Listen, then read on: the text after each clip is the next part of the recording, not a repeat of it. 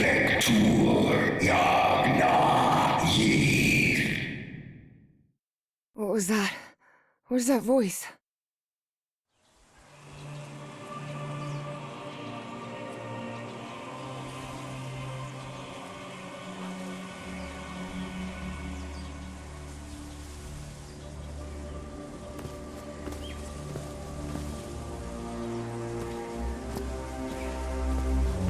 This is the story of a young girl. A girl who had strange and disturbing dreams.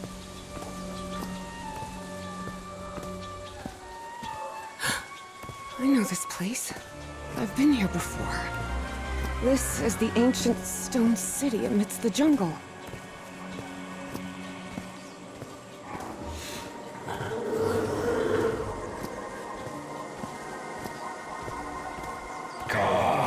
Vector Yagna Yid. Doctor Wes.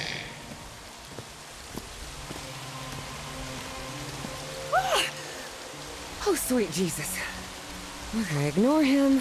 Just ignore him. He's not gonna hurt you. Just keep going.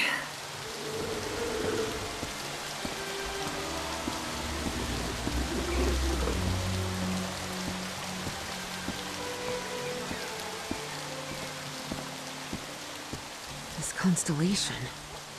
Where am I? This is not the Earth. Vector Yagna Yid.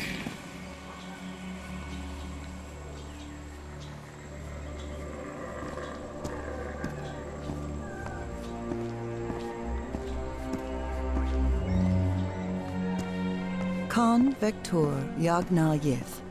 In other words, find a statuette and save my race.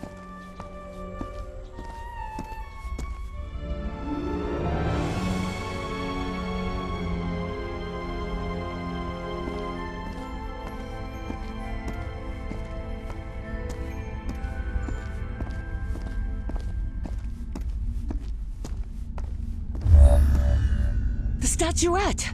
Here it is. Finally! I have to get it, I have to...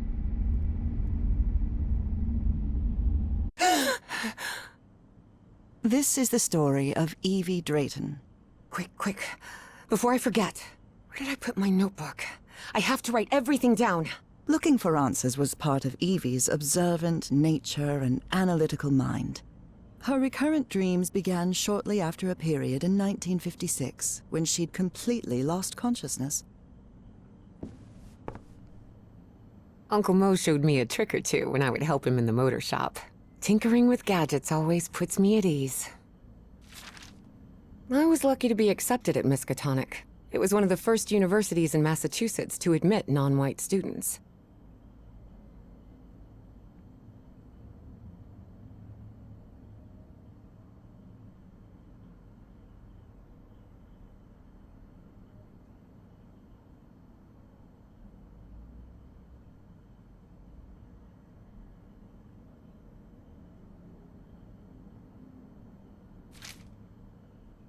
I couldn't leave my science fiction book collection in Benoit. Spitsbergen Island and Svalbard. Apparently, I researched this area of the Arctic thoroughly during the time I lost consciousness.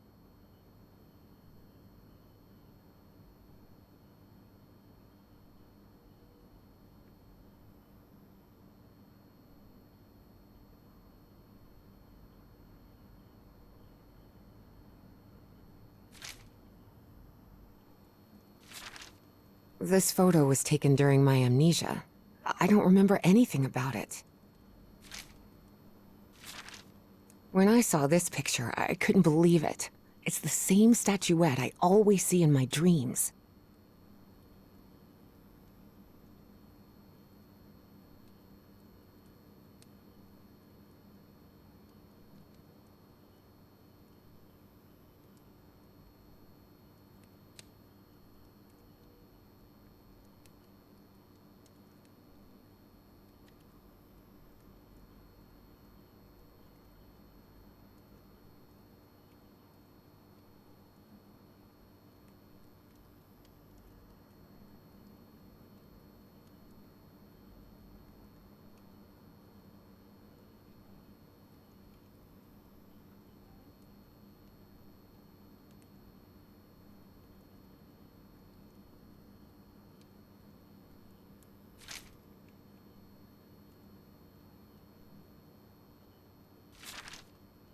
scary fellow that haunts me in my dreams is a Dimetrodon. He roamed the Earth 270 million years ago. And although it may seem like it, he is not a dinosaur.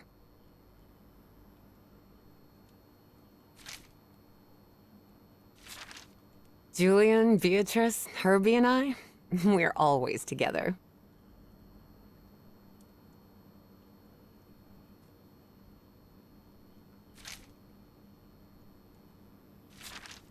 Beatrice, along with me, is one of the few ladies studying physics at Miskatonic. I've searched every astronomy book at the Miskatonic Library, but none of them contain any reference to this constellation.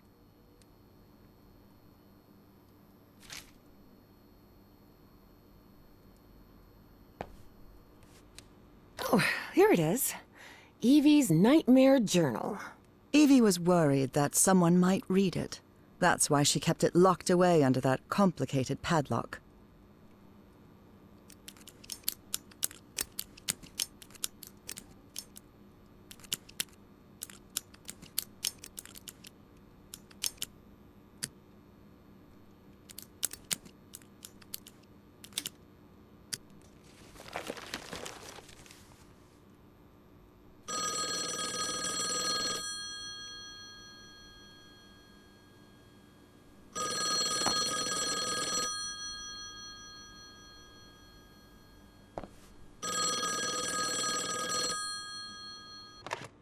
Yes, Is this... are you Evangeline Drayton? that's right. Who am I talking to? I am the Dean of Archaeology at Miskatonic University. I believe you wanted to ask me some questions, right? Yes. Yes, of course. It's a pleasure to finally meet you, Professor Meet me today at 6 p.m. at 5 Prospect Road, outside of Boston. Boston? That's almost a 2-hour train ride from Arkham. I thought Do you want to talk or not? Yes, of course. I'll be there. 6 p.m., Prospect Road. See you in a couple of hours, Professor. All right, I should get ready. There's a lot of information here about my strange dreams and my amnesia. I'd better go through it again before I leave. I don't want to miss any questions when I talk to the professor. I've always been a good student, but during my amnesia period, I almost reached excellence. All straight A's?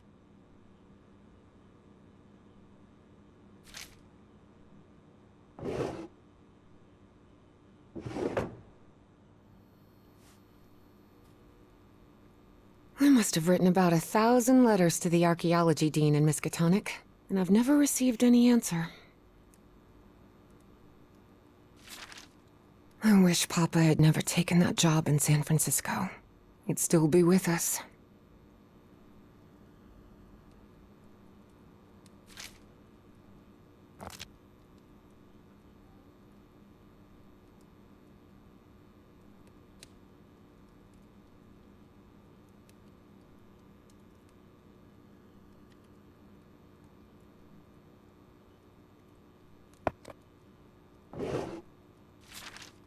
The Hydrangea Foundation took care of the insurance payout for Dad's accident. I had scholarships to attend several black colleges in the South, but it was the Foundation's money that allowed me to cover the tuition here at Miskatonic.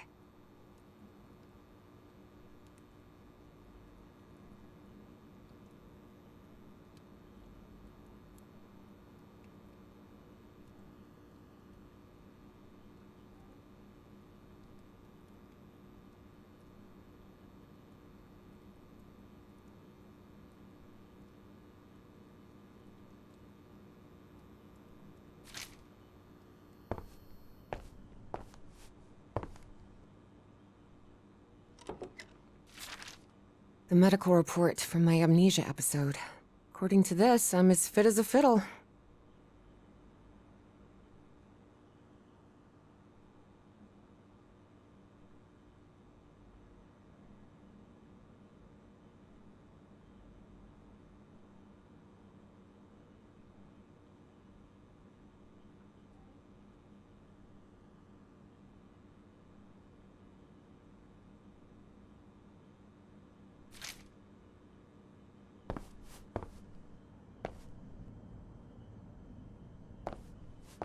Rhythm and blues is definitely my kind of music.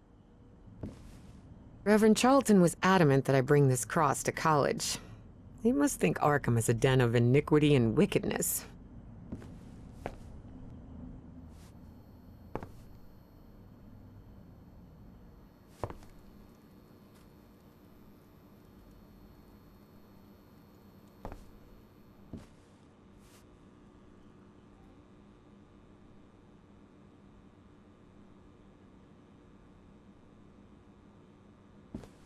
Before leaving, Evie asked herself if she had finished gathering all the information in her room.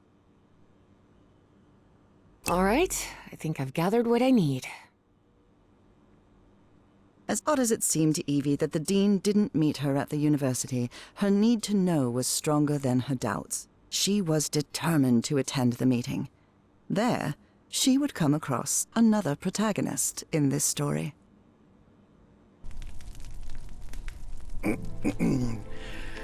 So, you have finally decided to talk to that young lady, Professor.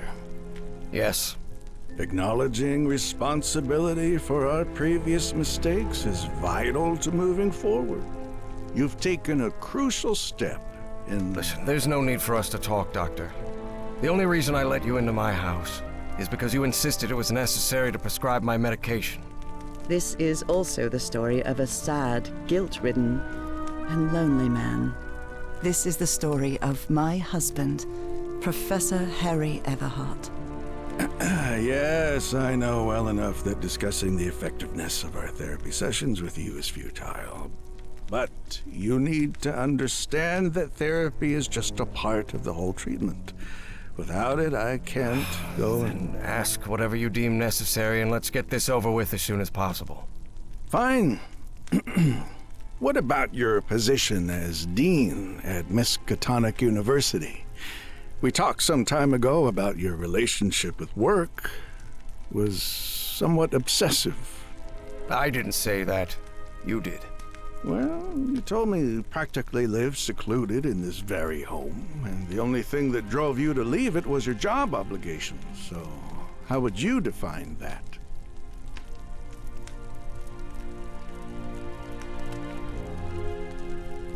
I do what they pay me for. Teaching, student assessment, and certain logistical duties fall within my responsibilities. Cheering at the Miskatonic Mariners football games does not. And are you happy with that? With your life now? What kind of question is that? Well, I'm asking it because it sounds like you're subjecting yourself to a kind of self-punishment. I am not. Next question. There's another topic you've never wanted to delve into, Professor. Would you now be open to... You're going to do it anyway, so go ahead. Okay. What happened to your wife, Professor?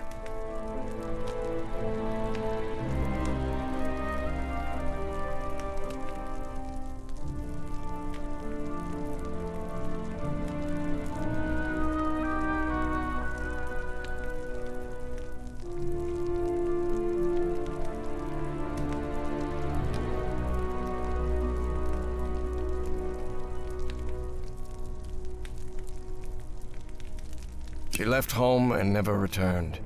Harry hated giving details about my absence, for lack of a better word. Especially if those details meant talking about a certain expedition. I see.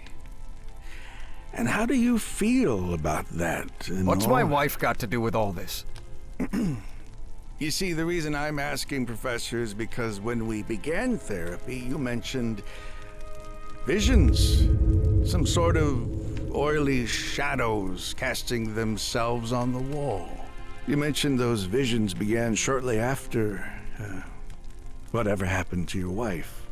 So, tell me, do you still see those shadows, Professor?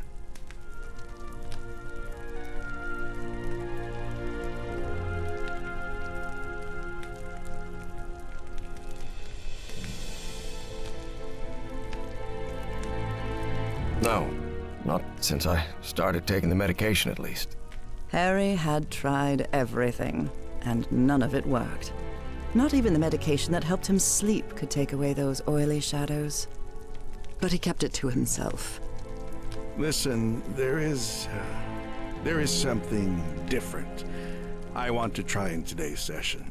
I believe hypnotherapy might... Don't even think about it. Hypnotism is a scam. Professor, with all due respect, I believe you're mistaking mesmerism with hypnotism. Even so, if you want me to prescribe the... You won't give me my medication unless I submit to your quack experiment, is that it? I'm deeply sorry you see it that way, Professor. But I need you to trust me in this. Then go ahead. Wave a pocket watch in my face if that's what you need to do. There's no need for pocket watches, Professor. The sound of a metronome will be more than enough. I need you to relax and free your mind. And think of something pleasant. A fond memory, if you will. Something that took place here, in the Everhart Manor. A fond memory? In this place? It wasn't easy for Harry to find a fond memory in the same manor where he had spent an extremely unhappy childhood. Maybe. December 1930. The last Christmas my wife and I ever spent at Everhart Manor. She insisted on coming, despite my parents never approving of our marriage. But that was the kind of person she was. Interesting. Tell me more about it, Professor Everhart. Every time I gave her a present, I prepared a little scavenger hunt. She loved it. She loved solving my stupid riddles. As you may have noticed, this story has more than one protagonist. And though I am not one of them, I believe I, Nora Everhart, play a crucial part in it. Can I open my eyes now, Harry? Not yet. We're almost there. Let me open the door and... Now, open your eyes. Look what you've prepared. It's another one of your scavenger hunts, huh? Of course, old pal. Now, if you want your present, you'll have to earn it. Can I use my journal to write down clues? Well, technically that's against the rules, but I'll turn a blind eye this time. You're so kind.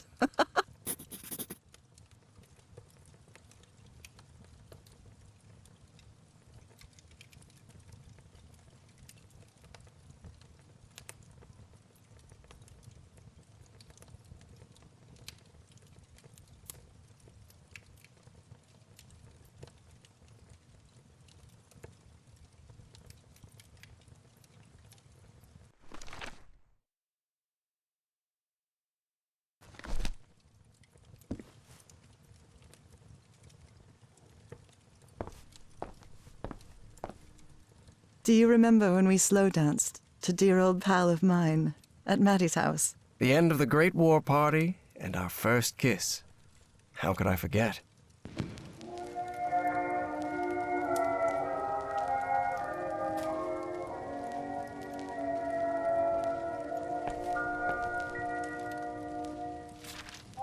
Oh, look at your sad little face in this photo. You know me.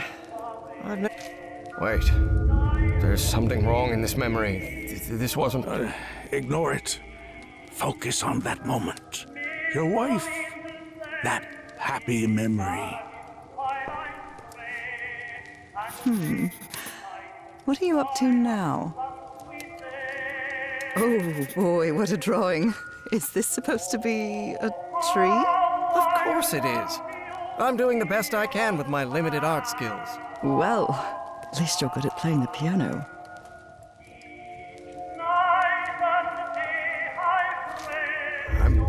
I'm seeing those oily shadows in here. Why am I seeing those shadows? Focus, Professor. Keep remembering.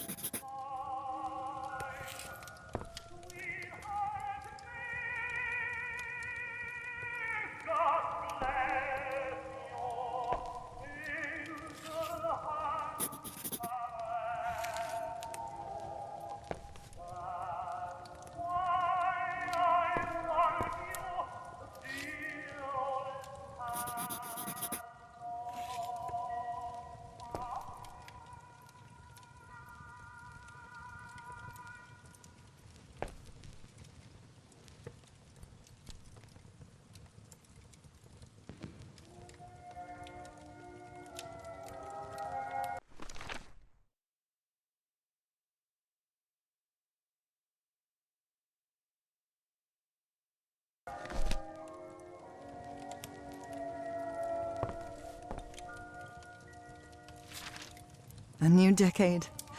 I wonder what the future has in store for us.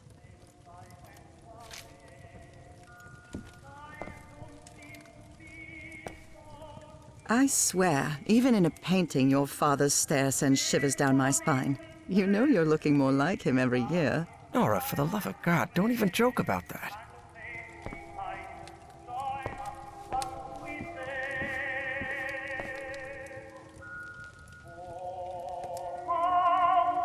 I wonder what my darling husband is keeping locked up in here. You'll have to put that brain of yours to work to find it.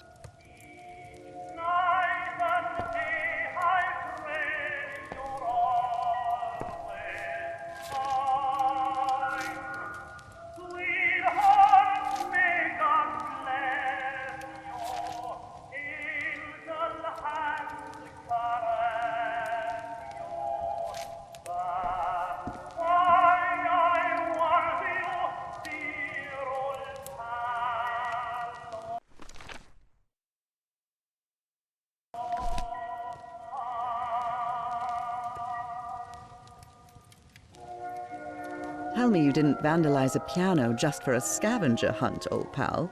Nora, who do you think I am? It's just crayon.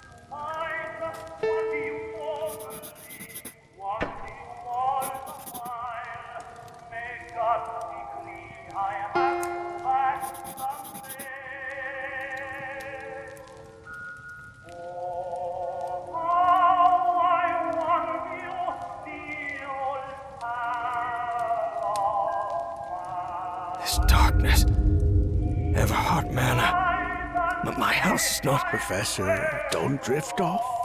Keep going.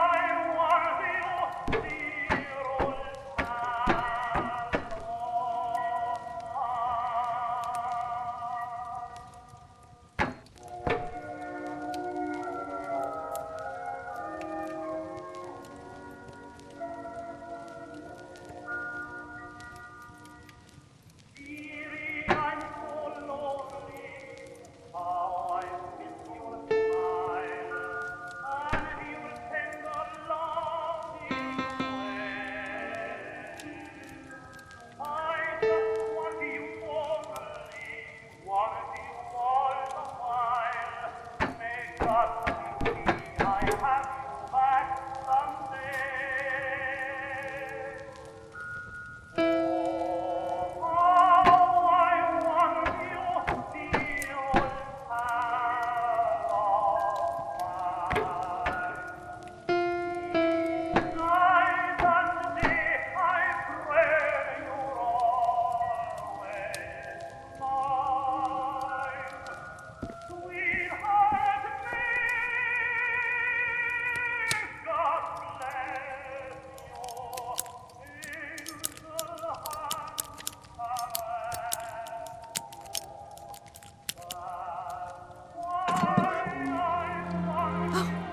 Harry, I can't believe it! It's that statuette! And it even has a black ooze orb. Just what I wanted for Christmas. No. Wait. What do you mean a statuette? Don't touch it, Nora! Keep going, Professor. It's important. Where is the statuette now? You're no psychiatrist. Who are you?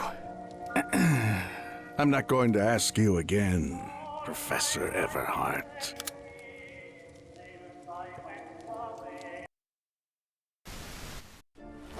Shortly after Harry's peculiar hypnosis session, Evie finally arrived at Everhart Manor. Prospect Road 5. Here it is. Professor Everhart. It's me, Evangeline. Wait.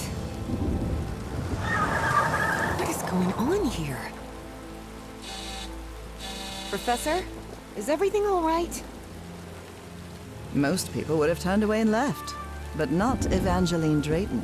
She had been waiting for months to talk with the professor. No way was she letting it slip away. So, she decided to climb over the walls of the Everhart Manor.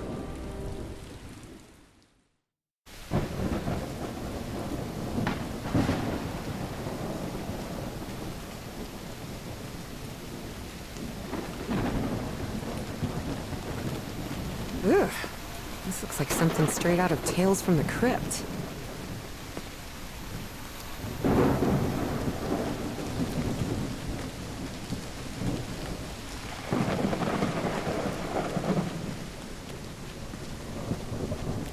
Hey, that window is open.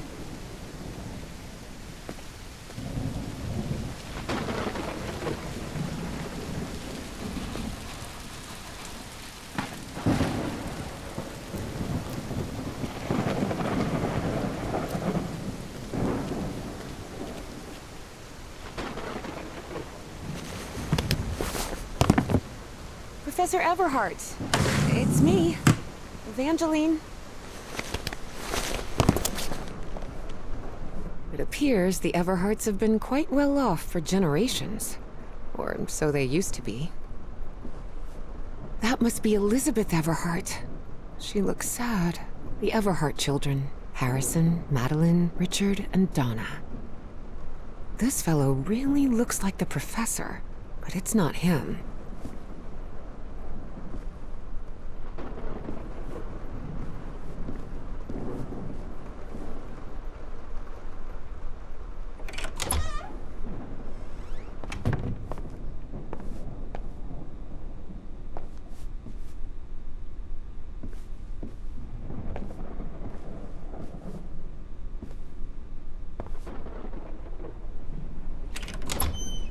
Wow, look at the size of this library.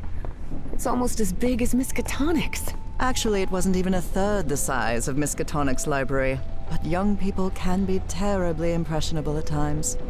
Is this young man Professor Everhart? It does look like him. There's something written in Latin on his frame. Non possumus.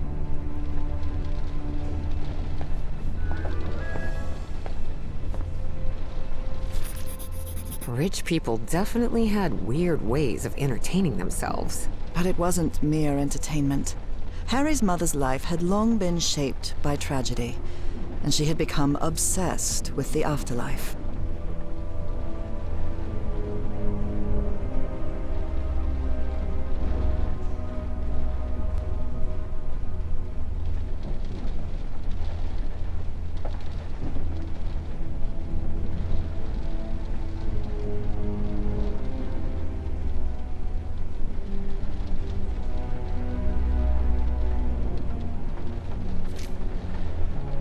Good thing this skull is fake.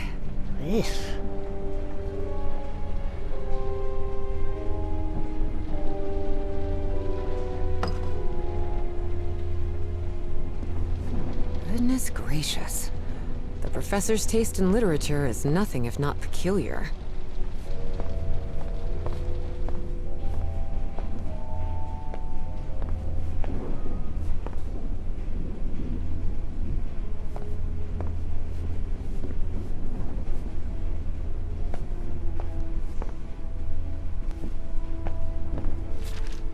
Troubling absences in my memory.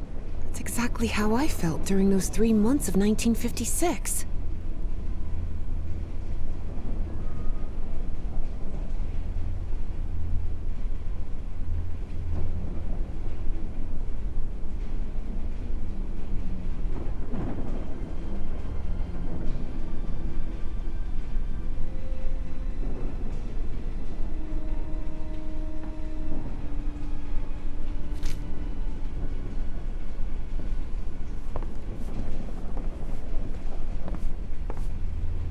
I wish this fireplace was lit.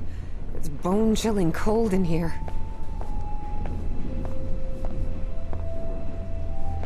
Dyer was my applied geophysics professor. He was very strict. Strange character.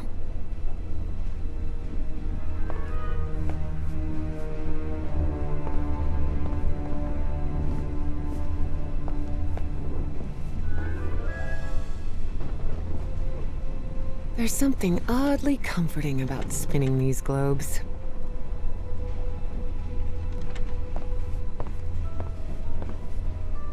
Darn it, this door is locked.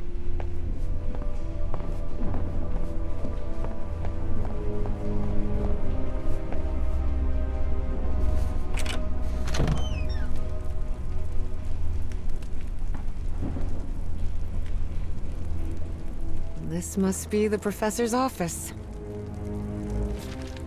The greenhouse and the mausoleum.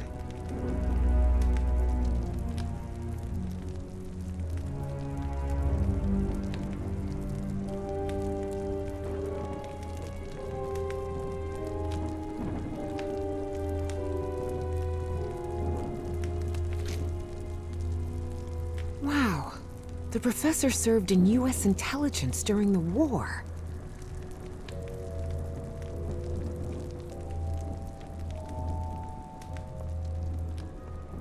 Professor Everhart doesn't look so intimidating in that portrait.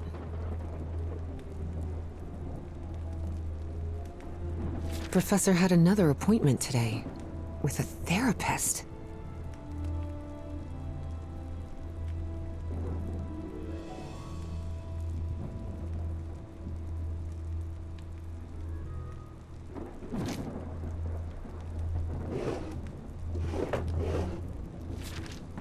Despite his tone, this Bowen fella doesn't seem particularly friendly.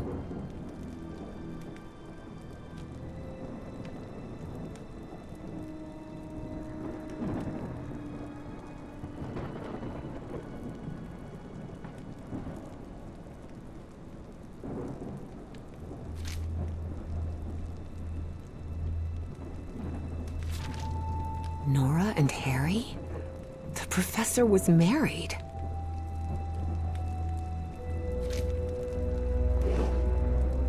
Key. I wonder what this opens.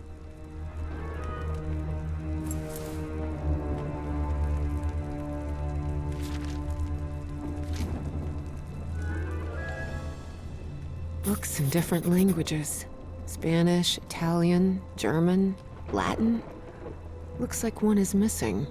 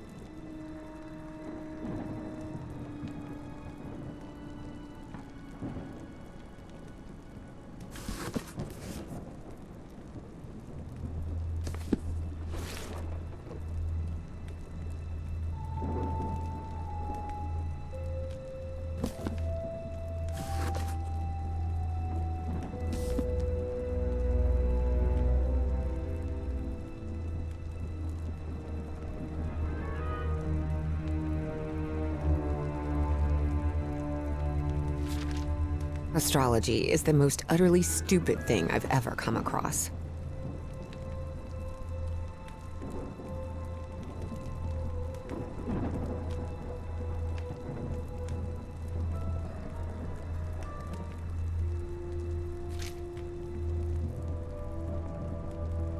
A lapel pin with a rather peculiar emblem.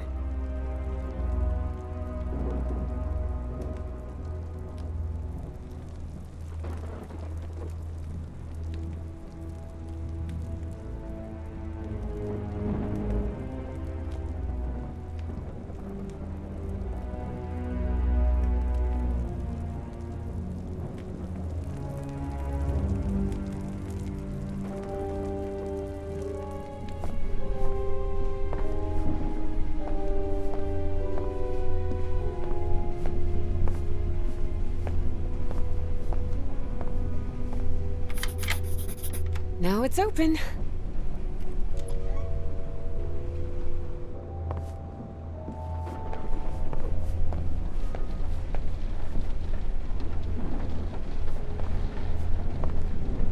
Goodness gracious. The professor's taste in literature is nothing if not peculiar. Evangeline had never pictured the professor as anything but a hermit. Certainly not someone his relatives still worried about.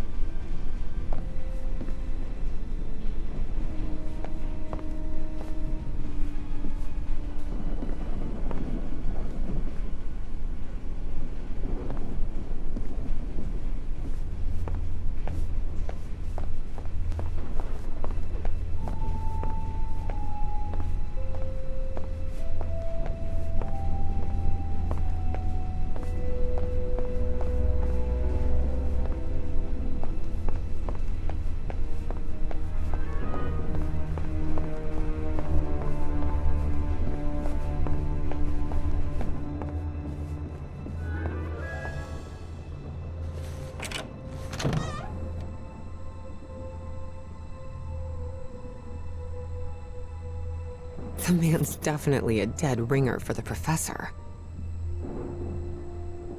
A ripped canvas.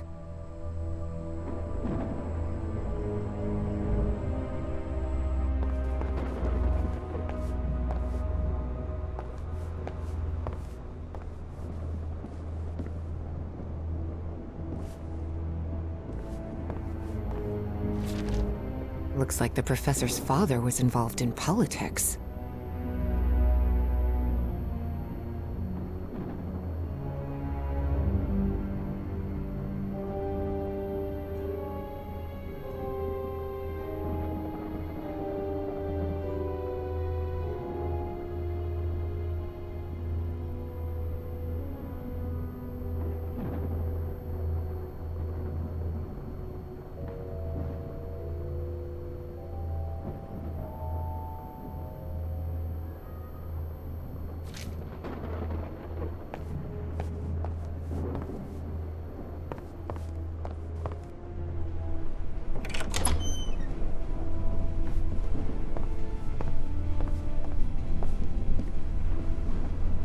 Torn canvas.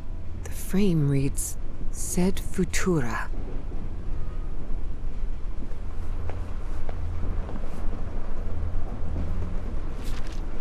There are a lot of pictures of that fireplace.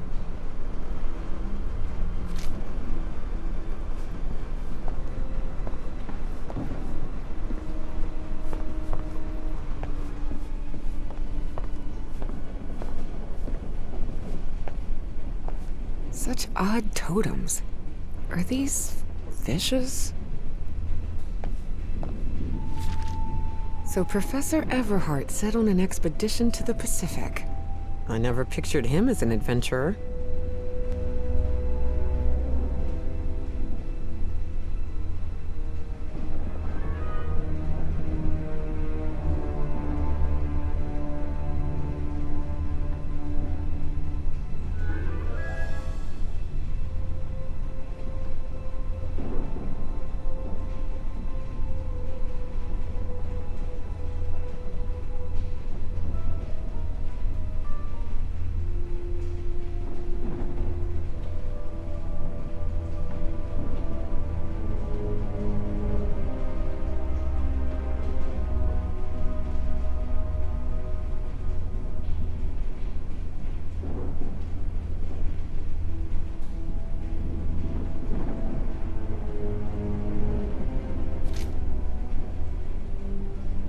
That expedition must have been quite important for him.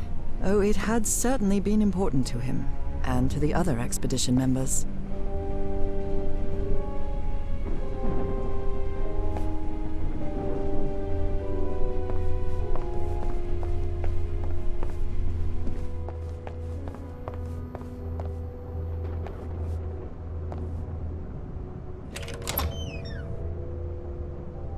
Wow, this room is really depressing.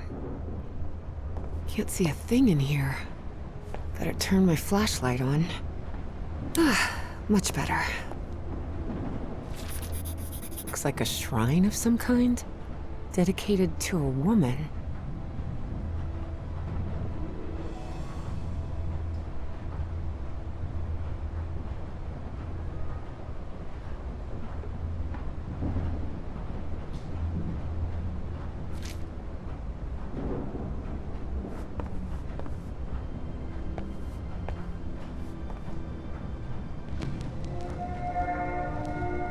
Under different circumstances, I might have found this song beautiful. But at the moment, it sends a shiver down my spine. The driver's license of a certain Manuel Silva.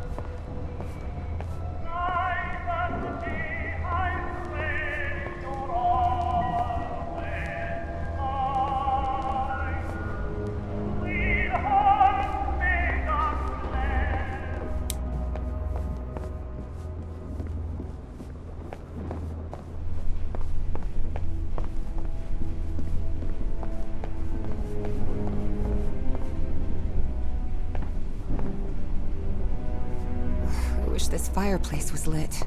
It's bone-chilling cold in here.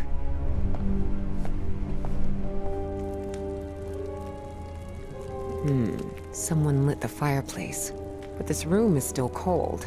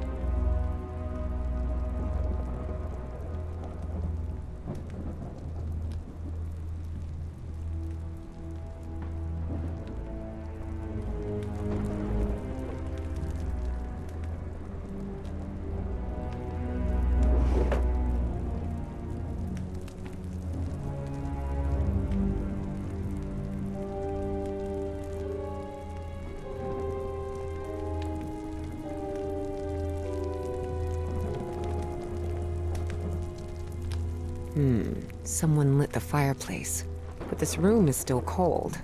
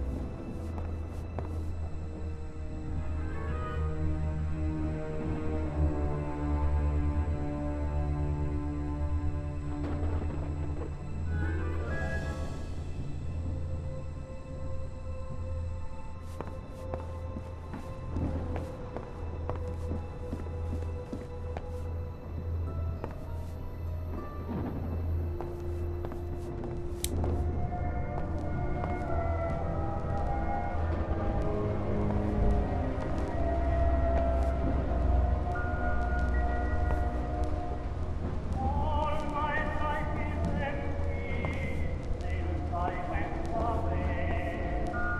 Life don't seem to be so sweet. It's a little sadly guided by my stray, and takes me like joy of happiness.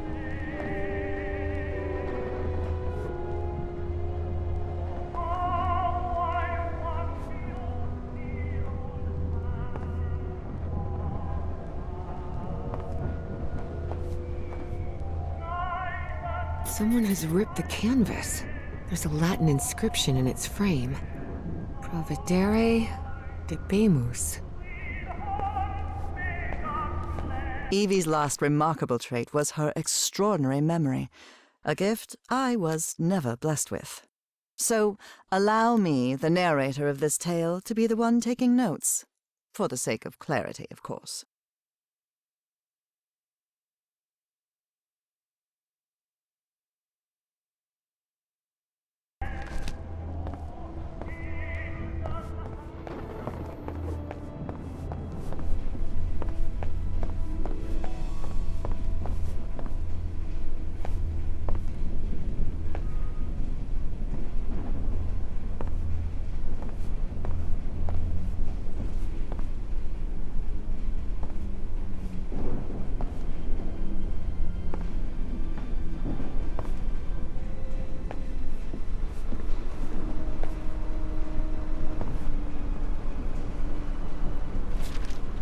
Goodness gracious. Someone hired some goons to kill the professor.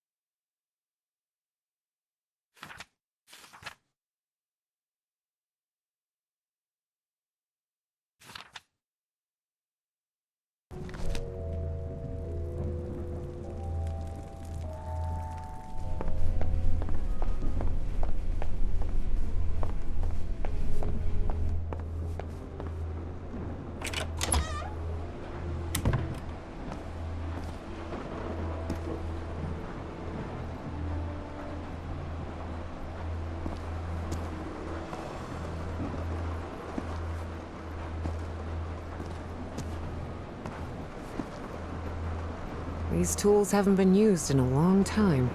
That explains why the garden was an absolute mess.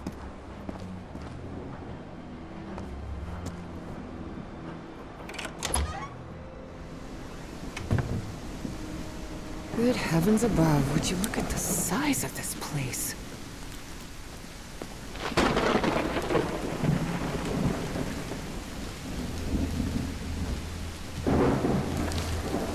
This vase-like thing with a face engraved on it can be... It's raining cats and dogs here.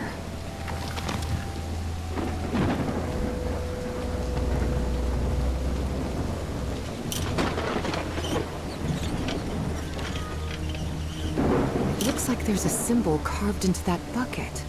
Is that a fish?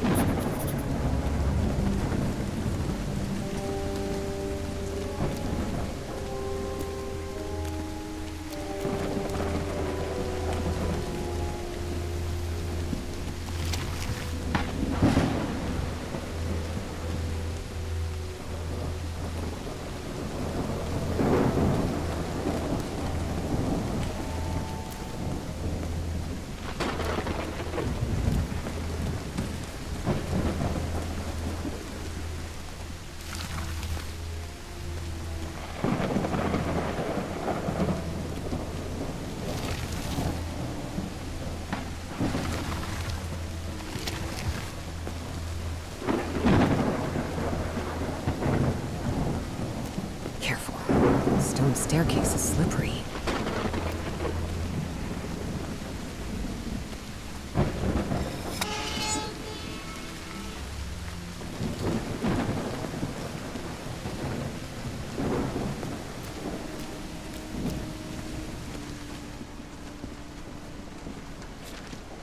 Hidden room?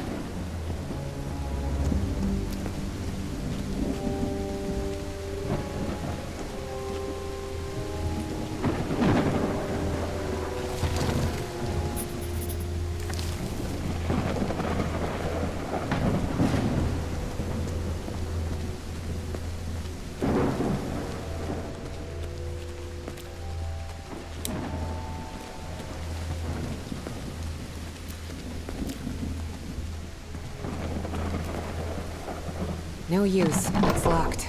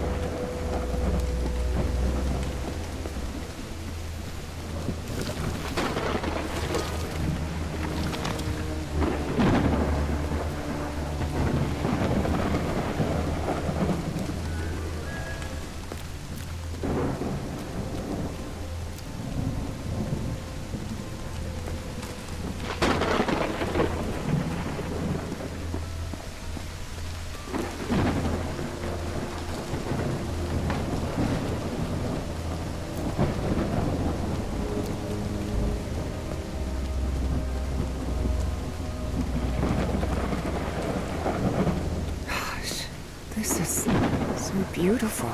Seems like some sort of shrine. Is this the professor's wife? Evie found it hard to believe that the recluse living in the abandoned mansion had ever loved anyone. But he had. Truly and profoundly.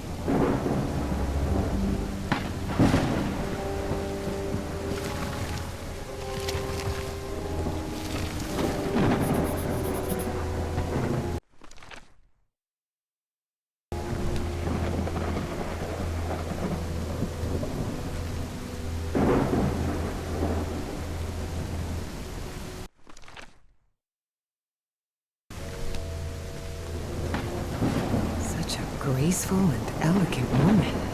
Evie certainly had a keen eye for beauty.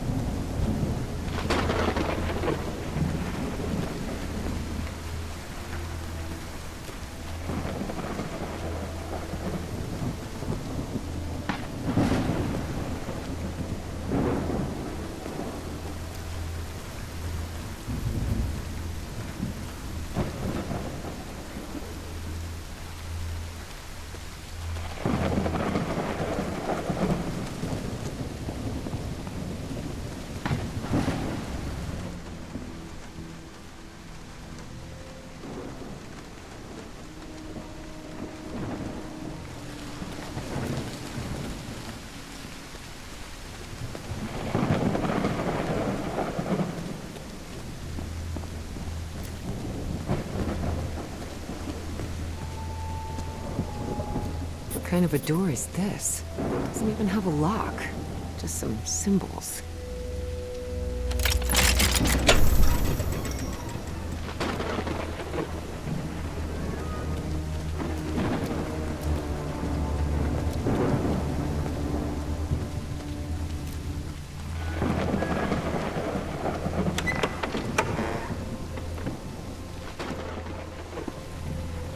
Found her path in the shadow of morning?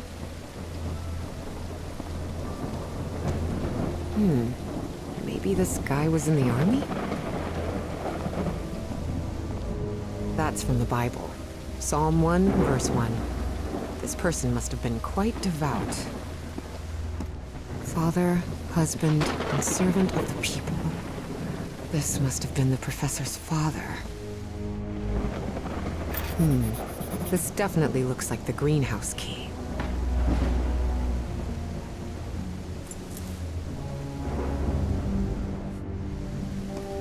In loving memory of our firstborn son, John Everhart Jr. Oh dear, a dead child. This is simply heartbreaking. The inscription on the frame reads, Praeterita Mutare.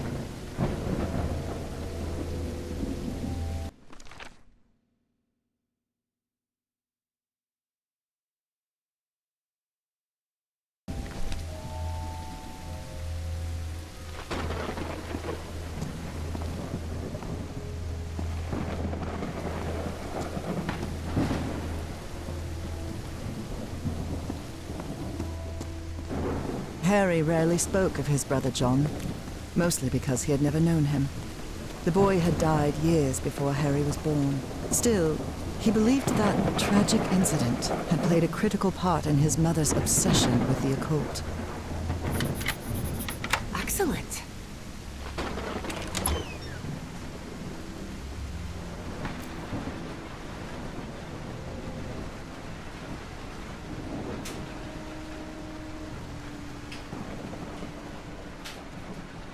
The professor really seems to be interested in botany.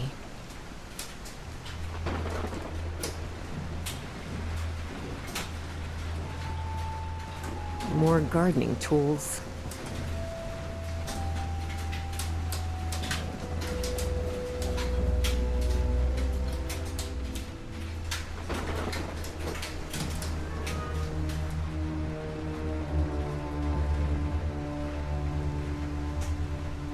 It appears to be a Spanish edition of the science fiction novel The Future Eve.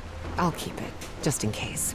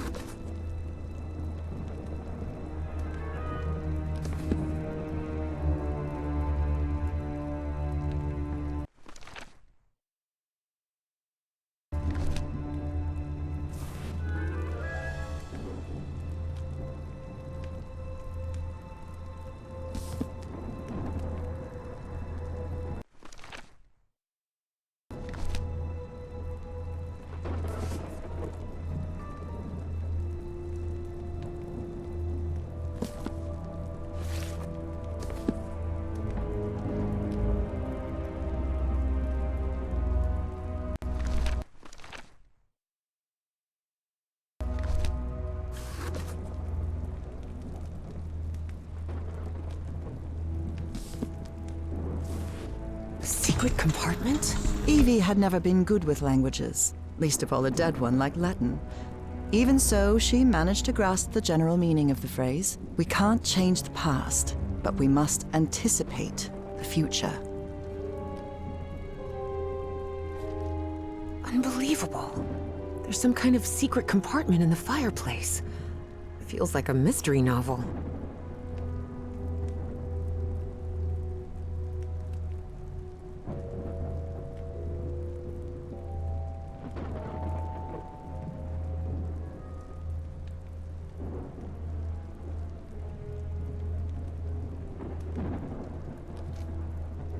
Looks like a music box of some sort.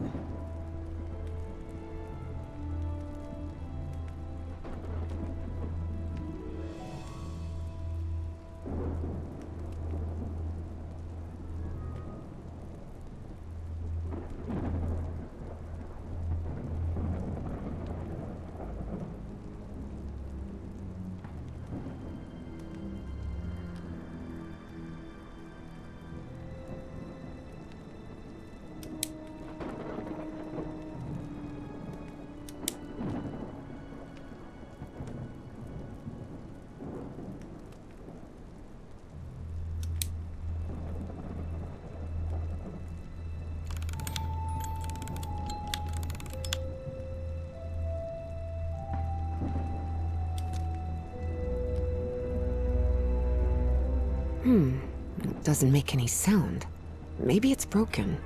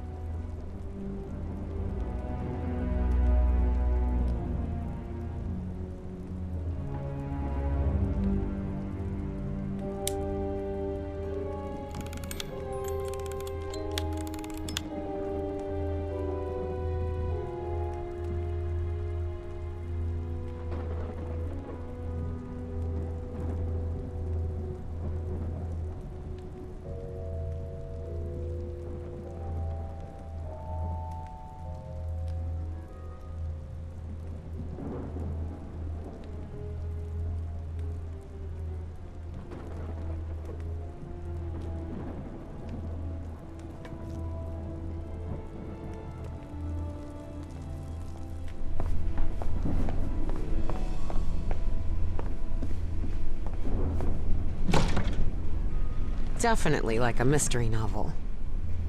Ooh, I guess I need to go see what's down there. Professor!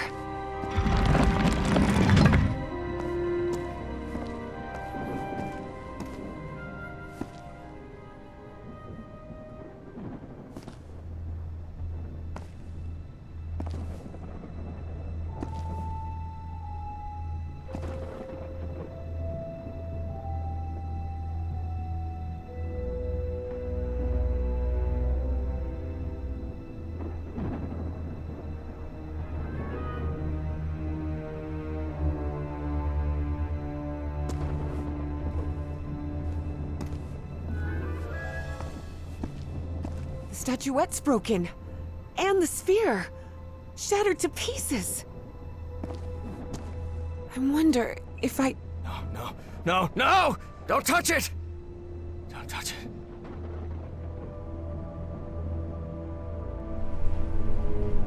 Introductions between strangers are always a bit awkward.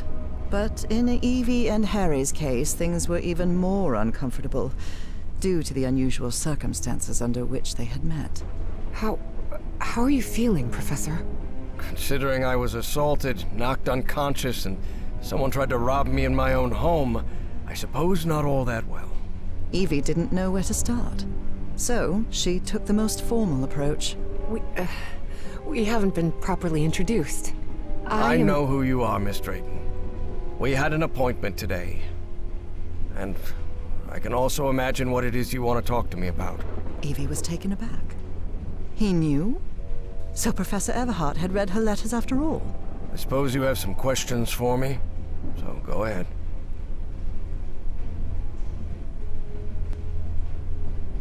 What is, or was, that statuette? You haven't touched any of the pieces of it, have you? No. You made that very clear. Good. Because that black orb is made of... Harry thought of telling her the orb contained the blood of an elder god that came from beyond time and space. But he chose not to frighten Evie for now. a very dangerous substance. Dangerous? What do you mean? Is it toxic? Worse than that. I've seen people lose their sanity and their health just by coming into contact with that substance.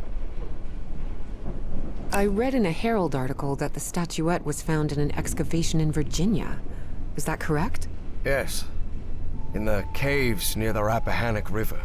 It was led by a professor from Miskatonic, right? Paisley or Presley? Nathaniel Wingate Peaslee. Yes, Peaslee. Do you think it would be possible to speak with him? No. He passed away a few years ago. Of natural causes. Or so I hope. Statuette is in pieces. What happened? I destroyed it. You destroyed it? Yes. It was better than letting it fall into the wrong hands. Evie felt frustrated. After all the effort it had taken to get Professor Everhart to agree to talk with her about that statuette, and on that very day, that curmudgeon shattered the relic into 1,000 pieces. Who's responsible for all this? For the robbery? Dr. Frog in the throat. Who? My psychiatrist. Or so I thought. I never should have brought him here. I've been too careless. I thought the statuette was in the Miskatonic archive. Yes, well, I brought it here for a research project I'm working on. About ancient civilizations. Harry couldn't come up with a better excuse than that. Because I've hidden it in my own house to keep prying hands from succumbing to the terrifying powers of the Elder Gods sounded infinitely worse. But there has to be more, right? More of those statuettes. I really doubt it. Are you sure? Because I'm convinced of it, Professor. And why are you so convinced of that? I've seen them. In my dreams. What are you talking about? Dreams about strange and ancient artifacts brought Harry bad memories. For personal reasons. My dreams. I mentioned them in my letters. You remember? So, I have long dreamed of a place. It's an ancient stone city, hidden in the jungle, from prehistoric times. And there are more statuettes like that one, all holding those black orbs. Miss Drayton, you better forget about... So, if Peaslee found that statuette in Virginia, maybe there could be more there. Listen to me, Miss Drayton. Maybe in those caves I could find Enough more. of that! How could you be such a fool? Haven't you listened to a single word I've said? Don't you ever think of going near that cave in Virginia. Professor, you can't be serious. I need answers. Of course I'm serious! I forbid it! Are you done yelling now? All right. Now that you've calmed down, I'll tell you that I'm a grown-up, and you can't prevent me from going anywhere. And while we're at it, my mother taught me manners. And as far as I know, if it weren't for me, you'd still be locked up behind that fireplace. So maybe now's a good time to show a little gratitude. It had been years since anyone argued with Harry, and for the first time in a long time, he felt that an interaction with another human being had been authentic. Perhaps not very enjoyable, but authentic nonetheless. That fireplace can be opened from the inside, Miss Drayton. Oh, well, But even so, I owe you an apology. You've taken quite a risk without even knowing me, Miss Drayton. So, thank you. all right. Apology accepted. You're completely determined to go to those caves, aren't you? Yes, absolutely. You're right. I can't stop you from going to Virginia. But how do you plan to get there from Arkham? Well, I don't know. I hadn't really thought about it. I don't think there's a regular bus service, is there? No, there is not. So here's my proposal. I'll go to Virginia with you. I'll take care of all the expenses, don't worry. If there's one thing I have plenty of, it's money. All I ask in return is that you please follow my instructions while we're there. And be very careful. We'll look for whatever it is you want to find there, and then we'll leave. Agreed, Miss Drayton? Yes, yes. Thank you so much, Professor. And don't worry. I promise I won't get in any trouble. Harry couldn't help but doubt that Evie would keep her promise. But even so, he immediately liked that sharp-tongued and stubborn girl. Which made sense. Harry had been a good friend of Evie's father, after all.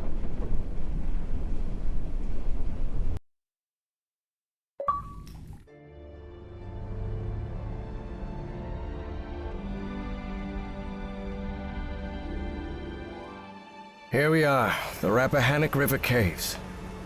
But this place is closed off. It is indeed. Apparently one of the excavation members died in there. An archaeologist named John Teague. That's why the government shut down the dig shortly after the statuette was found.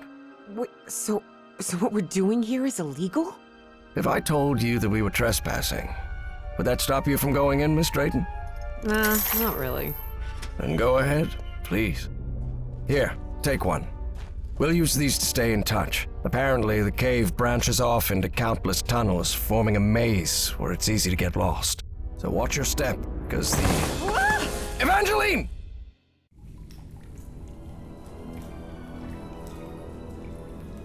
Miss Drayton!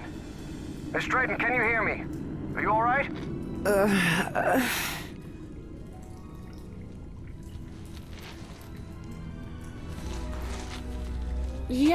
Yeah, I think so. I'm safe. I'm on the path. Follow the excavation trail. It'll lead you to the underground lake.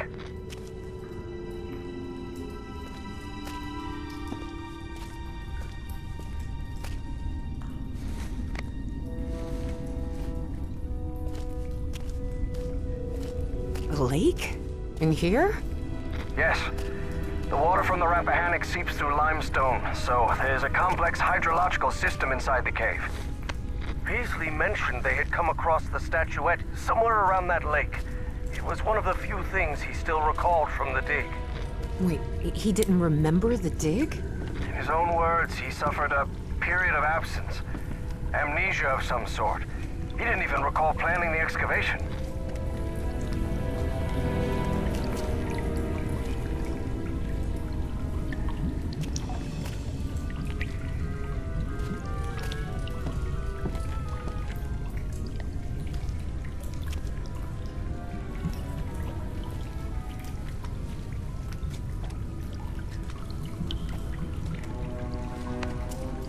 Professor, you won't believe this, but I had amnesia too.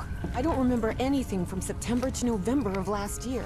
When I came to, I was surrounded by books and articles about a place in Norway called Spitsbergen. Spitsbergen? Isn't that near the Arctic Circle? Professor? Professor! Do you hear me?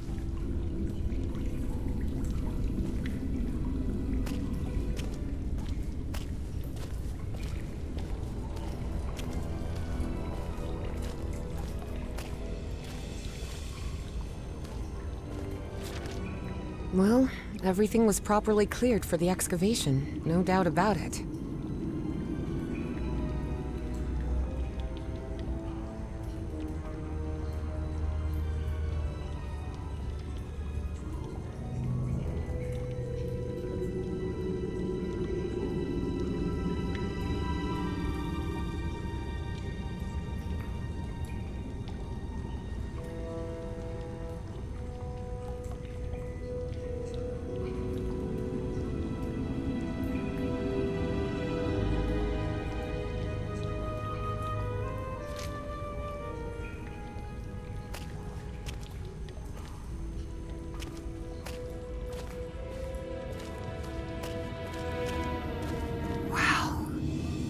is this place?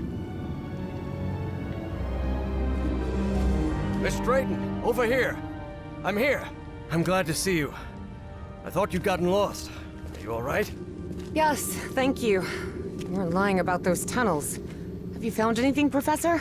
This mural. Come take a look at it.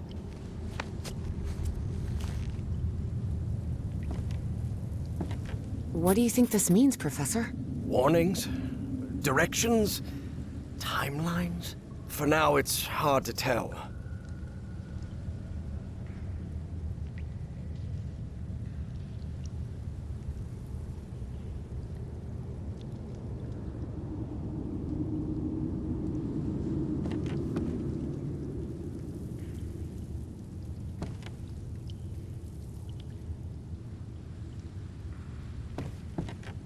Notice how, even though the stone seems to have been carved millennia ago, the lines repeat with an almost rhythmic cadence. It's as if they were trying to convey a coded message. What do you think? All of that was Greek to Evie. Her world was equations and laboratory experiments, not decoding ancient languages. Well, I'm no expert in architecture, but I think I've seen structures like these in my dreams. Really? Good. Good. That means we're on the right track. Gee, you do seem genuinely interested in this. Well, it's an occupational hazard, I suppose.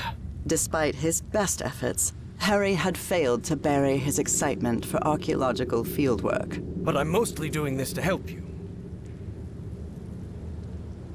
Do you think we might find more statuettes like Peasley's down here?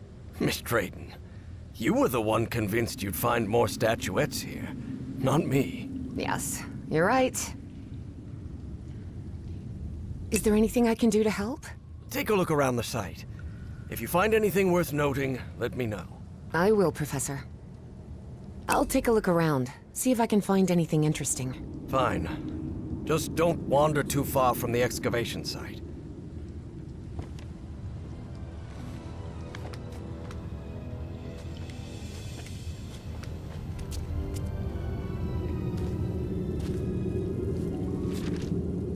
Though Evie chose not to mention that report, it gave her a clear sense of the danger posed by the Black Ooze.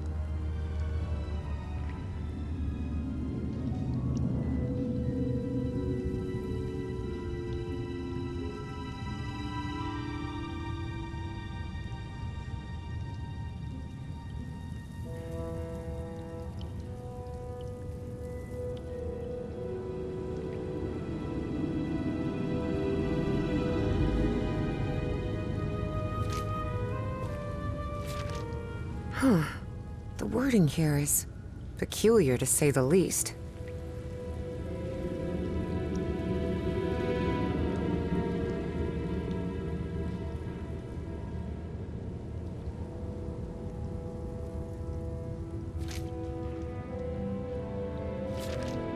I would have liked to speak with this man's father. Truth is, Evie would not have liked that one bit. Nathaniel Peasley had always been a brooding, reserved man, more even than Harry.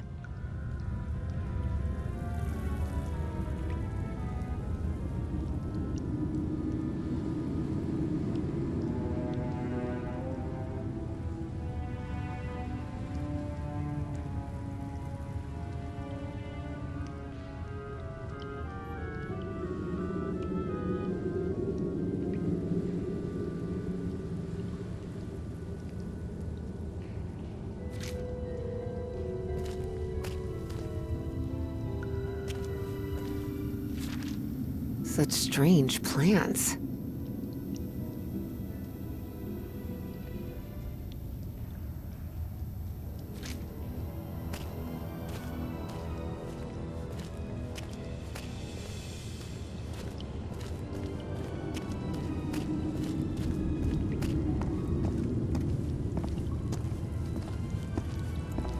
I see some sort of control panel here, and what look like piano keys?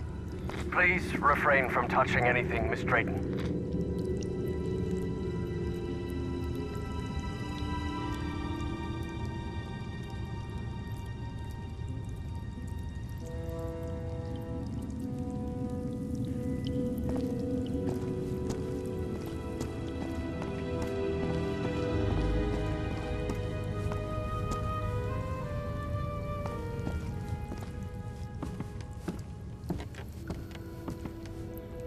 Here's another one of those murals, and it looks better preserved than the one you're examining.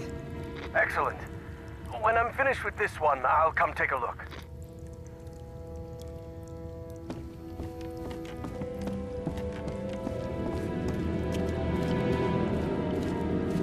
I found some diving equipment.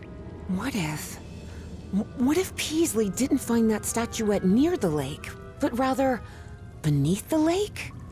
You're not thinking what I believe you're thinking, Miss Drayton.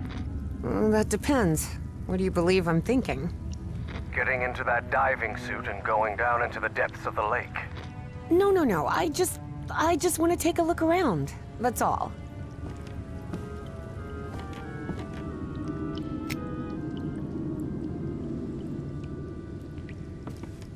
This empty cylinder will do.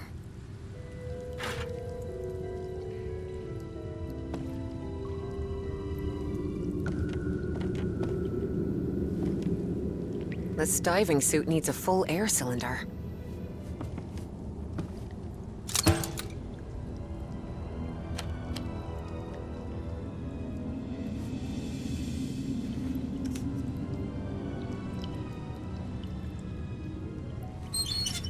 Pressure gauge, a sealing joint, nothing too complicated.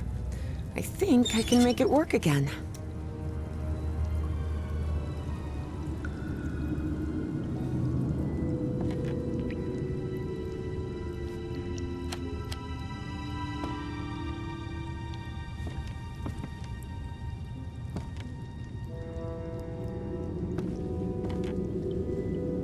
This diving suit needs a full air cylinder.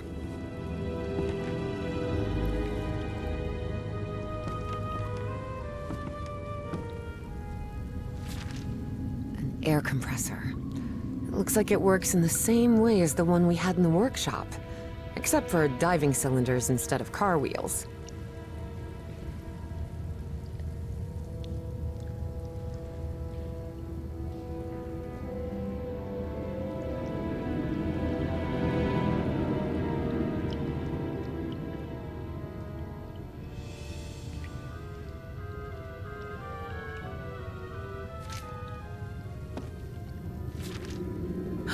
It seems they found the statuette in the depths of the cave's lake. Evie deliberately chose to omit that the man in the photograph had been entirely covered in black ooze. In the depths of the lake? Are you sure about that? Wait until I finish with this mural and we'll talk about it.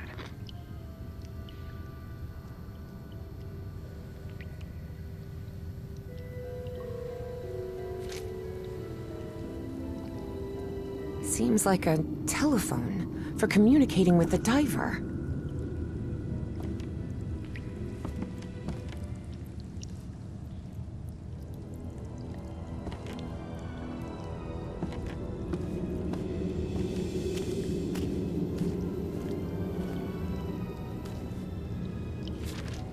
Professor, have you read this report? Does Project Kronos mean anything to you? No, I've never heard of it.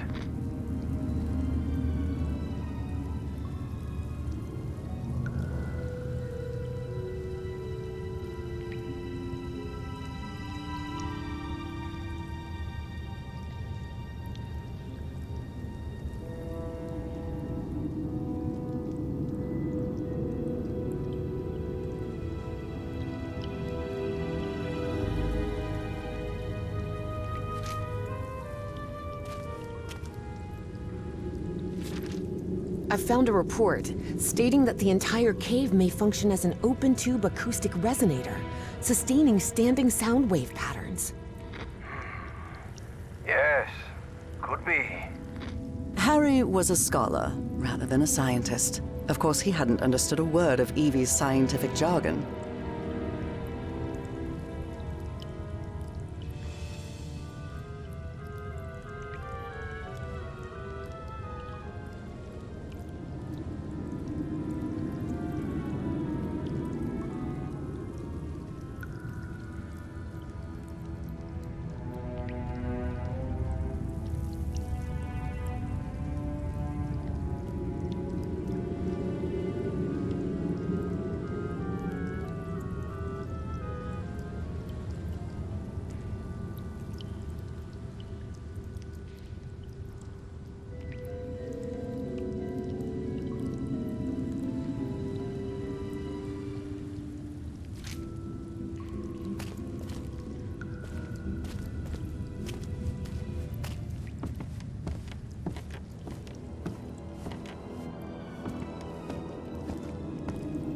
Here's another mural.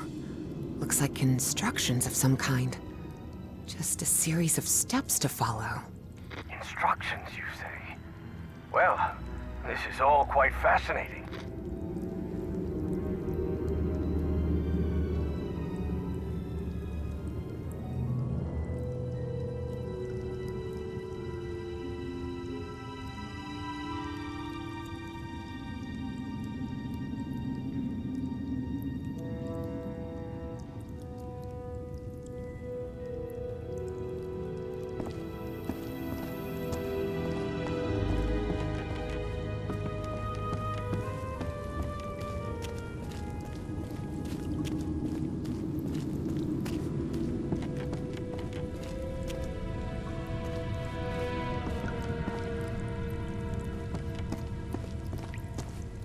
I see some ruins rising out of the water here.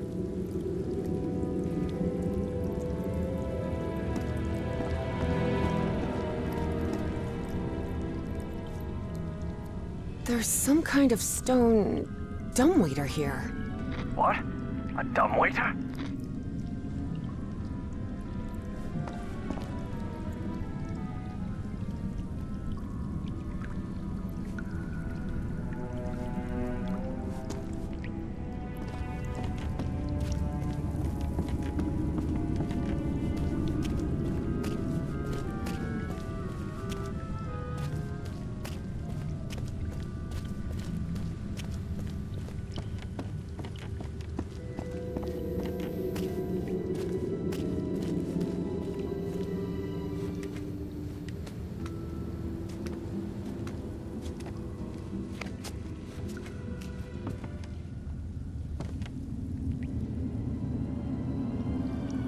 What do you think this means, Professor?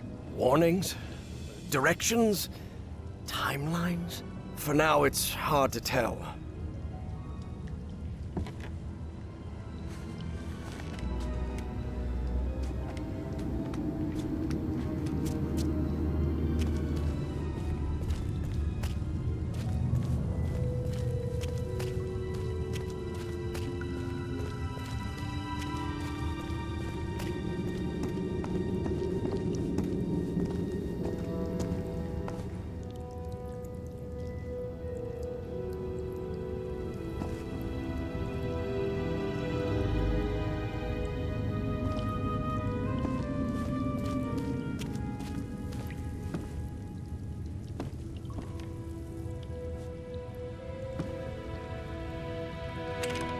The wiring in this place doesn't look too tricky.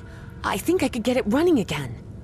They're teaching physics majors to repair junk now? Hardly. My Uncle Mo showed me the ropes. He and my dad had a workshop back in Benoit. Even so, try not to touch anything, please.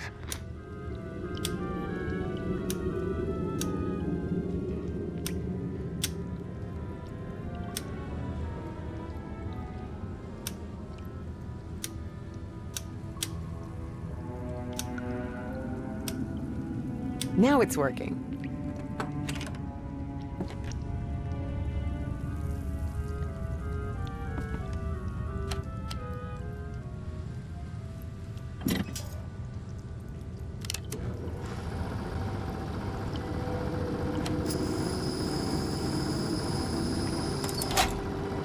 Well, it must be full of air now. You won't believe it, but I managed to get the whole diving system working. The suit is ready to— What? Didn't I tell you to leave that damn suit alone? But Professor, You promised you wouldn't get into any trouble. That's why I brought you here, remember? Yes, you're right. You're right. Of course I'm right. What were you thinking? Forget about going down into that lake, you hear me? Okay, Professor. Sorry about that.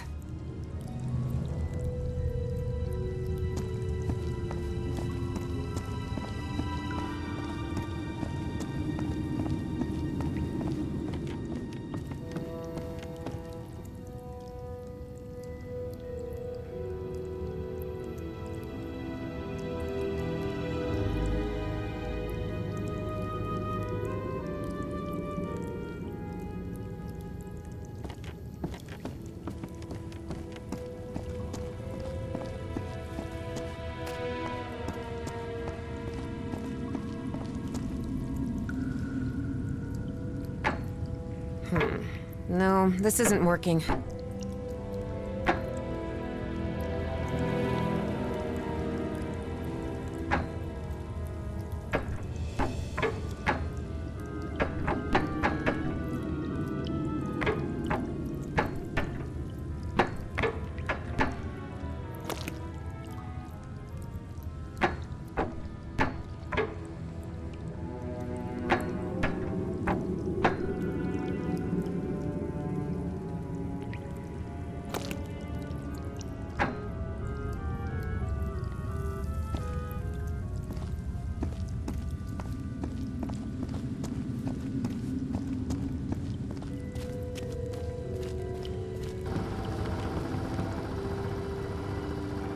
Evie knew perfectly well that going down into the depths of the lake was not only dangerous, it was reckless. Besides, she had given the professor her word. So she asked herself if she really wanted to go down there. And the answer, of course, was yes. Professor, can you hear me? I'm sorry, but I'm going down. What? Are you out of your mind? Don't do it! You're going to... I have to go, Professor. I'm sorry.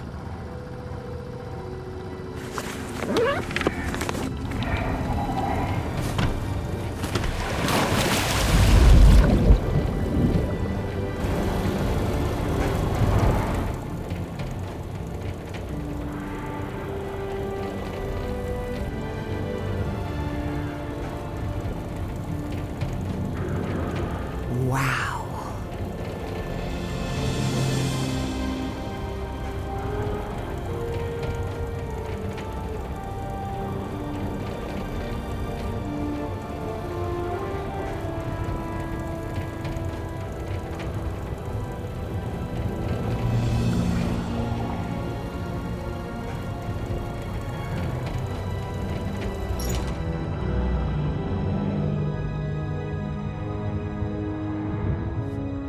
Evangeline?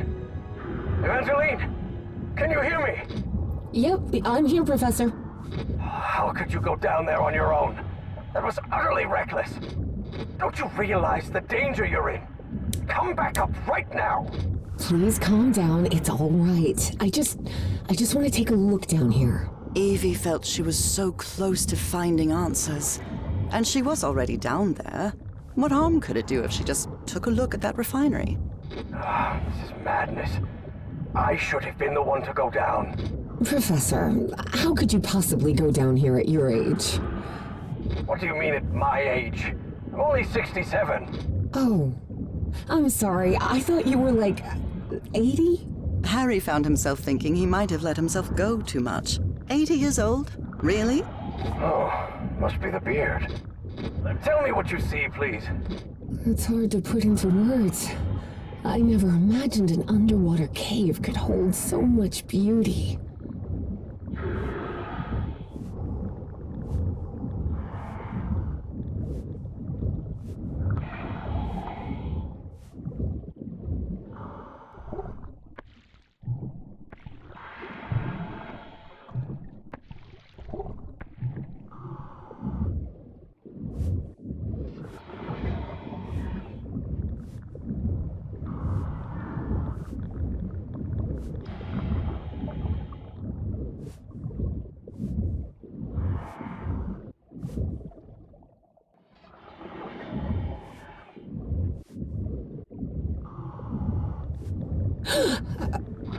What's happening? This place is full of black liquid waterfalls? Miss Drayton, please. Turn back at once and return by... Oh no. No! I'm trapped! There's a column of black ooze behind me. Oh god. What do I do? Keep calm, Evangeline. We'll find a way out, all right? And most important, don't go near the black ooze under any circumstances. Now move forward and tell me what you see. I see a ladder. Someone from the excavation must have made it this far.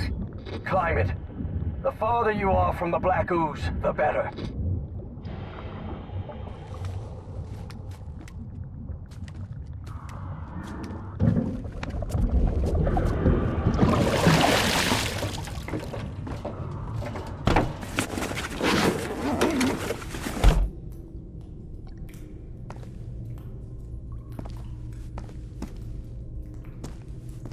I'm out of the water.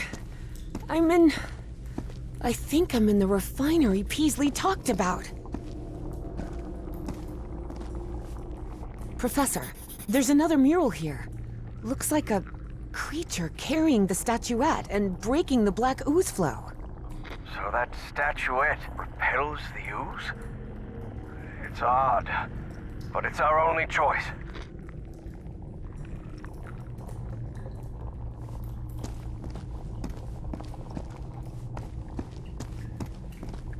I don't know if I can actually do anything here. The whole chamber looks dead. Powered down.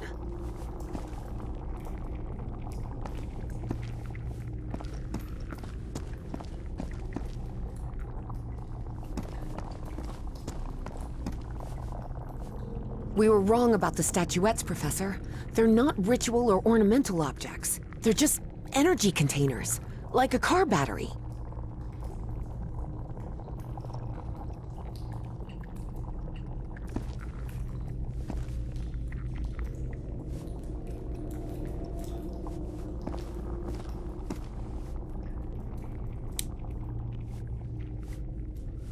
I can see one of those murals in here. But this one is massive. Wait a minute.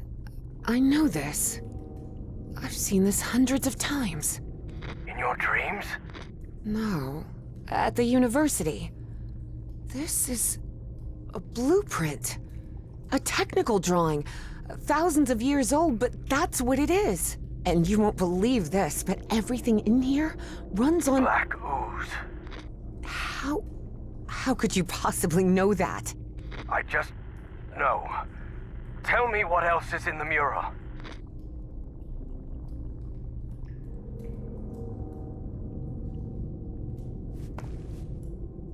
One of those towers is loaded with statuettes. I told you so, Professor, Evie thought of saying. But seeing the mess she'd gotten herself into, she figured it wasn't the right time to brag. It looks like the black ooze can be channeled from where I am now. There's some kind of valve-driven collector system that directs the flow upward. Apparently, we need 4 units of black ooze.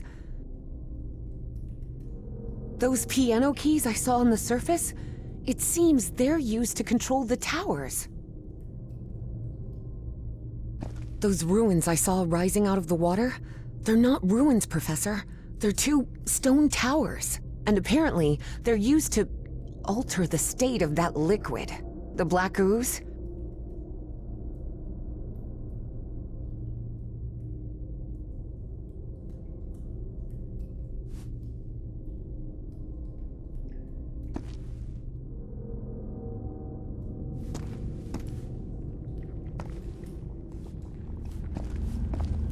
I can see the other end of that stone dumbwaiter.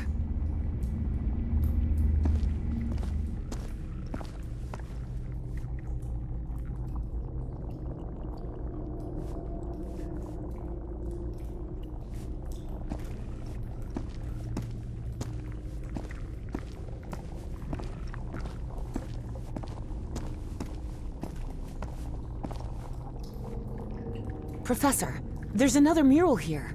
Looks like a creature carrying the statuette and breaking the black ooze flow. So that statuette repels the ooze? It's odd, but it's our only choice. We were wrong about the statuettes, Professor.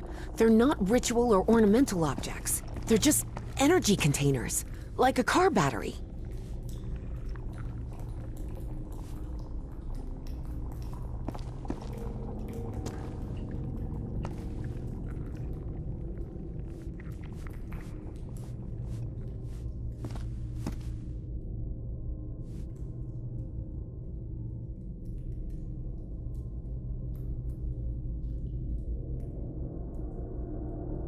Those piano keys I saw on the surface, it seems they're used to control the towers.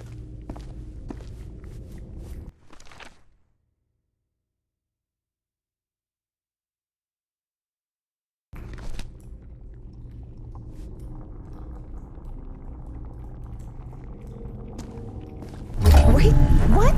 What is it, Miss Brent? It lit up. Everything it just lit up all of a sudden.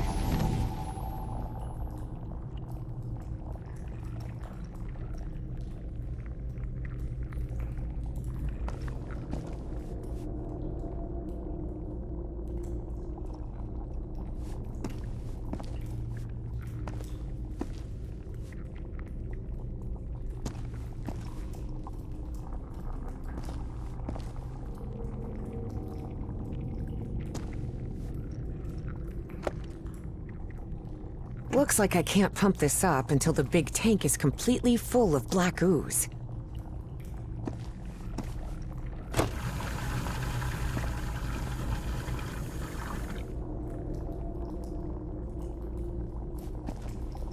I'll try to redirect the black ooze upward.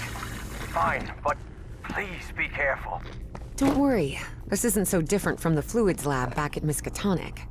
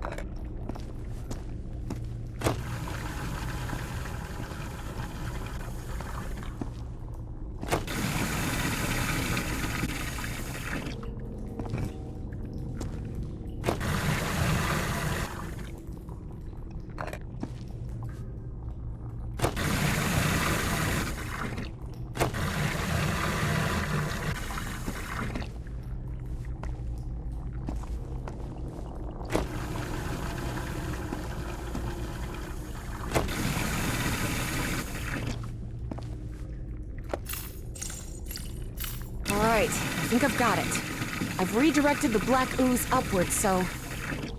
Yes. Something's happening up here. Let me take a look.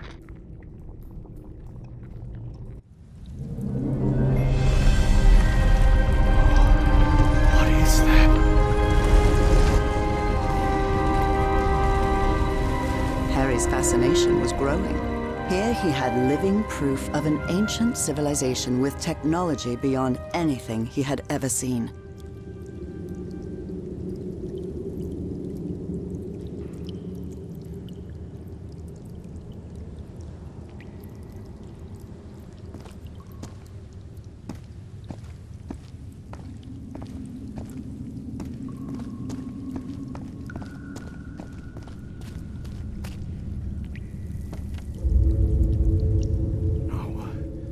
No, not now, damn it! But the oily shadows Harry saw obeyed no reason. They simply appeared when he least expected them. Though the reality of those shadows was, of course, far more complex than that.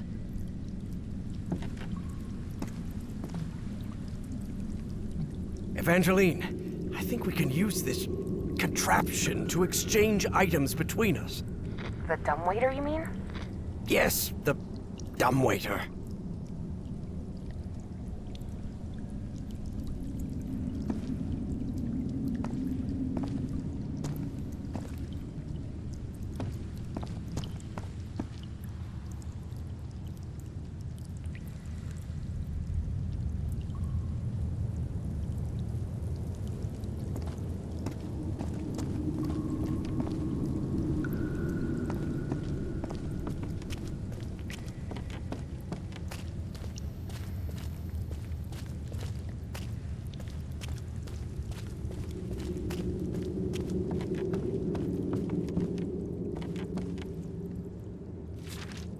At any other time, the thought of 10-foot intelligent beings dwelling on Earth would have seemed absurd to him. But Harry had seen too much in his life to dismiss anything outright.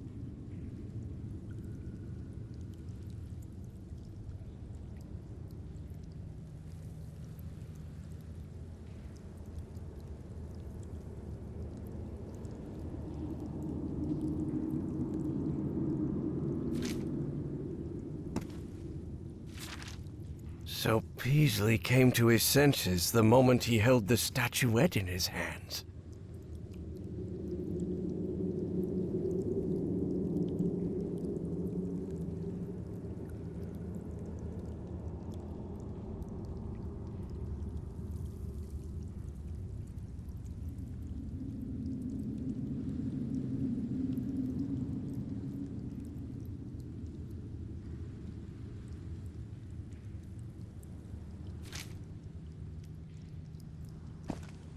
No doubt these are instructions, and I believe they're connected to those platforms Evangeline told me about.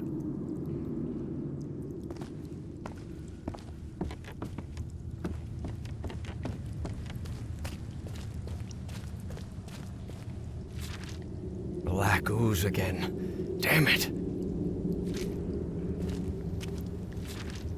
Rotation through the use of a substance. This civilization used the black ooze to power their contraptions. Like the Nicole, Harry thought, though he didn't voice it. It brought back too many bad memories.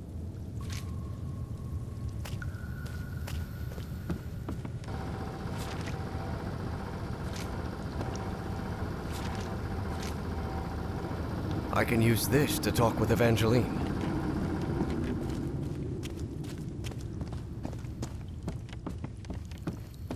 All of these murals definitely seem to be instructions. Instructions for that refinery.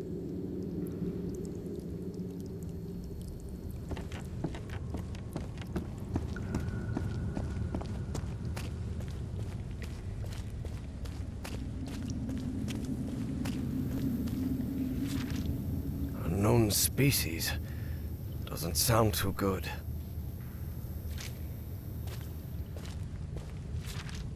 Unfortunately, the Dean of Archaeology had not lived up to what Peasley's son had expected.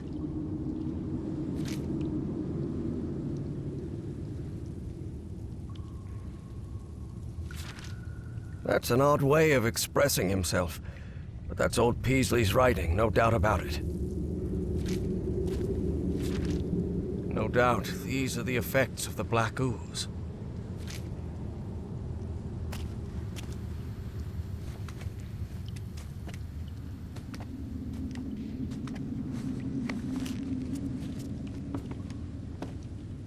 It seems this mural refers to rotation.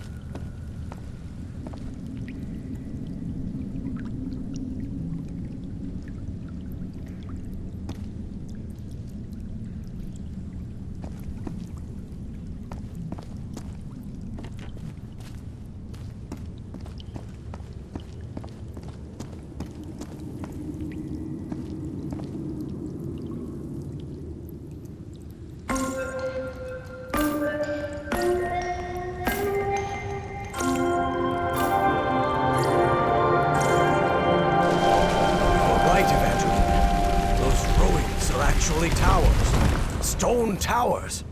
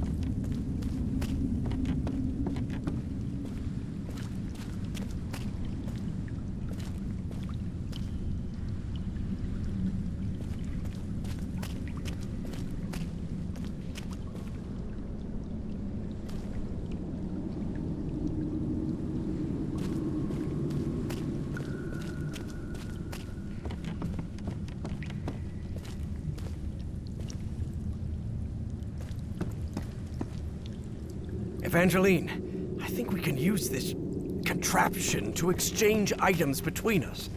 The dumbwaiter, you mean? Yes, the dumbwaiter.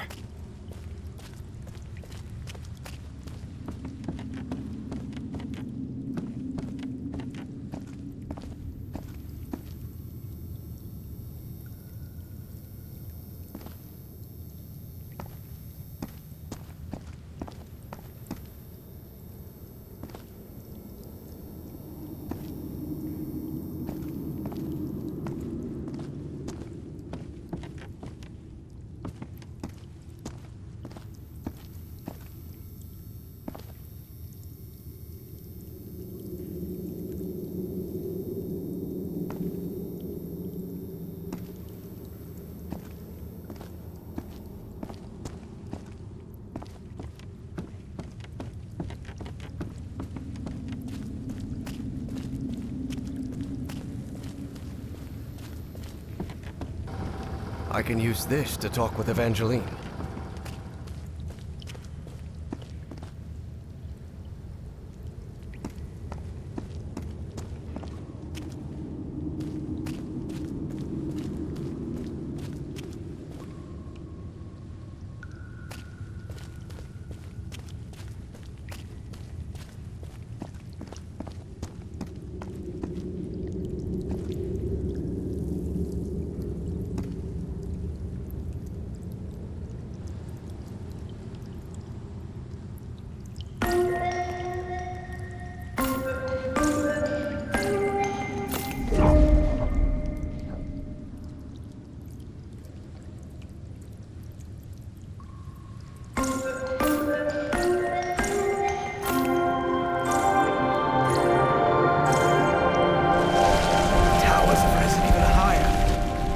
I see an entrance ahead.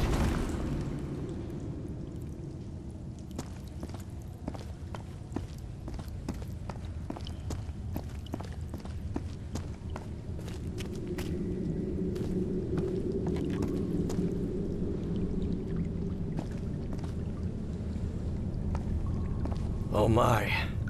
What is it, Professor? You are right. This stone tower is filled with statuettes. For many years, Harry had been haunted by that statuette. Still, he felt reassured to find that none of these held a sphere of black ooze. Oh, there's another floor up there.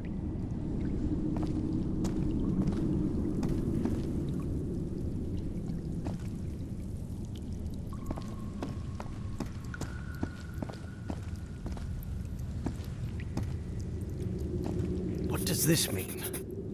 Filling?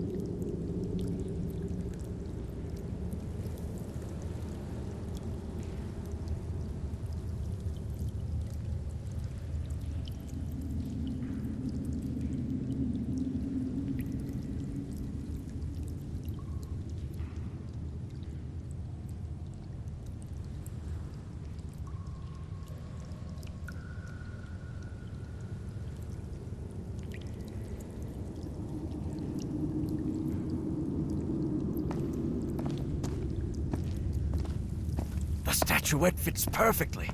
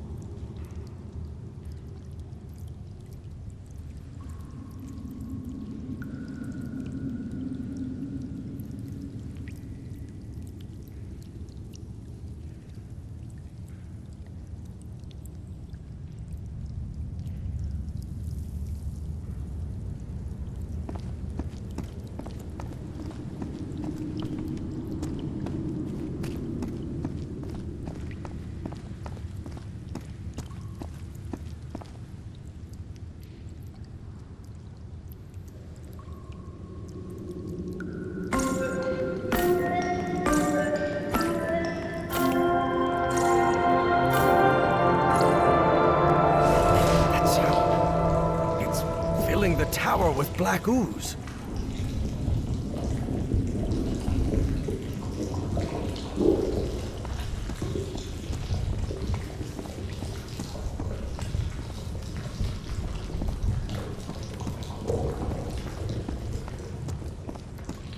It's filled to the brim with black ooze now. I'm not touching that.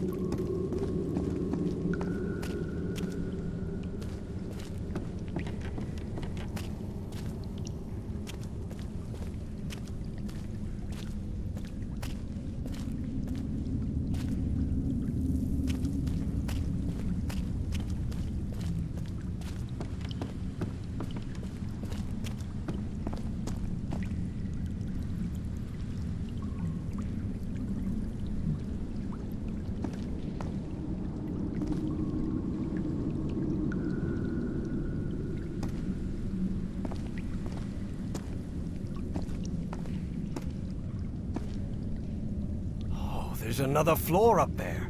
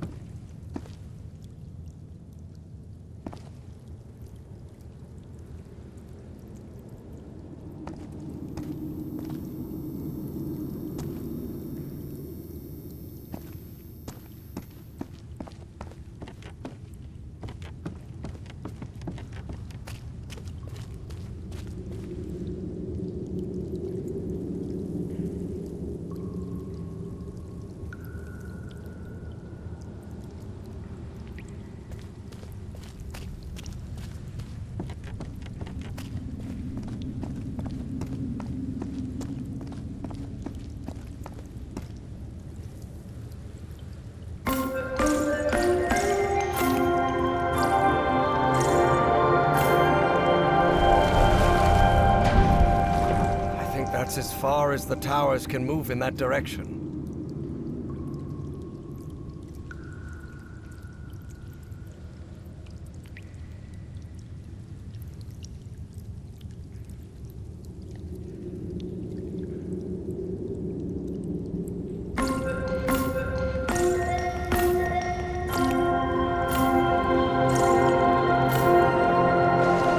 Good. I've rotated the tower to the right.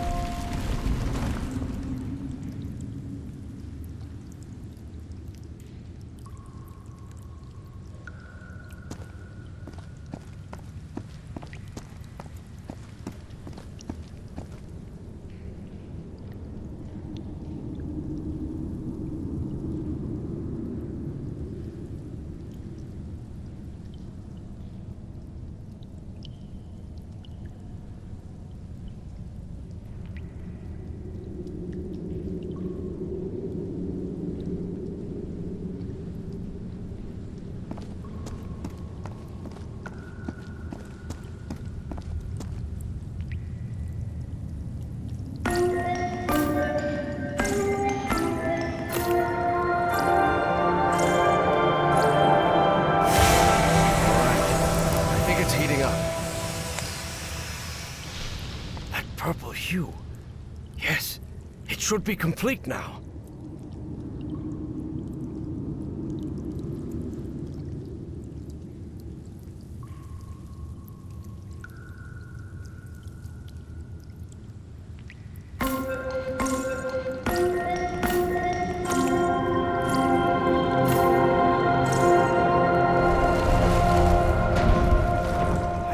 That's as far as the towers can move in that direction.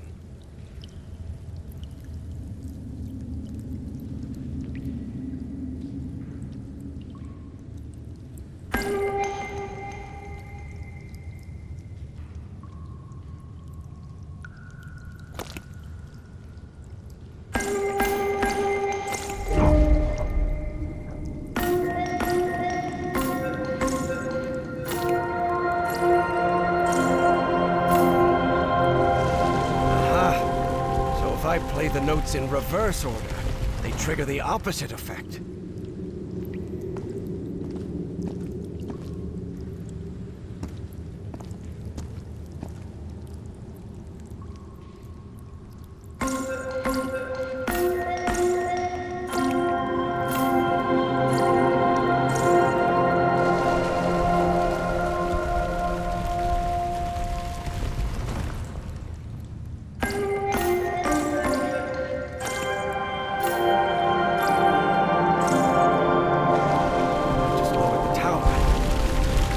I'm beginning to understand how their language works.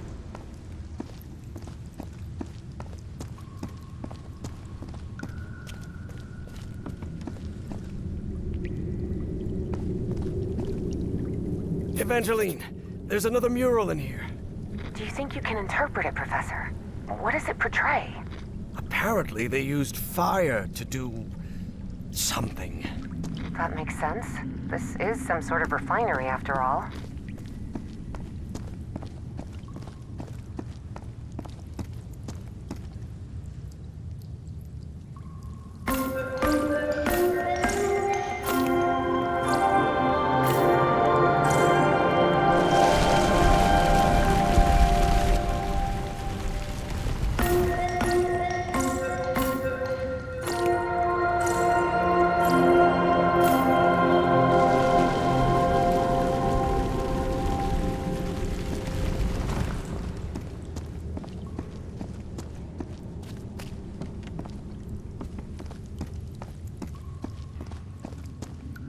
Harry glanced uneasily at the freshly made black orb. He didn't like it one bit. All right. I think I've followed all the steps. Now I just need to send it to Evangeline. I hope she knows what to do with it.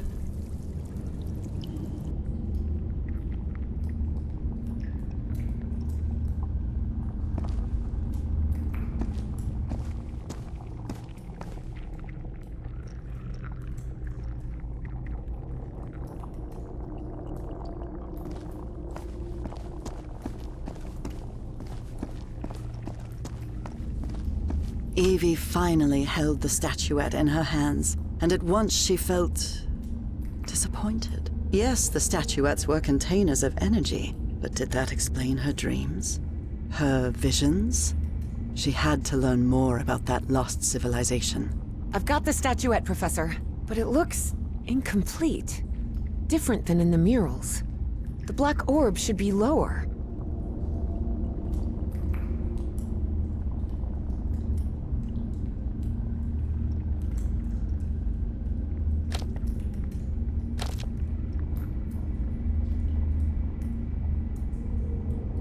Now it looks right.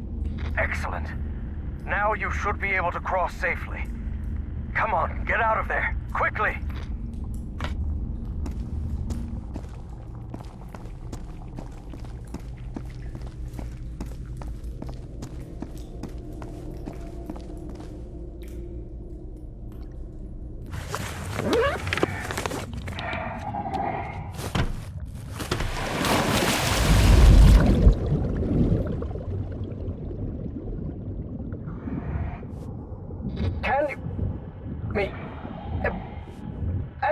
Professor?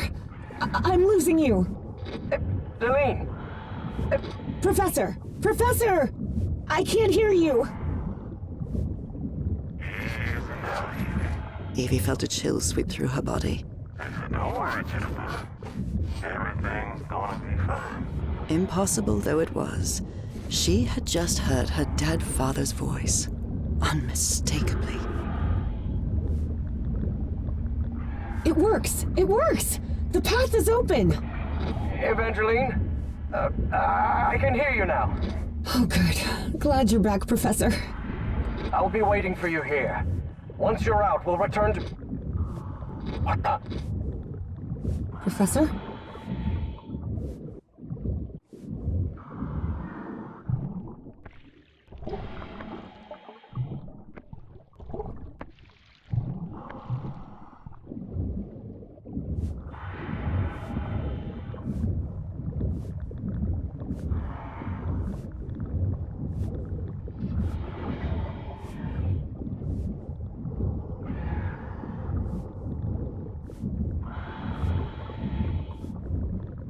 Evangeline, listen to me.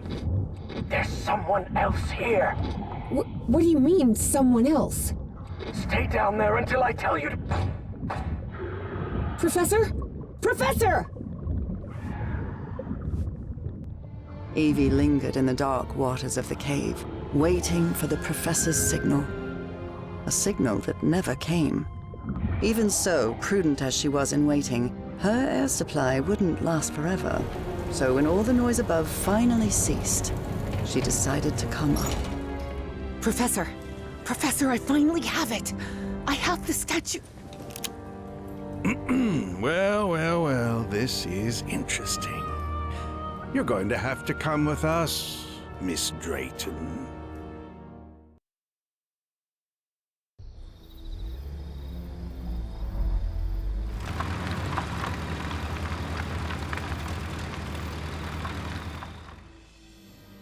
Wake her up. Welcome back, Evangeline. Finally, this is also the story of an obsessive, manipulative, and ambitious man. This is the story of Caleb Bowen.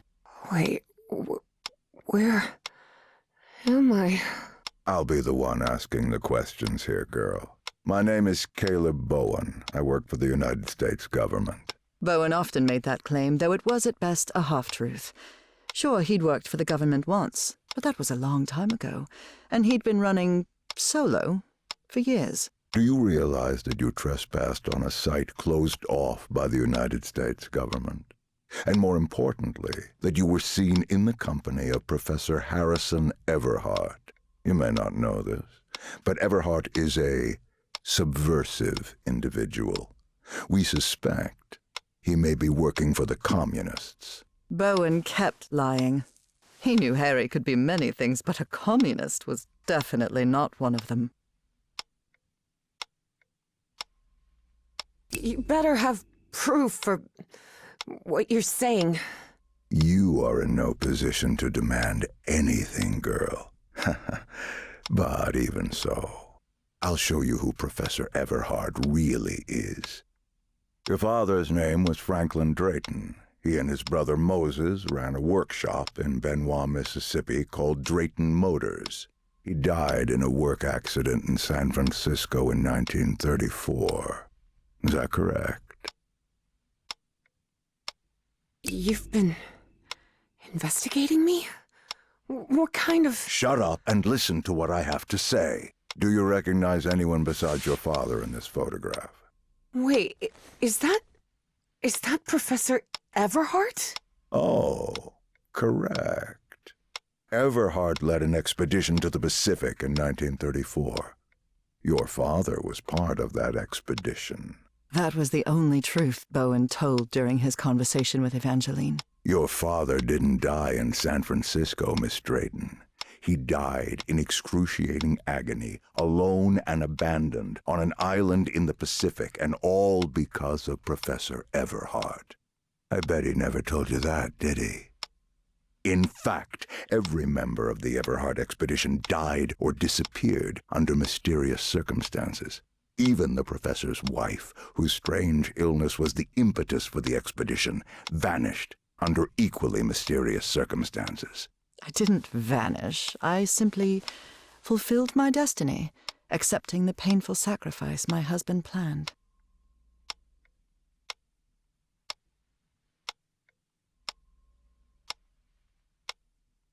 How can you possibly know that? One of my associates was part of that expedition. She also perished. though not before informing us of what had happened. Evie was in shock and full of doubt. The professor was a withdrawn and sullen individual and, frankly, really hard to deal with, but could he also be responsible for her father's death? Despite her doubts, she kept silent, and wisely so. She still didn't trust this Bowen fella, regardless of his claim that he worked for the government. Now you know the kind of person you've gotten involved with, Evangeline. And the kind of trouble you're in. I have a few questions for you. For your own good, I suggest you cooperate. That platform beneath the lake in the Rappahannock River caves, how did you manage to activate it?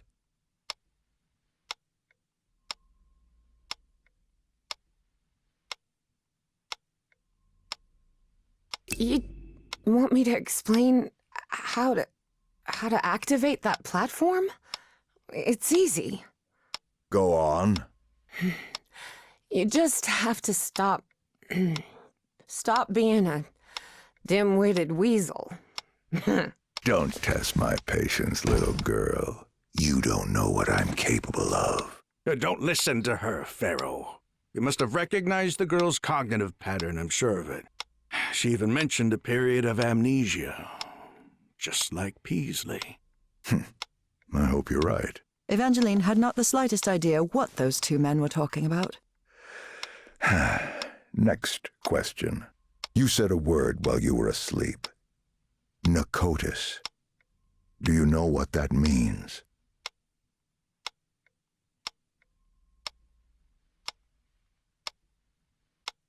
It means pompous government jerk with a ridiculous pencil mustache. You watch your mouth, girl. I'm warning you. Final question. Have you heard of someone named Dr. West?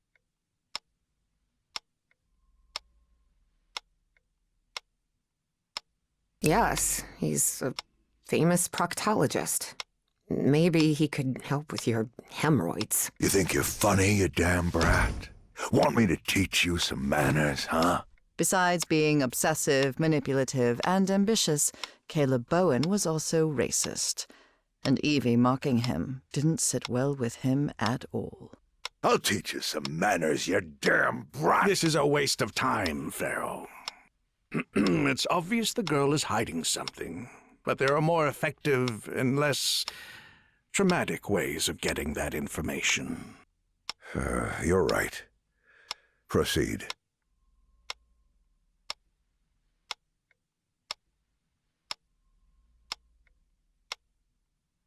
You expect me to buy that this old geezer with a bow tie works for the government, too? You'll recall I mentioned that Evie was feisty and stubborn as a mule, and whatever they had injected her with wasn't doing much to tame her spirit. I like to laugh too, Miss Drayton. Please take a look at this. Do you understand this language? Even though it was written in those puzzling characters, Evie understood the book's title. Narcotic Manuscripts, Non-Linear Displacements Toward the Great Library and Reversible Transfer of Cognitive Pattern. Tell me, Miss Drayton, what's written in the book cover?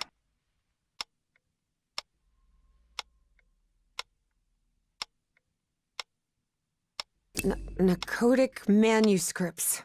Evie surprised herself. Had she spoken against her will? She couldn't help but translate the book's subtitle as well. She was feeling more and more tired. That's better, Miss Drayton. Now, open the book. Focus and listen to my voice.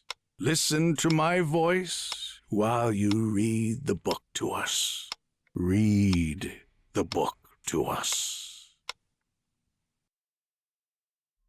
Salvek, Kornathun, Nakotas. What just happened? Am I in my dorm?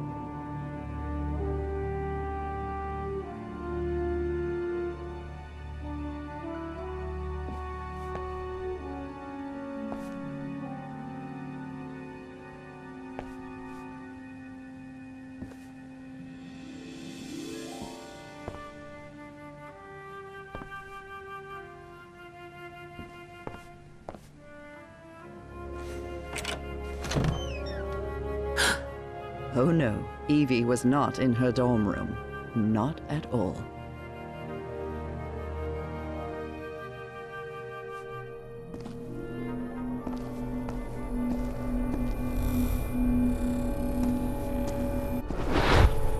Hey, over here, Evangeline.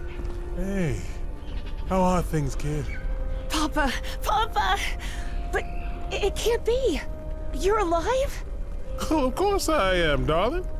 But you have to find a way. That was not her father, of course. You must reach Nakotas. Have I crossed another one of those portals?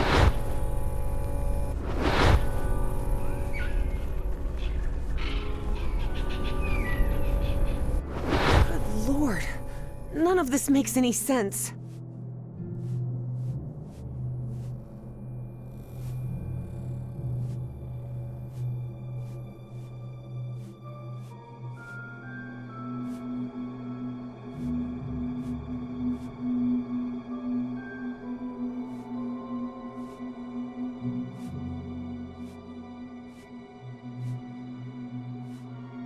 This is weird. Really weird. Salve, Cornathun, Nakotas.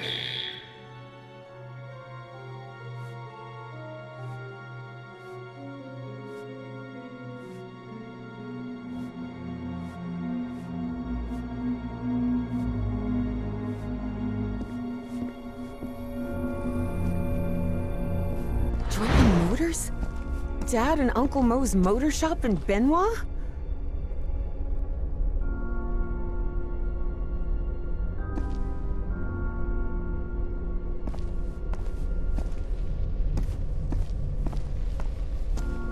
Moses, we're running out of money. If we don't get some cash soon, we'll have to shut the shop down. Yeah, well, that's easy for you to say. I've got a daughter to provide for.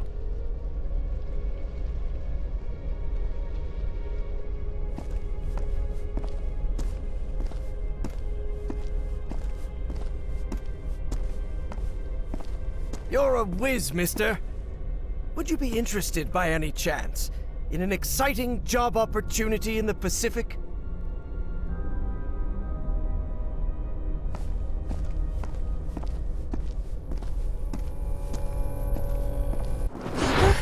Papa, don't do it! Don't go to San Francisco, please!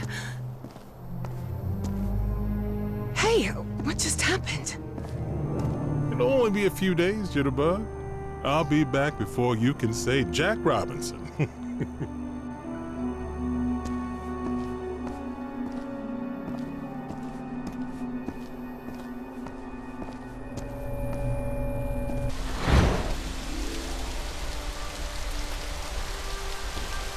Drayton is dead, but it doesn't matter. His death brings me closer to an answer. I'll do whatever it takes. The only thing that matters is Nora's life. Wait, no. That doesn't sound like the professor at all. Evie realized Bowen's lies were seeping into her thoughts.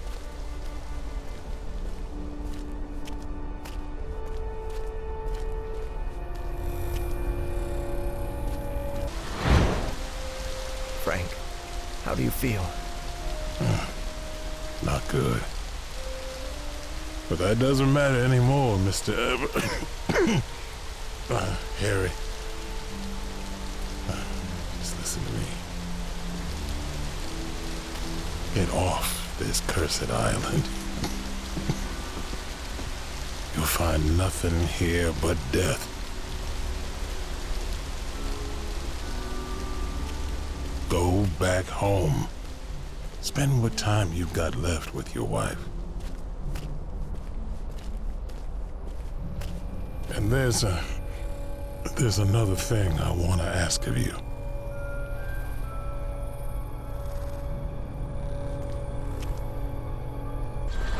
Where am I now?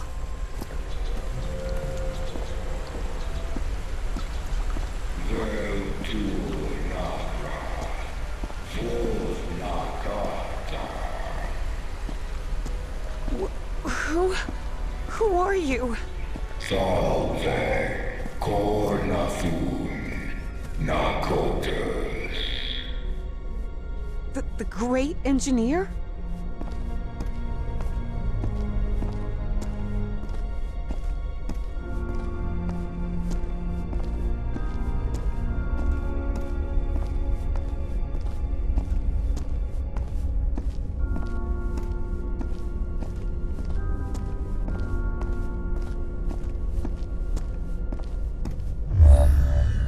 Salve Cornafun Nakotas.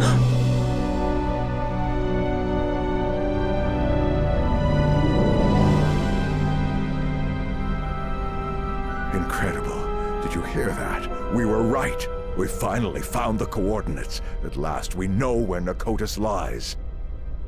Thanks for your cooperation, Miss Drayton.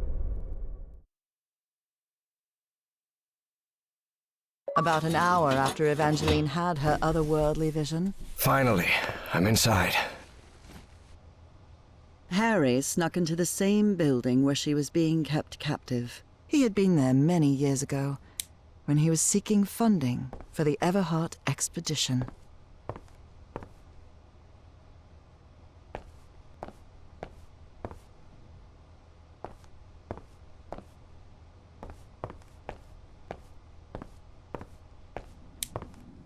Miss Drayton? Are you there?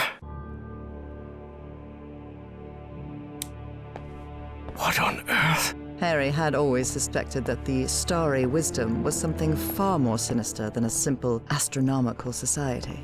And as soon as he stepped into their inner sanctum, his worst fears were confirmed. Egyptian hieroglyphs?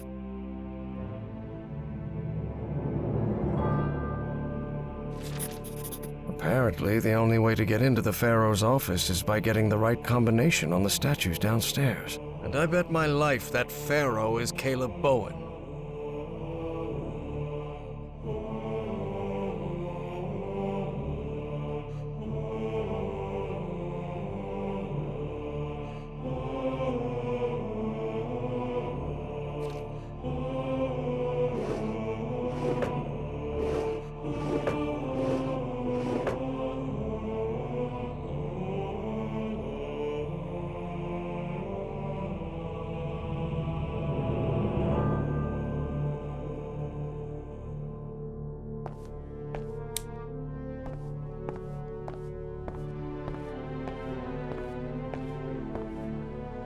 This elevator doesn't seem to have a call button. I don't know what to do with it.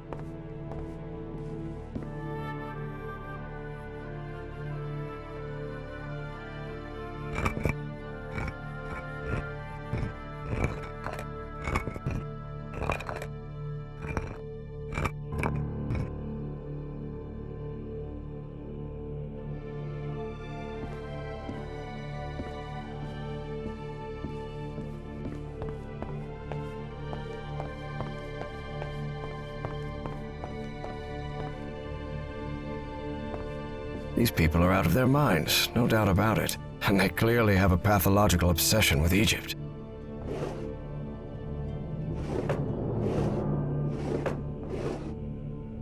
I believe my psychiatrist had one of these too.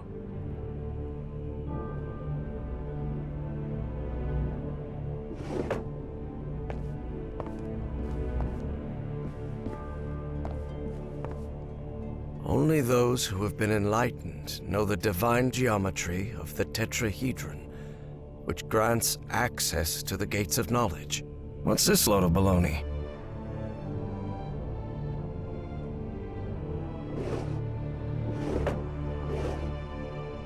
A tetrahedron.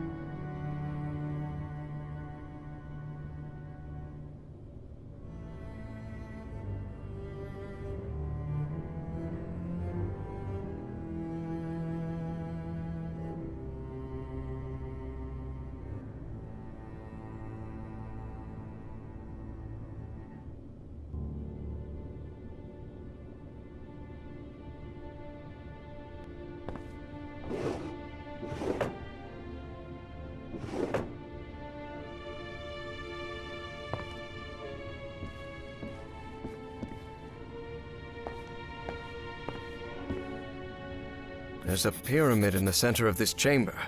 I wonder if... Certain sections of this pyramid seem to move. For a moment, Harry wondered whether it was a good idea to mess with the mechanism, but he quickly dismissed the thought. Even if it meant alerting someone, he had to find Evangeline and get out of there.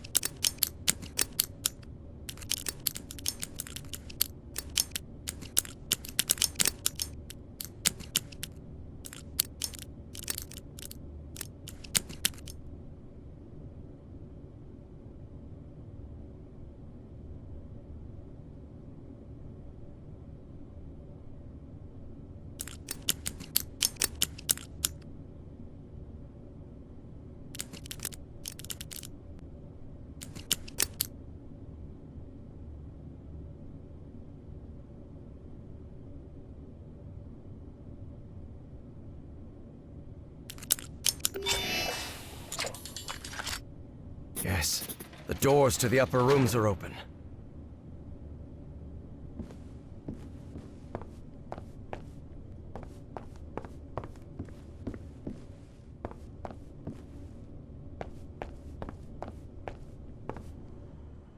This looks like a biologist's office.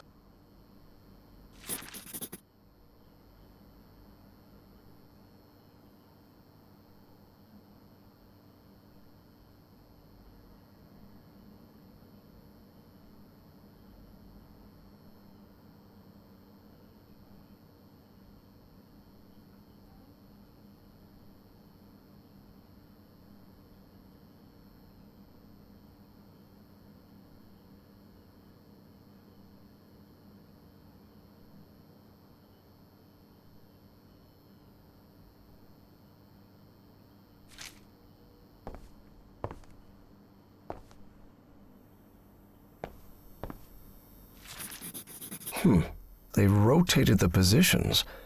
What does that mean?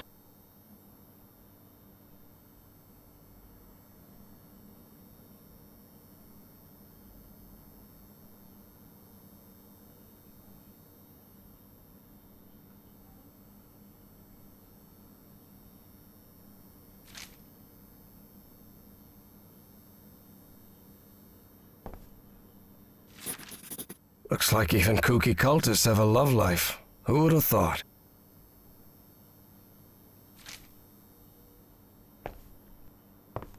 Hanging your college diploma on the wall while you're in some sort of weird cult doesn't strike me as the smartest idea. I'm sure I could name all the fish in this aquarium. Much to his dismay, Harry had become something of an expert on fish, especially those with striking spotted patterns.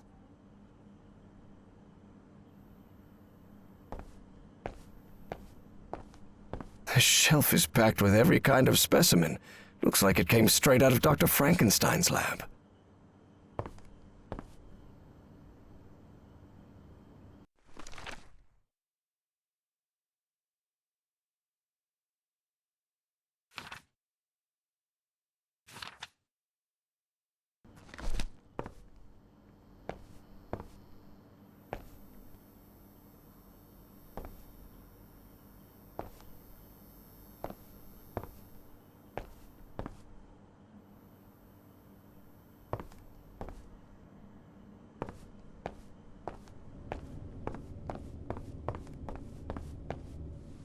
Just an office.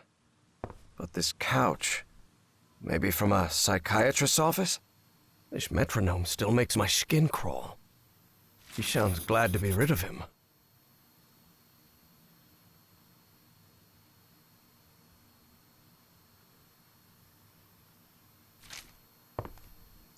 Pharaoh already announced the ritual positions. I'll have to be next to Orion nearly all year. Harry immediately recognized the voice of Dr. Frog in the Throat. I've always despised spoiled rich kids, and Orion's no exception. I'll have to pretend I tolerate him, but luckily I'm fairly skilled at pretending.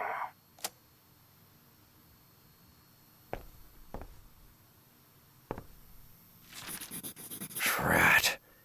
This is my prescription from Dr. Frog in the Throat.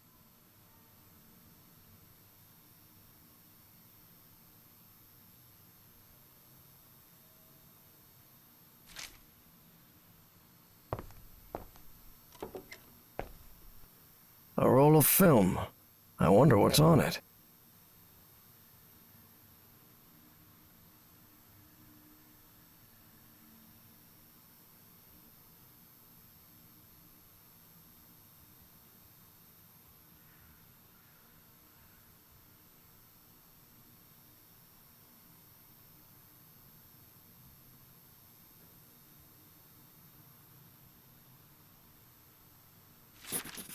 "1955.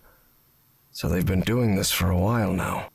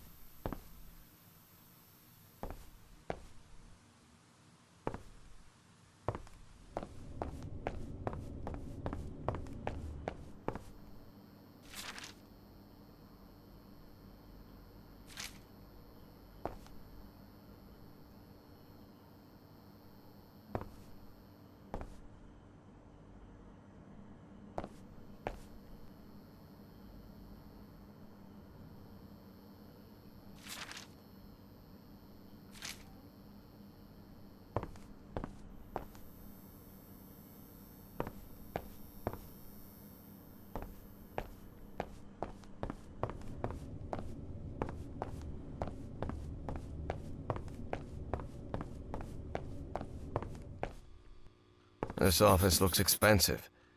Must belong to some sort of dilettante. What nonsense are they talking about now?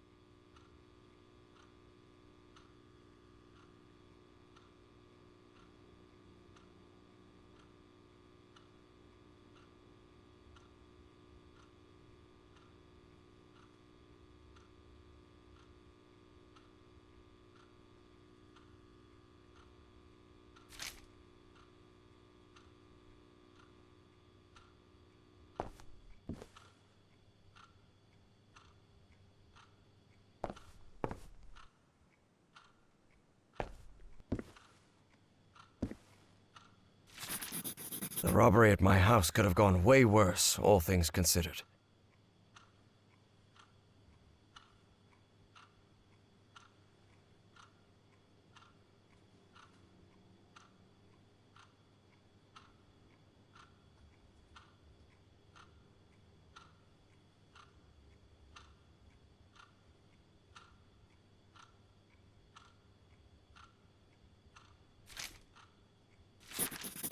You have to be some kind of narcissist to snap a pic of yourself, especially if it's just to show off your muscles.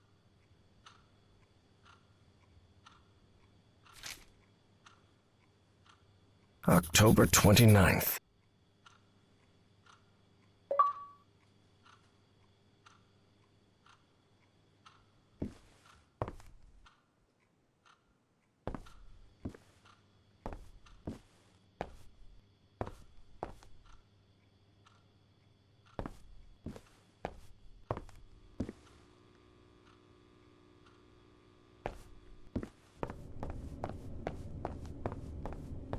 An archaeologist's office for sure.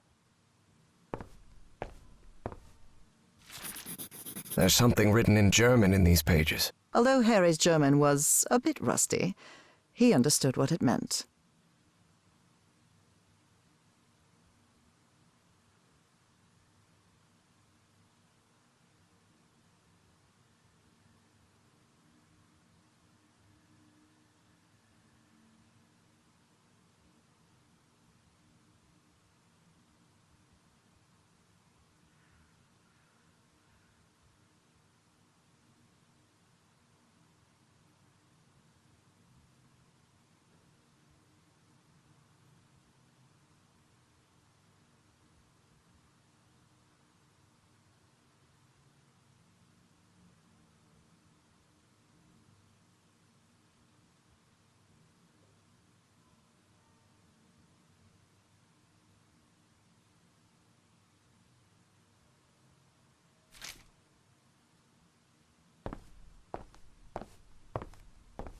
This must be the group's official photographer.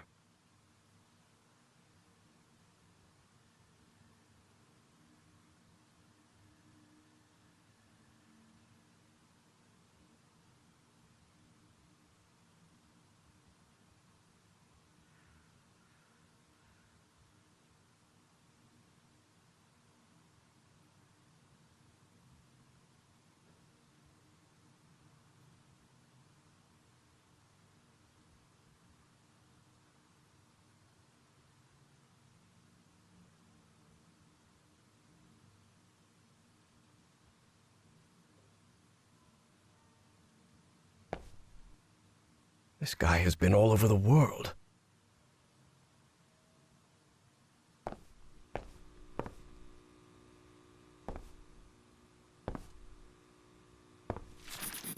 The letter laid bare the bad blood between some of the cult members. Something pretty common when power-hungry fanatics are involved.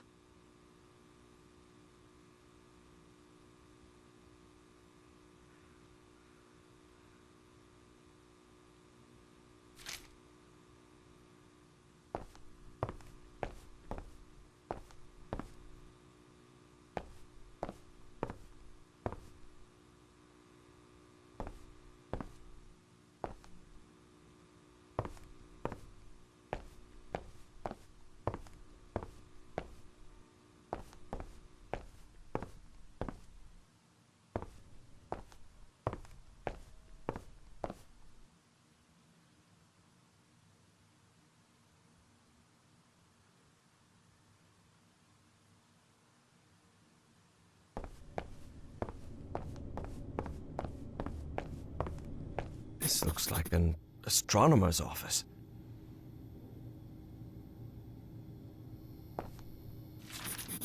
This book seems to recount traditions of ancient Egypt.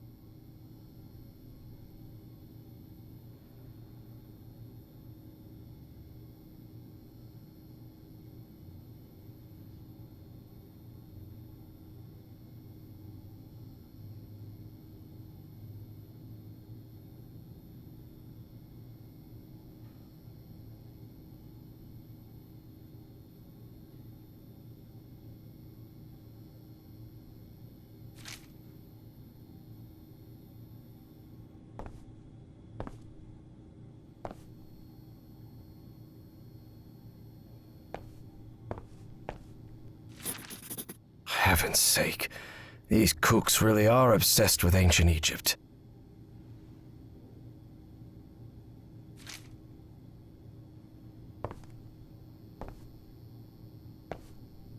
Different constellations. It would take a good eye to locate all of them in the night sky.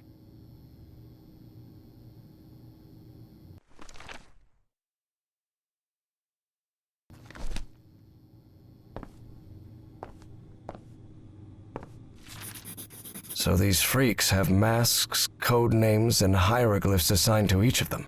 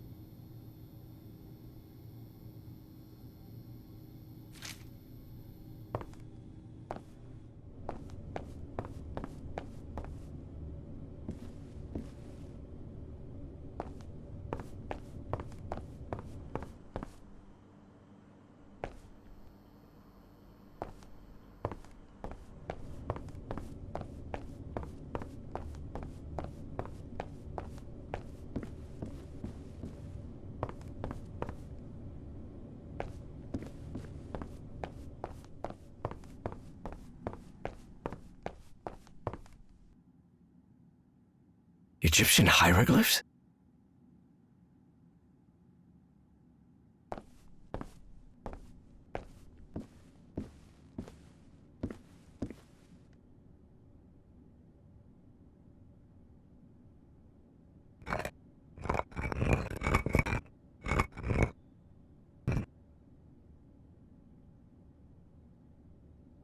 Bastet, goddess of protection and love. Anubis, Egyptian god of the underworld.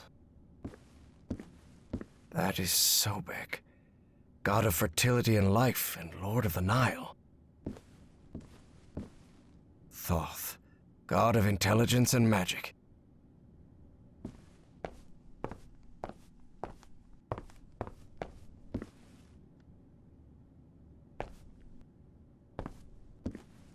A statue of Horus, Egyptian god of order and justice.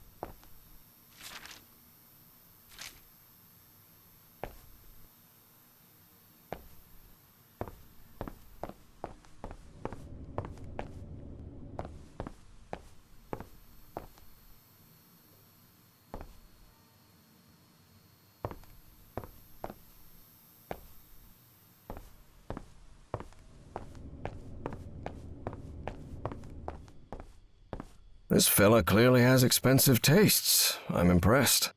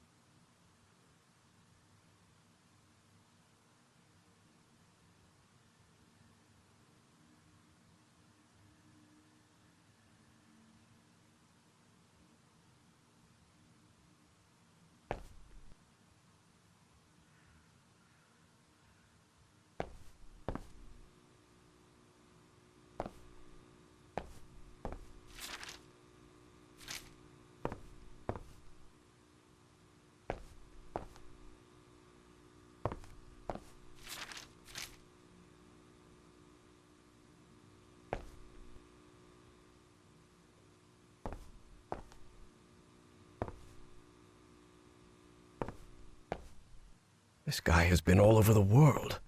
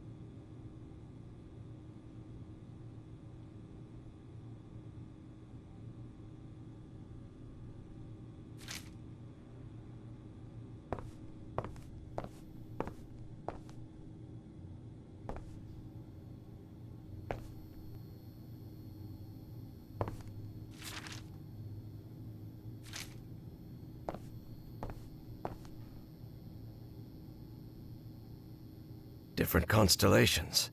It would take a good eye to locate all of them in the night sky.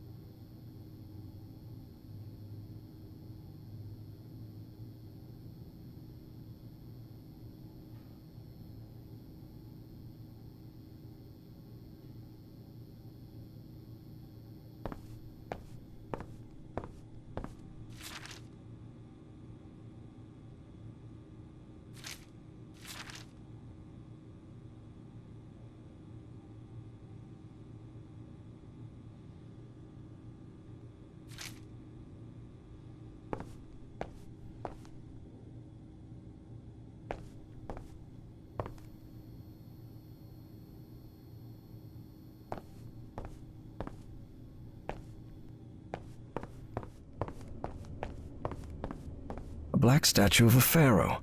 I don't know which one it represents, but it's unsettling to say the least.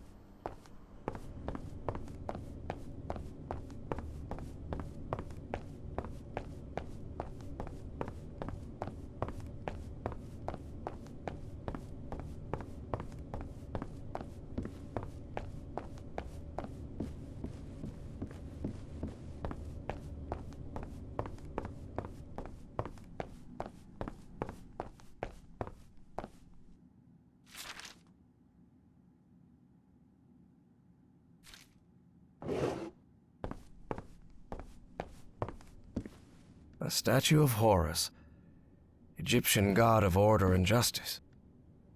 Bastet, goddess of protection and love. Anubis, Egyptian god of the underworld. That is Sobek, god of fertility and life and lord of the Nile.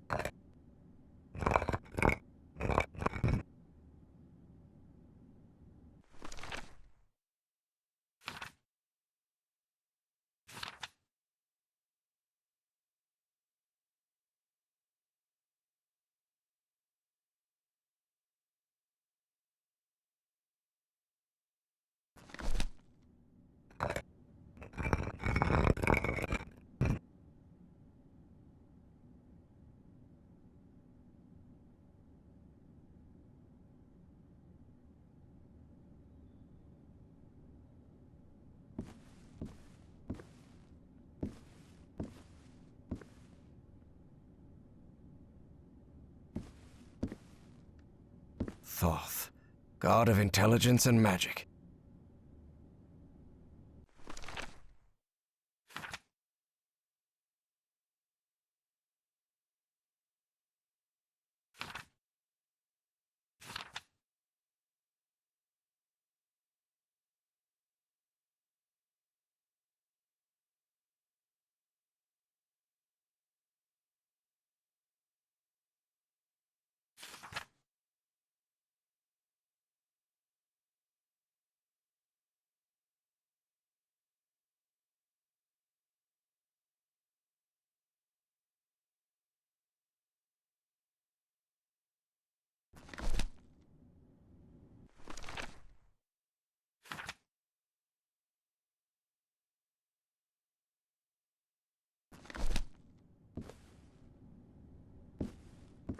A statue of Horus, Egyptian god of order and justice. Bastet, goddess of protection and love. That is Sobek, god of fertility and life and lord of the Nile. Anubis, Egyptian god of the underworld.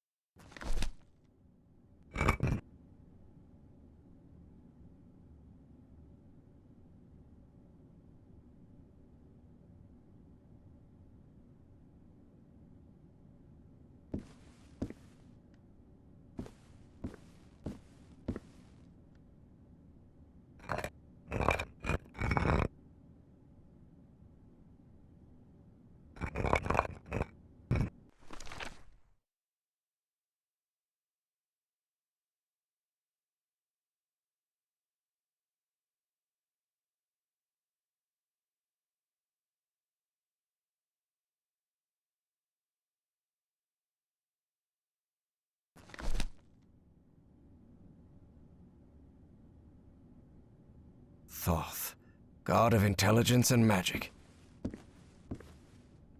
A statue of Horus, Egyptian god of order and justice.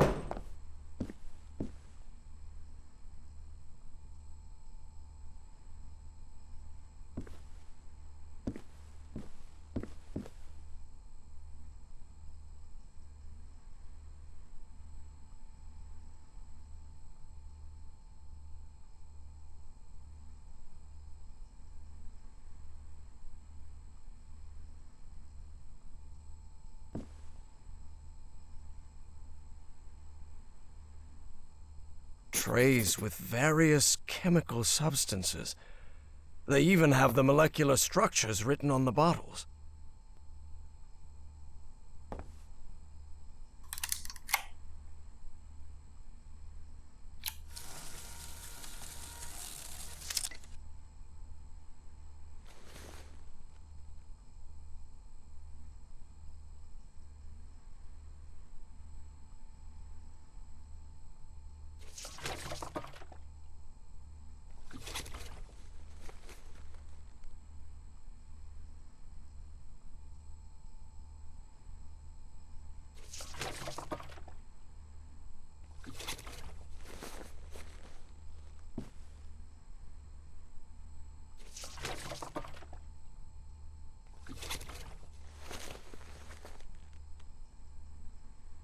Good.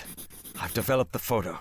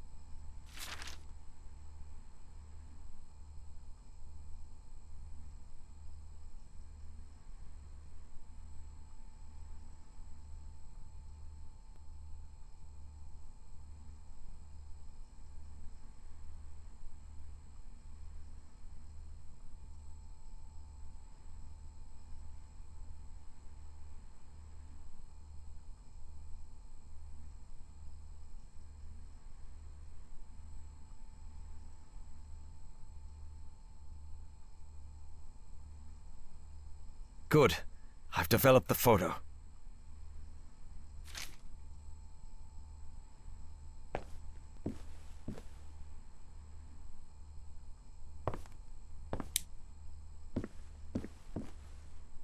A bin full of discarded prints. A bin full of discarded prints.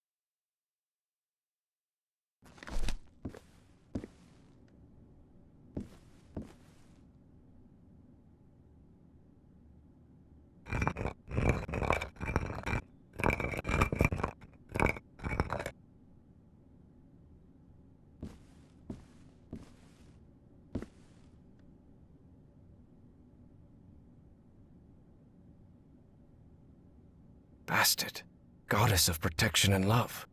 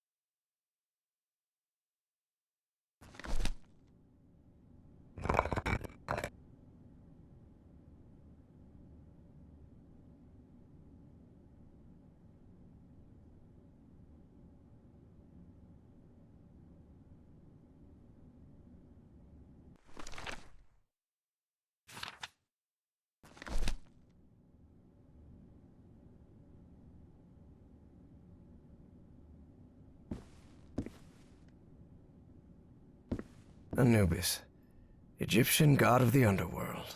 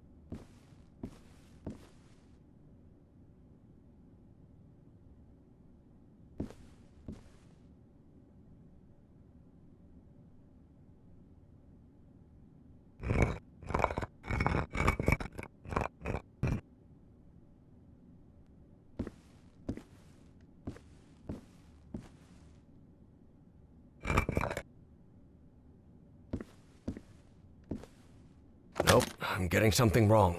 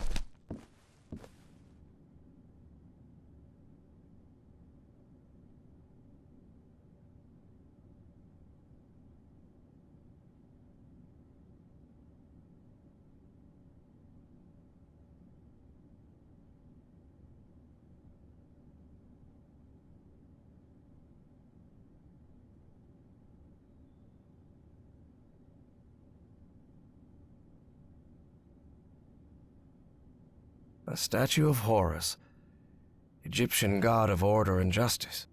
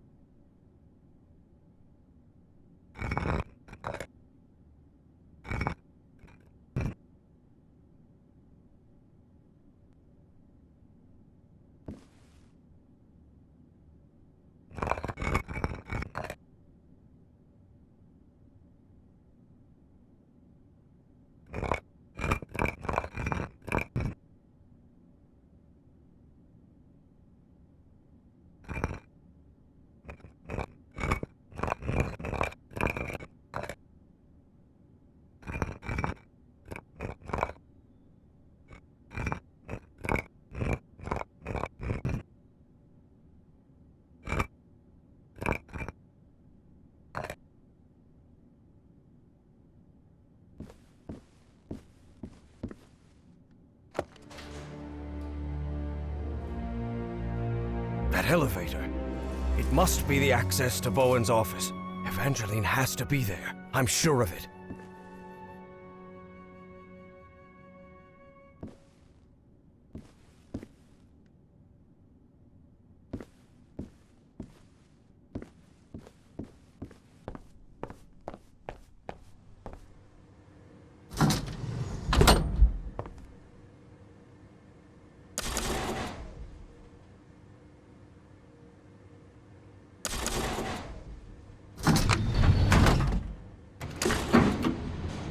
As he rode the elevator up, Harry regretted not bringing a weapon. What if Bowen was still up there?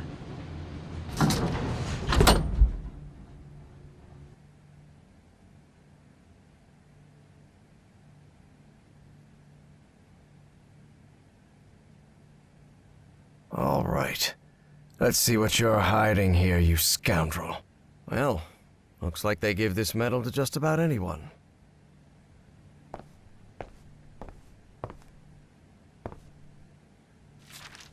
Consciousness exchange? Is he talking about mind swapping?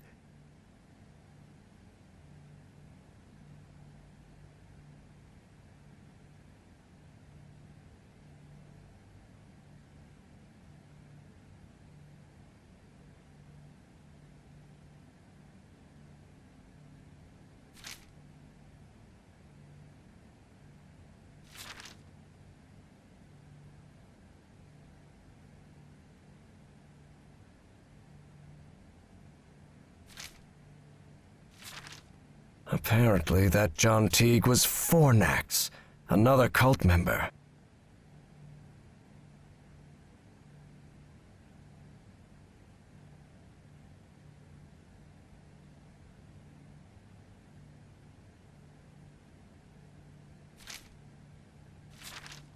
So the cult was on the expedition along with Peasley. How long have they been behind all this?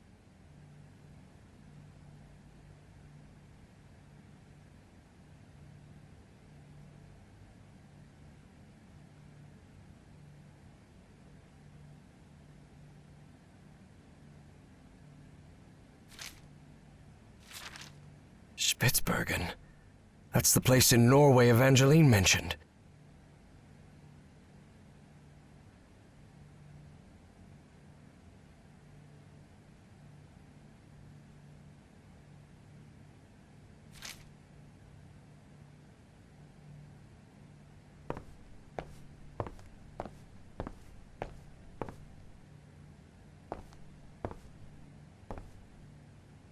That doesn't sound good at all. And what's this Azathoth business?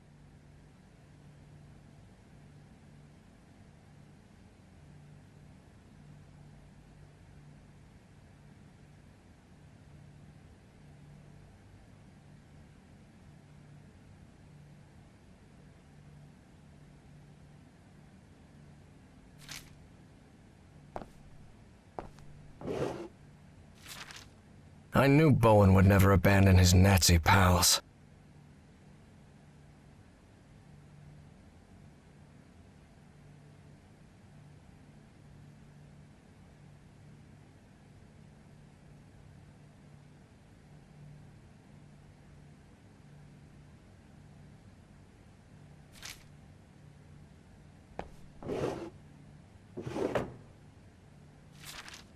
Say, isn't that Senator McCarthy? Indeed. Caleb's friend Joe was none other than Senator Joseph McCarthy, who led the infamous witch hunts against alleged communists.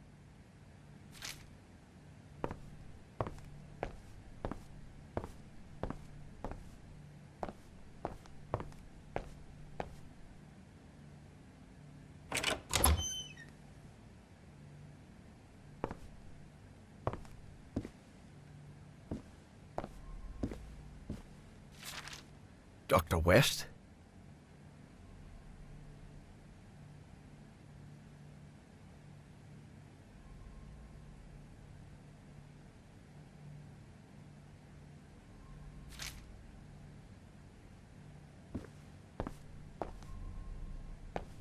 This creature seems vaguely familiar.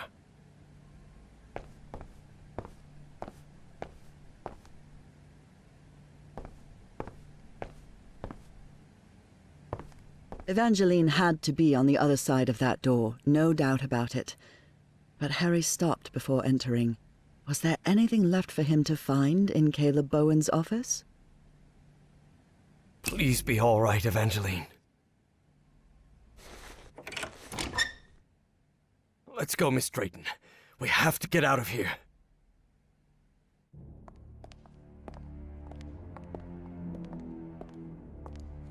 Look, it's the engineer. I've seen one of those creatures before. In my dreams. In the Stone City, in the jungle. He spoke to me in my dreams, Professor. I have to... Forget about it, Miss Drayton. We'd have to call the police and... Calling the police won't do any good, Professor. We have to go to Spitzbergen. I need to talk with him, with the great engineer. Miss Drayton, don't you realize this doesn't make any sense? We can't chase Bowen and his... No, you don't understand. Bowen isn't in Spitzbergen. He's on his way to the city, on his way to Nicotis. Harry couldn't believe what he had just heard. Evangeline had mentioned a place he had known in dreams, long ago. So long ago, he had nearly forgotten it. I had a strange dream today. I was inside a vast library and gazed at vistas of another world. All these questions came crashing down on Harry. And suddenly, he wasn't so convinced anymore. Before boarding the plane to Norway, Evie and Harry talked about the trip. About where they'd be stopping over. About what they'd do once they got to Spitzbergen. They talked about bringing plenty of warm clothing and gear and supplies to make it through. They talked about getting their documents and passports in order. They even talked about the strange city they had both dreamt of. But Evie knew there was something they hadn't talked about. A question she didn't know how to ask the professor, because every time she'd tried, the right words never came out. But a long flight leaves plenty of time to think. Professor? Yes? When I was being held by that man, Bowen, he showed me a picture of you. A picture of you and my father in the Pacific. Did you know my father, Professor? And then, it was Harry who didn't know how to find the right words. Because even though he'd been waiting years for that question, he still didn't know how to answer it. Evie took Harry's silence as a yes.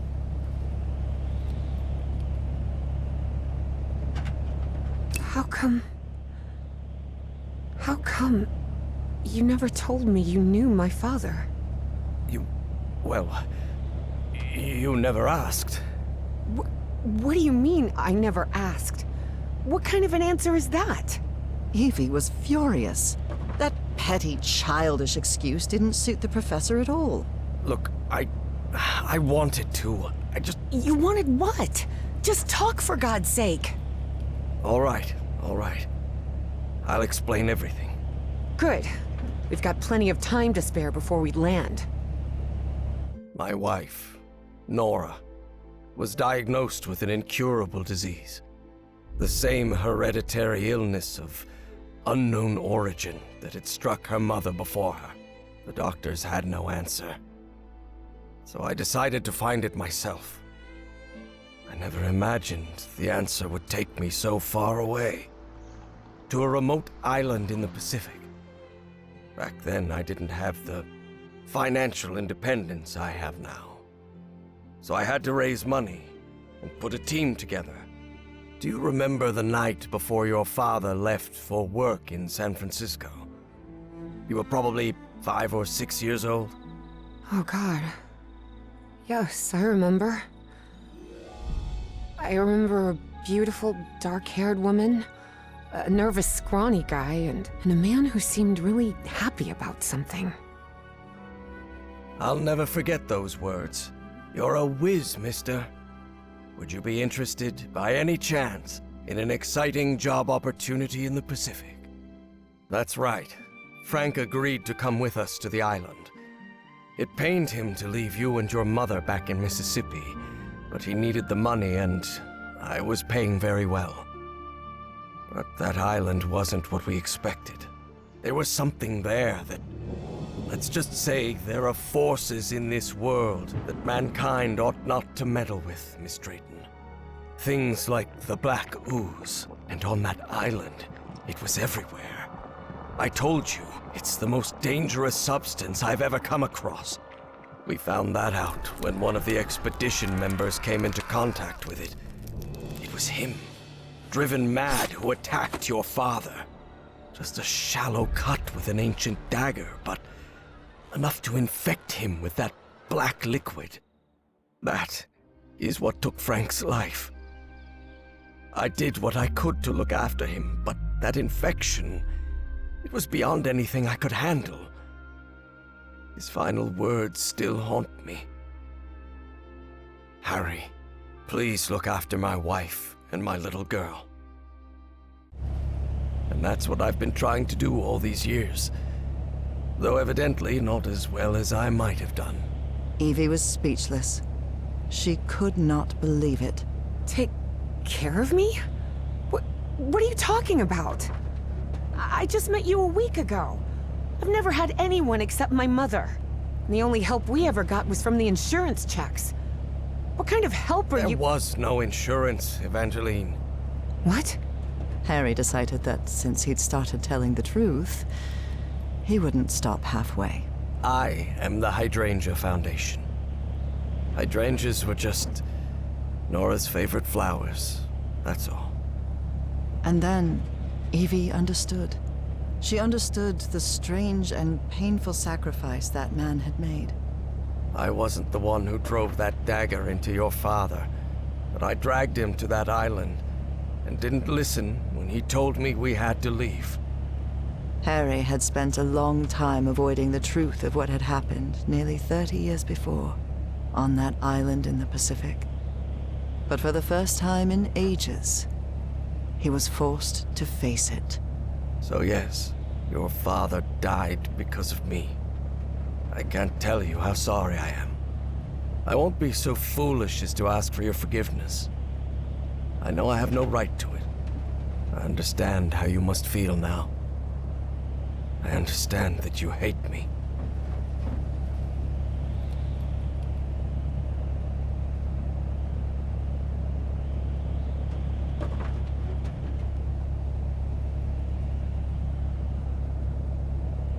You could have told me. I know. But I'm a coward. All I've ever done is avoid responsibility. Could be. But you've also risked your own life to save mine. I owed you that. And you've paid for my schooling? That's not what a miserable man does. I only did it because I had the money. And because I felt guilty. Look, Professor. You insist on painting yourself as a horrible person. But I don't think that's true. I think you're just a sad and lonely man who's shouldering more guilt than anyone should have to. Harry was puzzled. He hadn't expected this. In a strange way, Evie's forgiveness made him feel uncomfortable.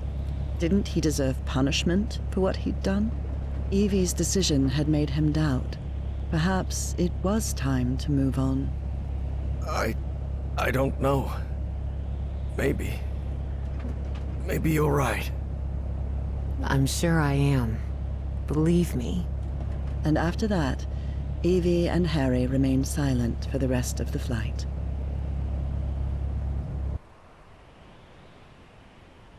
Despite having talked about it, Evangeline and Harry were not prepared for the freezing cold they would face on that remote Norwegian island. Although weather would be the least of their problems in that place.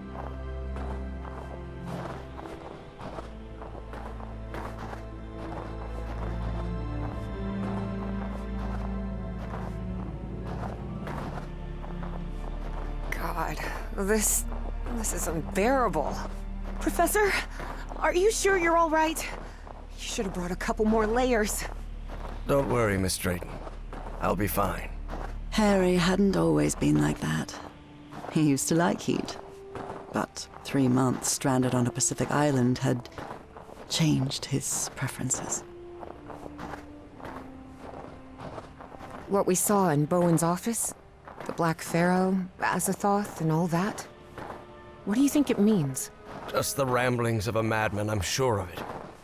I'm actually more worried about the other things. Spitsbergen, the statue, your memory loss, and your dreams about that creature. Too much of a coincidence, isn't it? Do you really believe it's possible to switch minds? Honestly, Miss Drayton, I have no clue what we're dealing with. But whatever it is, we'd better stop Bowen as soon as possible.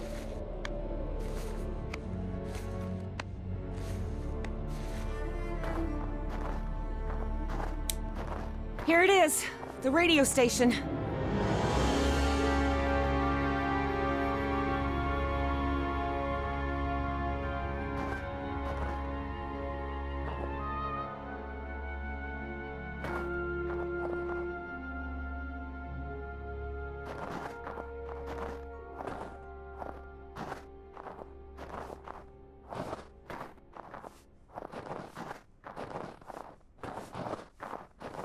The storm is getting stronger.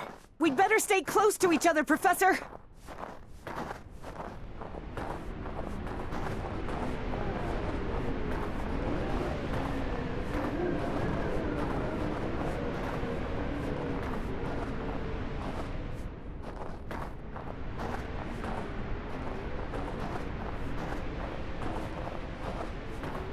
This looks like the station's garage.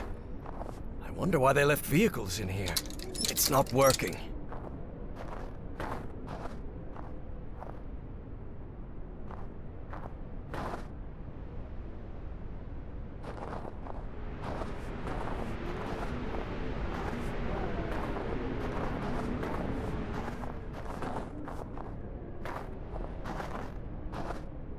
The entry post is completely wrecked. What happened here?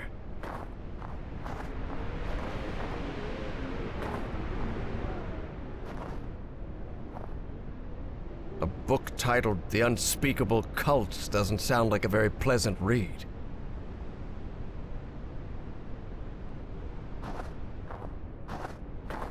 It's no use. This switch is completely wrecked. There are way too many beds for a simple radio station. That would back up what Bowen said. That this place was just a cover-up.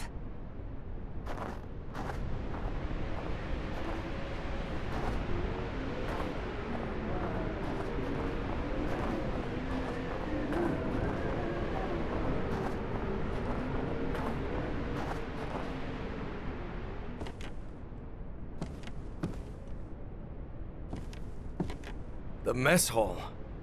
Or what's left of it.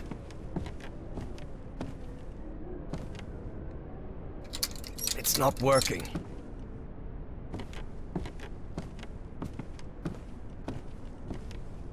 Nazi propaganda. Ugh.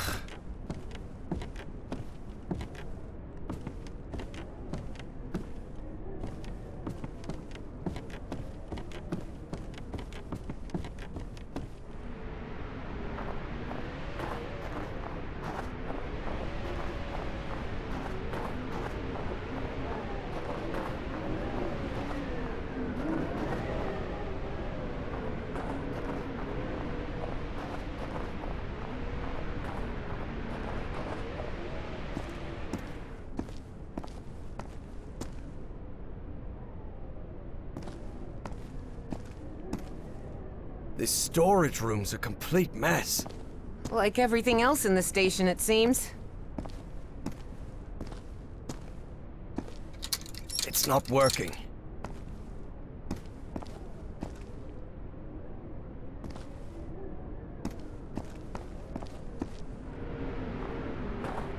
I can see some banners on the building.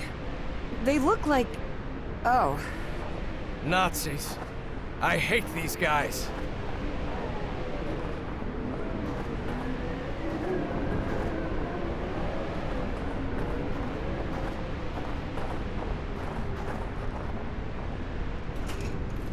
Just as I thought. No power in here. Is there anything we can do without power? I doubt it. This machinery hasn't been used for years. It's junk. I'll have to take a look at it later. Right now, I need to get the power running in this station. Not yet. I've got to get the generator running before I can get any work done. All of these rusty gadgets are useless.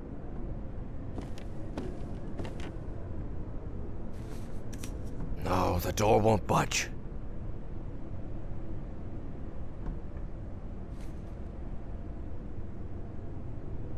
This might come in handy, but not right now. I need to get the power on in here first. Interesting. Very interesting. But it won't help me bring the power back on.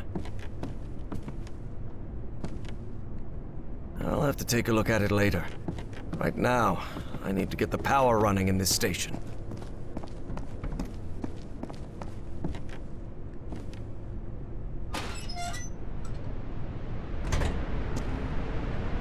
Evangeline, I see a...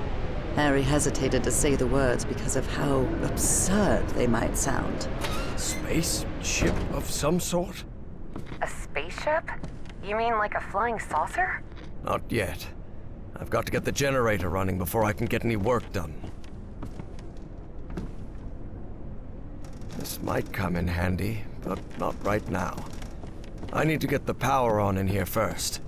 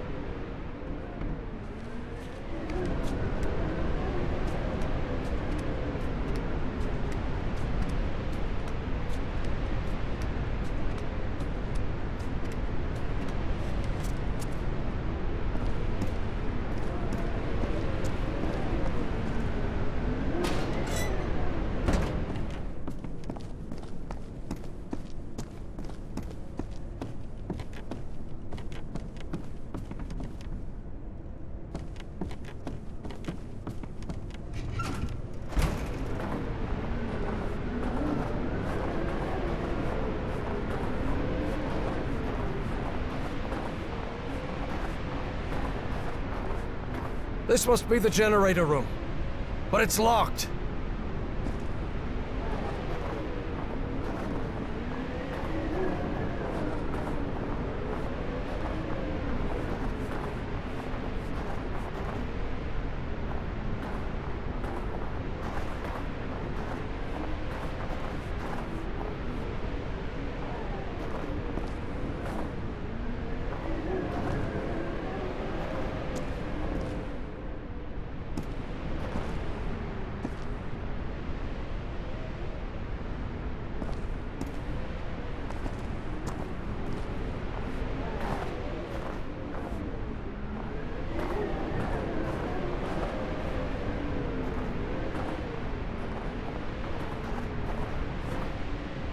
This must be the generator room, but it's locked.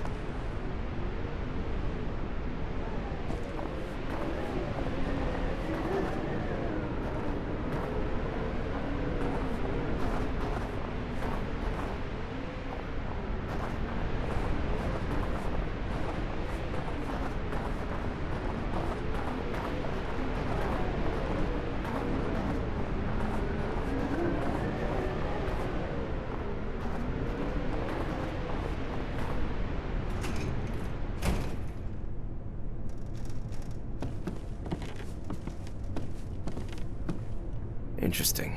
Very interesting. But it won't help me bring the power back on.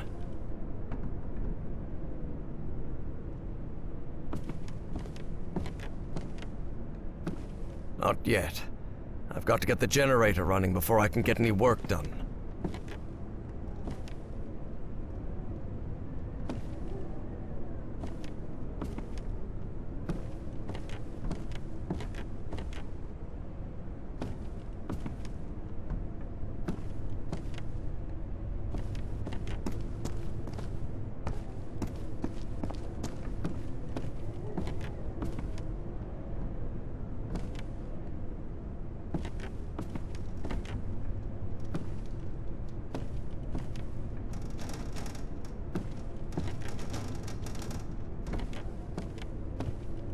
I'll have to take a look at it later.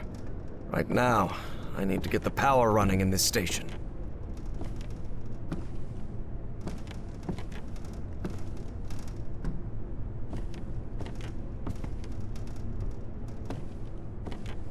Not yet. I've got to get the generator running before I can get any work done. This might come in handy, but not right now. I need to get the power on in here first.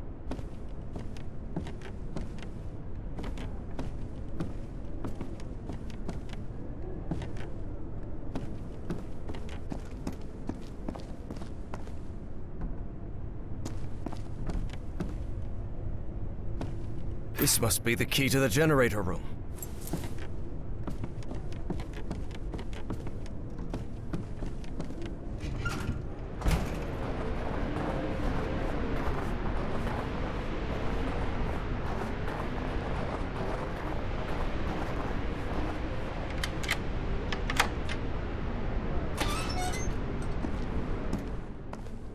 Look!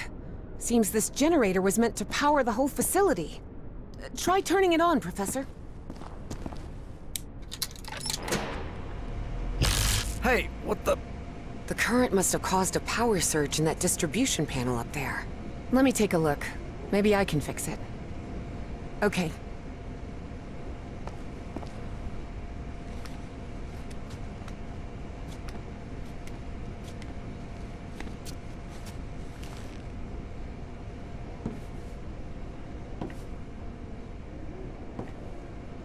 Darn it. This fuse box is sealed. You don't happen to have a screwdriver on you, do you? No, sorry, I left it in my other coat. With the field microscope, the flare gun, and the cannonball. Perfect. This'll do.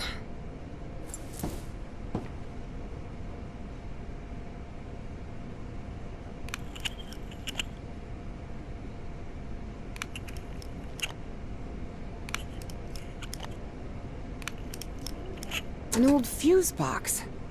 And it looks like it still works. Even after years under this weather. Never doubt German engineering. What's the problem? Well, the whole base runs on an interlock circuit. What does that mean? I know nothing of technical stuff and you know it. It means that for the power to reach the antenna, you'll have to manually turn on each switch in order. You mean I have to look for switches all over the base? That's right. I'll route the power from this fuse box, and then you turn it on. Fine. Stay put. I'll get back to you.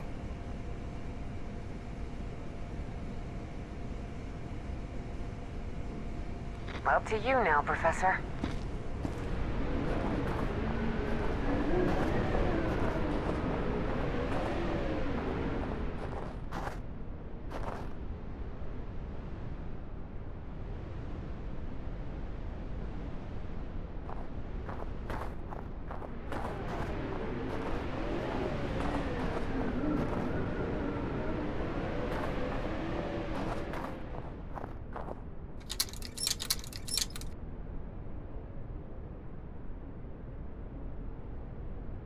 Please, by all means.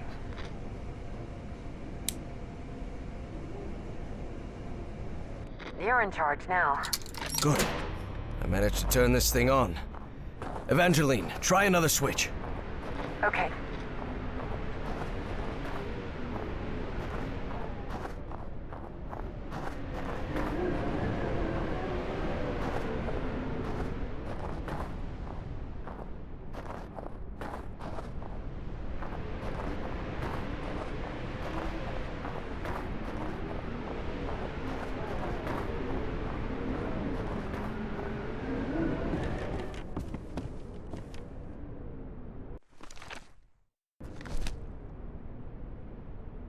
It's up to you now, Evangeline. Your turn, Professor. Good. I managed to turn this thing on. Evangeline, try another switch. Okay.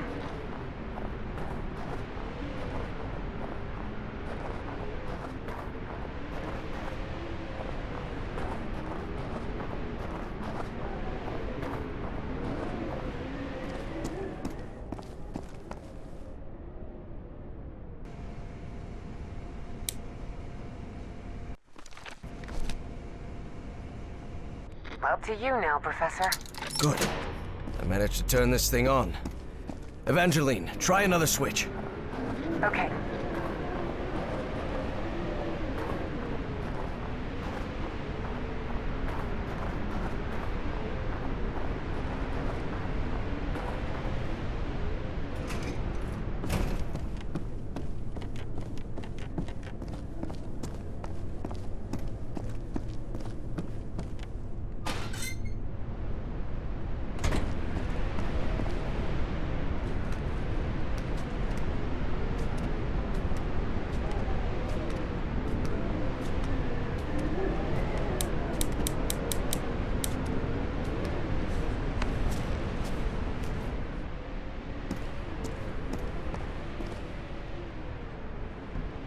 Your turn, Evangeline.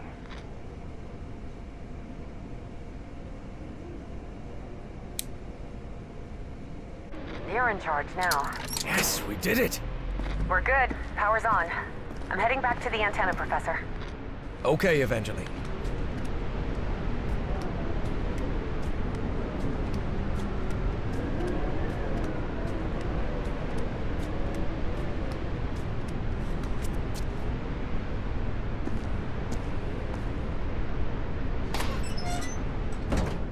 Huh.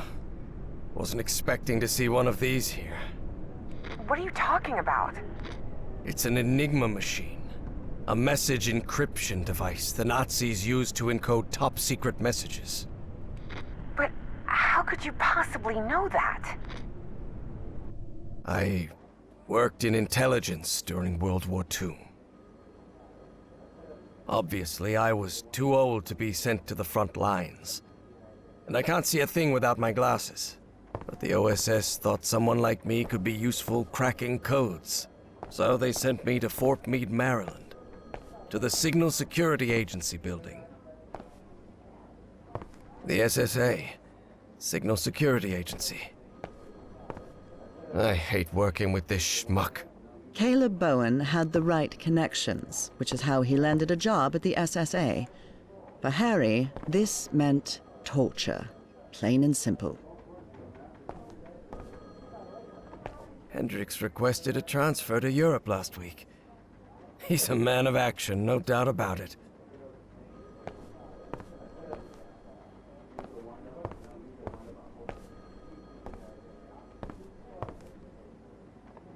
I guess this lifts other people's spirits, not mine.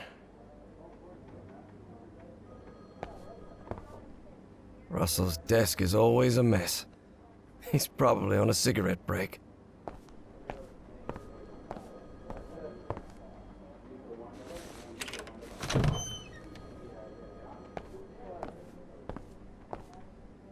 This is the message that needs to be deciphered.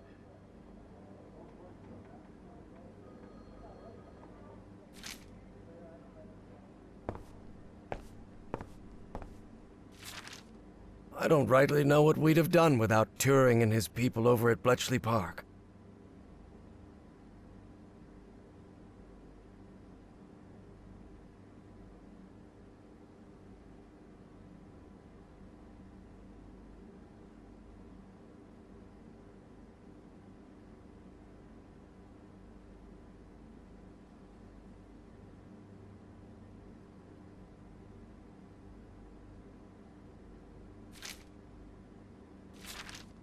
I really doubt this is how Nora pictures my work here at Fort Meade, but she does love to tease me.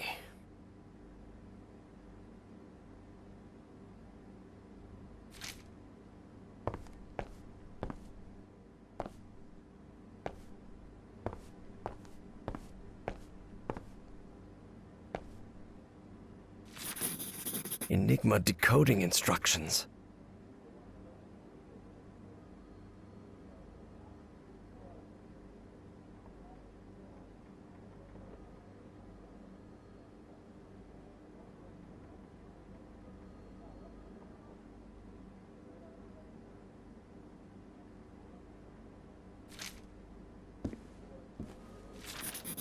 Ah, the set of components that makes Enigma's encryption possible.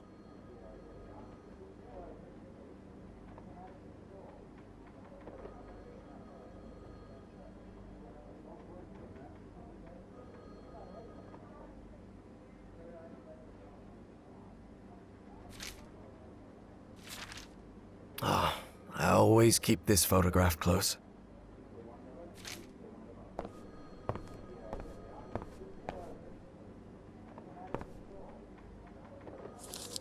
We worked hand in hand with the Brits. They'd already managed to crack Enigma, so we hoped their work could help us break JN-25, the Japanese naval encryption system.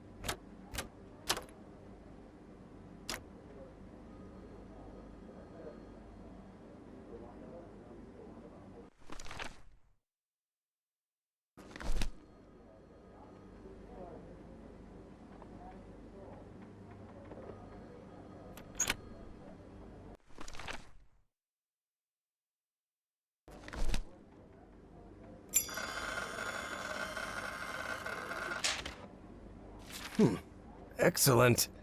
I think I solved it. Maybe we can use their deconstruction process and adapt it to crack the Japanese ciphers. Unfortunately, working for the government also means working for the occasional undesirable individual.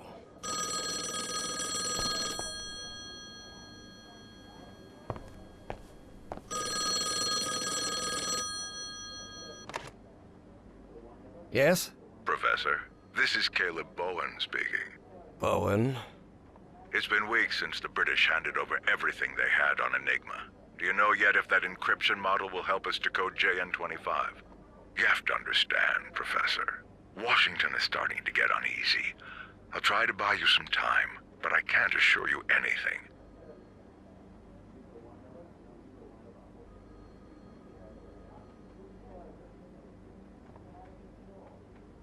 There are similarities between both encryption systems, but they're not identical. The Japanese use additive methods, as we've seen in earlier models. When do you think it will be ready? Cryptography is not an exact science, Bowen. We're making progress, that's all. Very well. I'll report that to Washington. Professor, hear me out on this. You're doing an excellent job. But please understand Listen, Bowen. The only reason I'm doing this is for my country. And one thing's clear to me. The less we deal with each other, the better. So frankly, don't bother trying to butter me up. Ah, Professor, we have more in common than you think. Why do you insist on making us enemies? Look, no matter how much you try to deny it, I know you're still a damn Nazi. And though I've never been able to prove it, I also know you had something to do with the sabotage of my expedition. Not at all, Professor. You refused our funding, and that was the end of it. Right. And you had no prior connection to Miss Cassandra Dexter Ward, is that correct? As I've already told you 1,000 times, I met Miss Ward when she came to our society with you, asking for money. So, it was all just a coincidence, right? Of course. Coincidences do happen, Professor. Listen to me, you disgusting little man. I have things to attend to. Do us both a favor and don't call again. What a moron.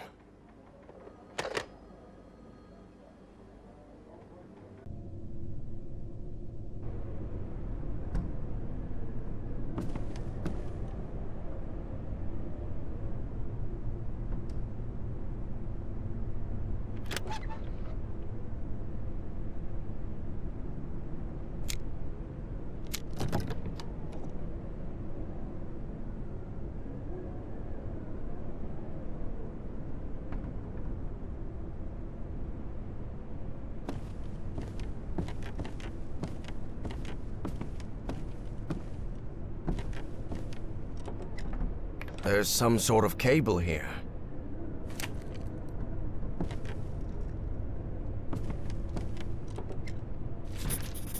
Februar 1943. That's February 43, right?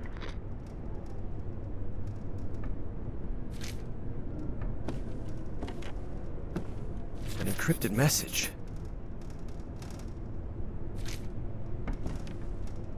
No use.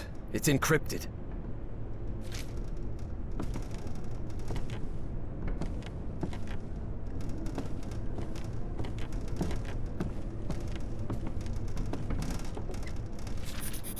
Januar 1943.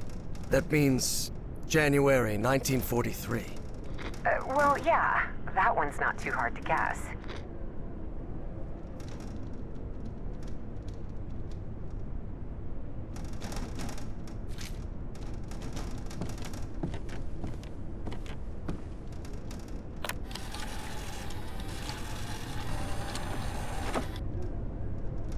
This encrypted message is rather short.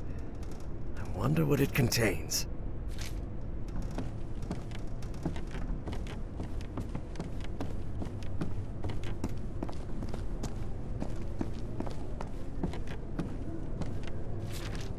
What on earth were they doing in this place?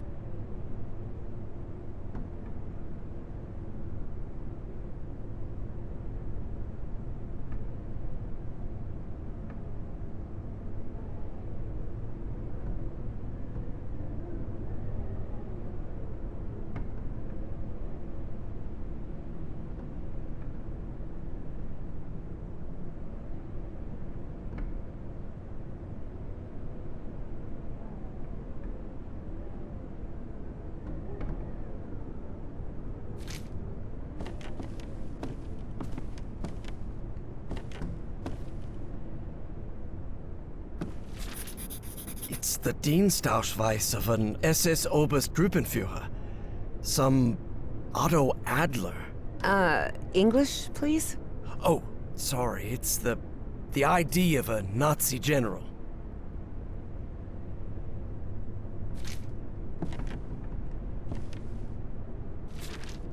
This Voight fella doesn't sound too happy.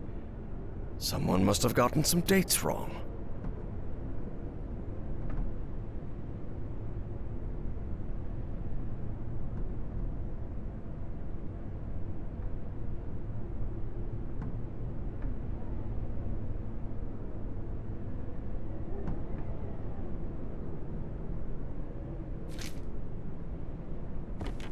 Looks like a workers' registry from 1943.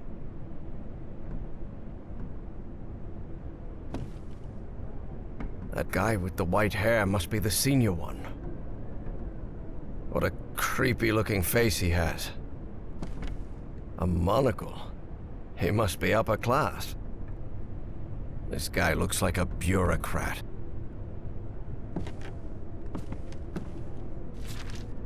Operation Weserübung. The Nazi occupation of Northern Europe.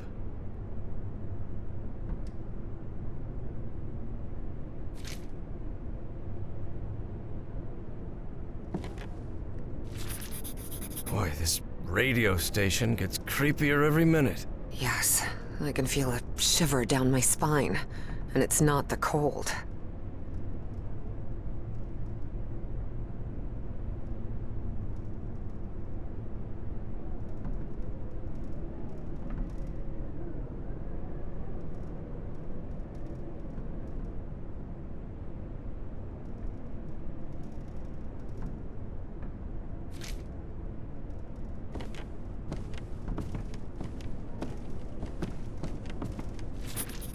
ZNPC. Sounds like a secret Nazi project, doesn't it?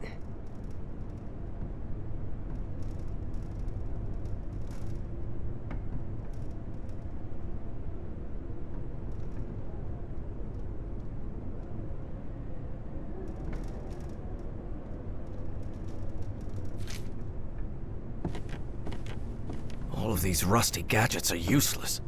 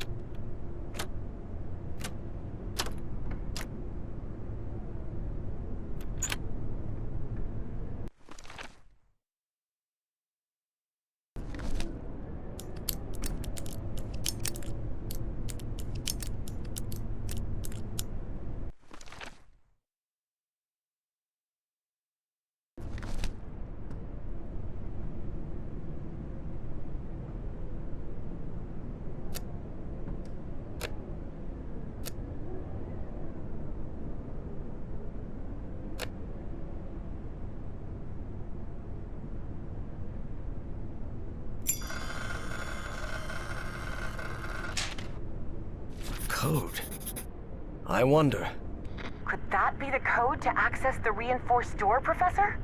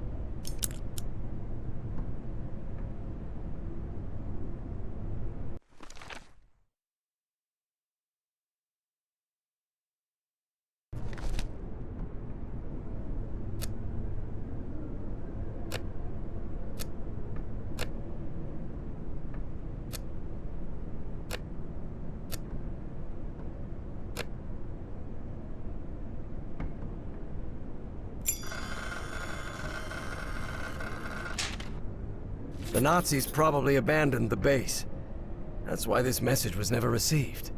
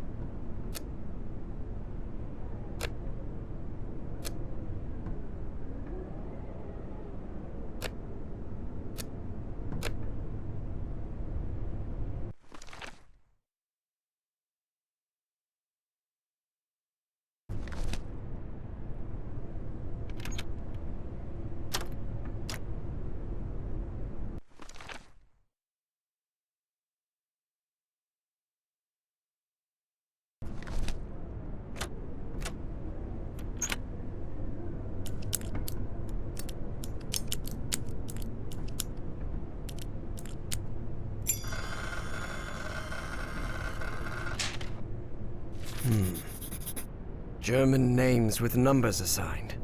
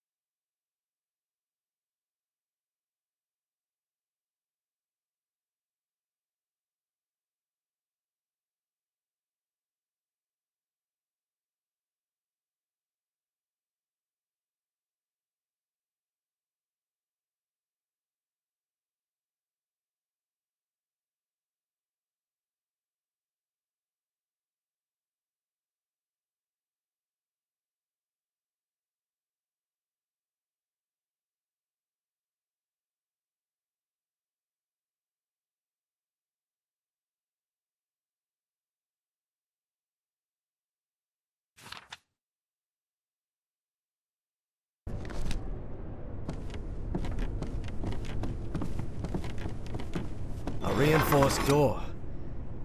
You still think this is just a radio station?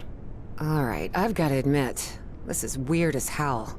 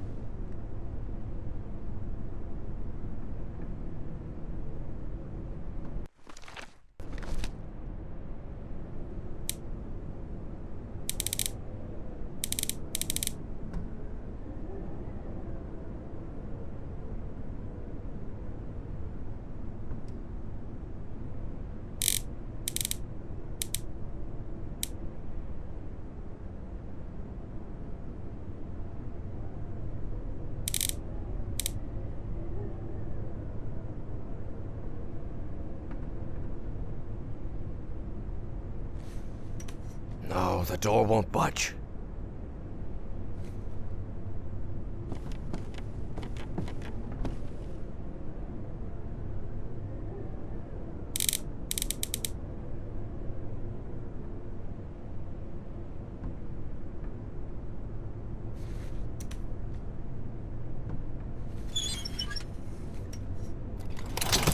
At last, we did it, Evangeline.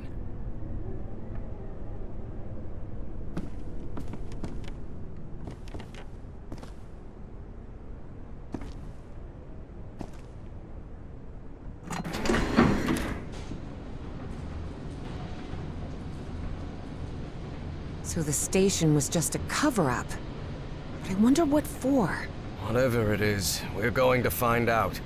And soon.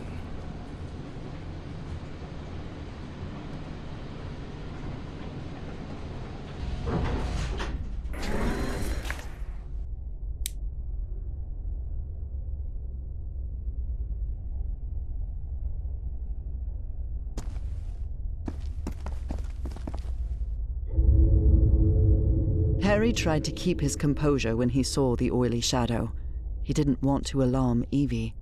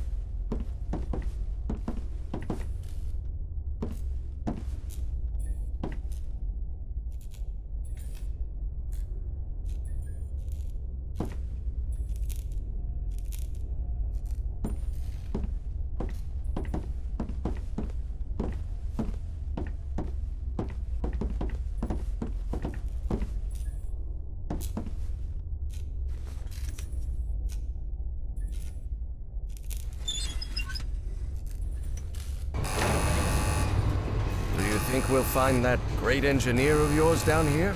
I hope so. This trip will have been a total waste of money. But Evie suspected there was much more at stake than the cost of their trip.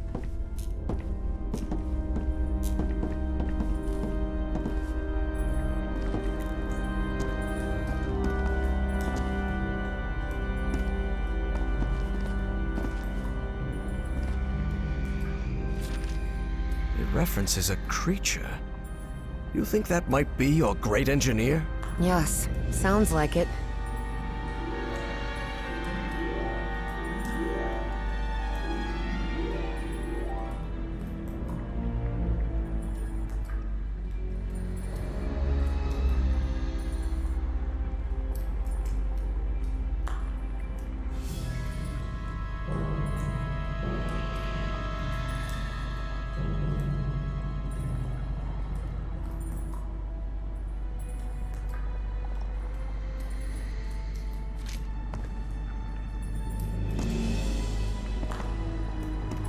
Evangeline, I believe I know what the ZNPC is.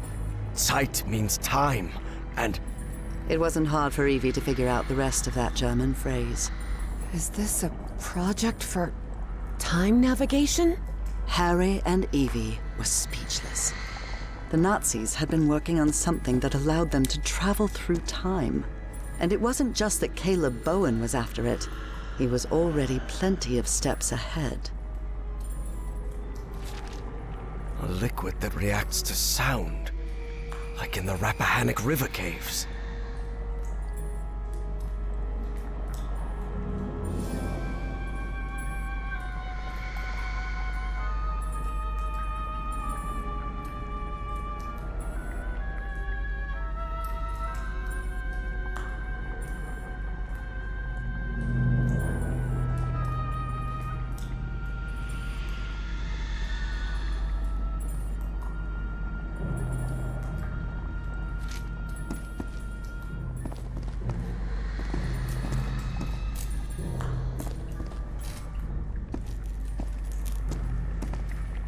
Harry held his breath. The black shadows were back again. But then... What the hell is that thing? You can see that too? That sort of cloud of black smoke? Of course. It looks alive.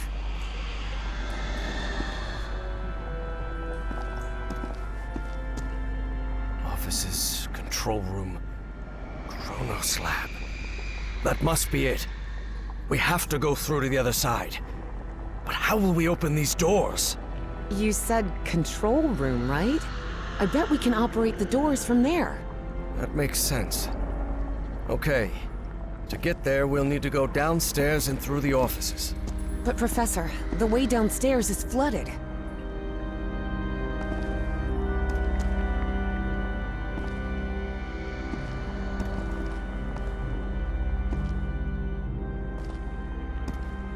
Well, it seems there's no other choice. Which of us... I'll go this time, and I'm not going to allow any argument about it. Because despite how I look, I'm not 80 yet, Harry thought to himself. Do you want to go down then?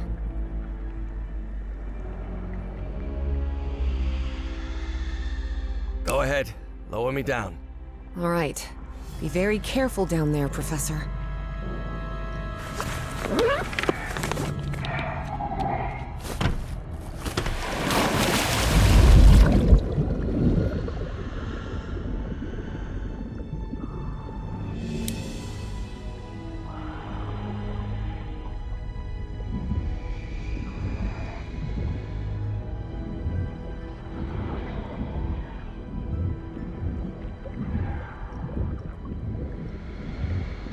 Everything all right down there, Professor?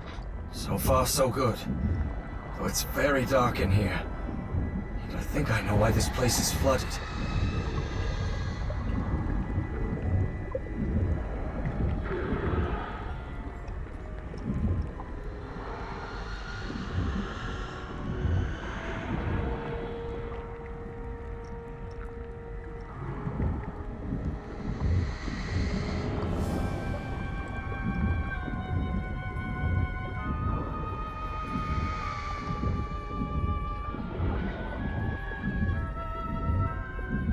They must have tried to break into that flying saucer and then release the black ooze. Do you see any black ooze around?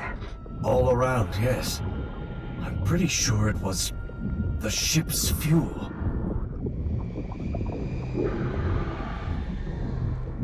I've still got 10 minutes of air in this suit.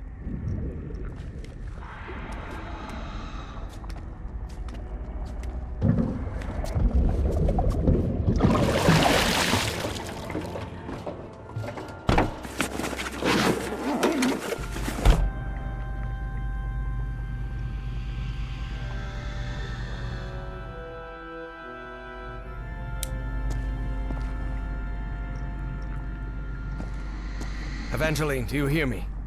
Yes, Professor. I've reached the control room. This is where they monitored that black smoke thing and ran experiments on it. I really hope they never succeeded.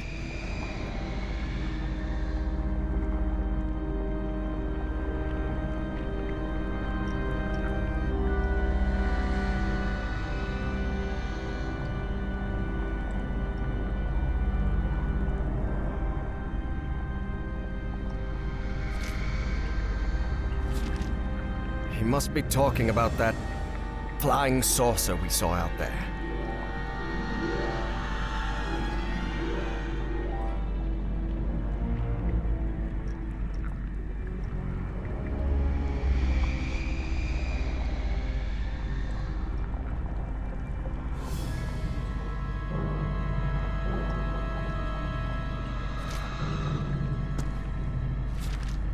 Idiots. Only a fool would conduct experiments with black ooze. Definitely.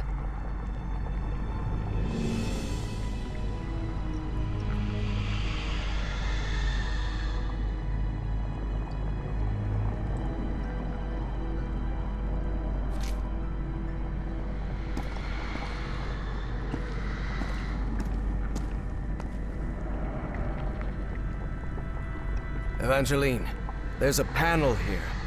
Maybe it'll open those doors.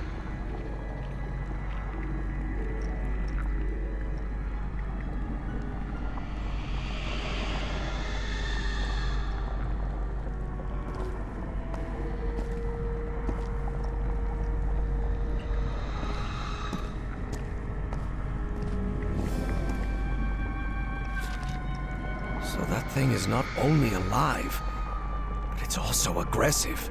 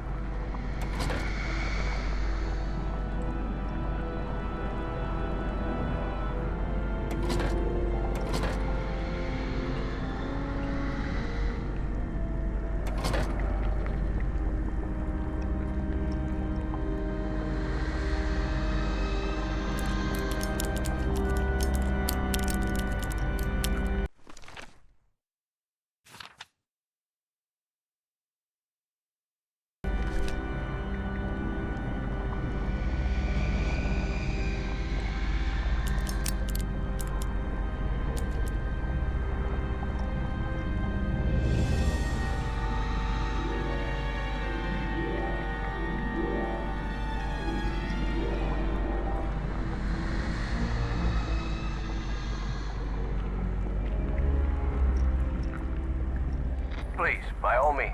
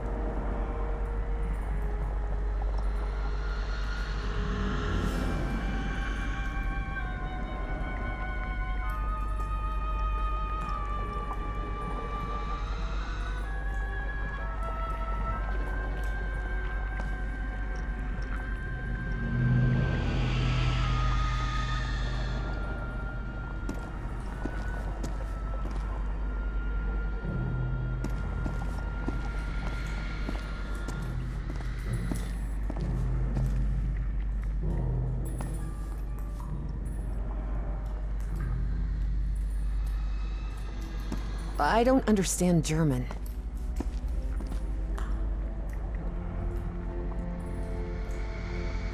You're in charge now.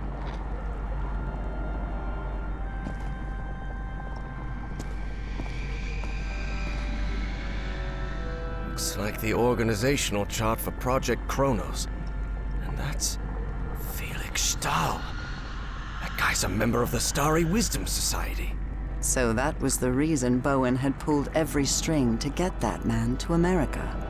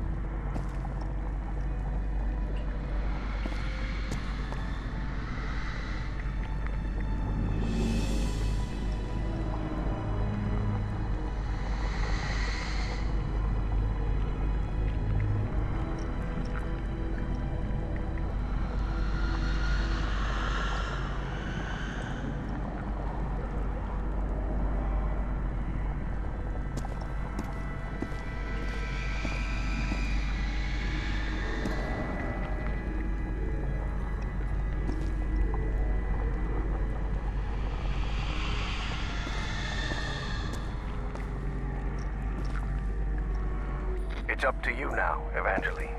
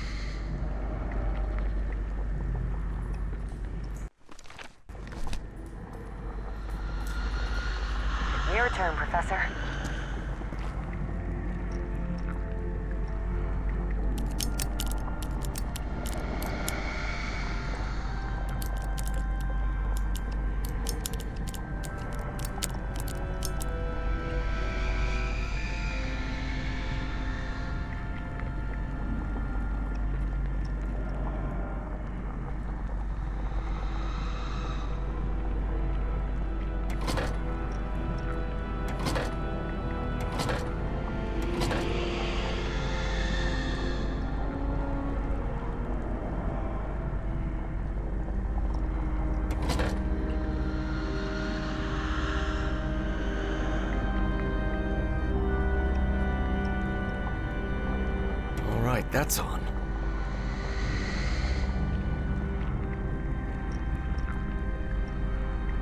Professor, look. That thing. It's moving into the next chamber. It seems to move like a trapped insect.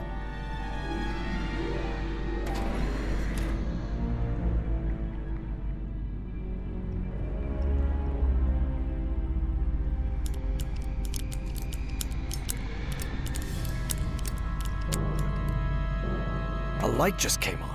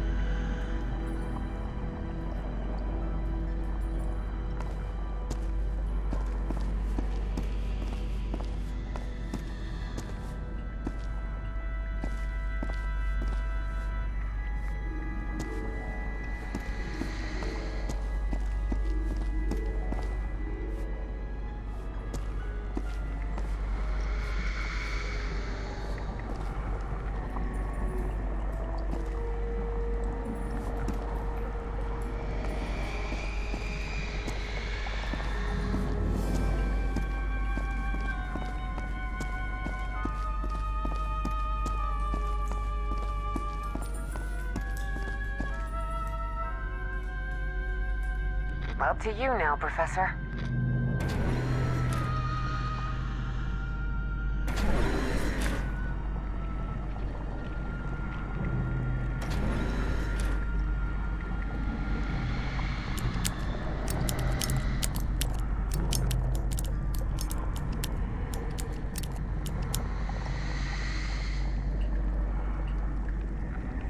Another one.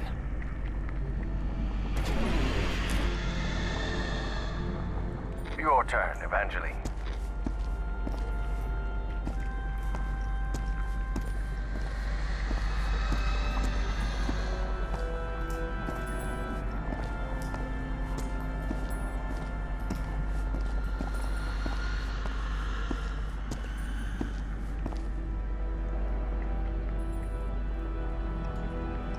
You're in charge now.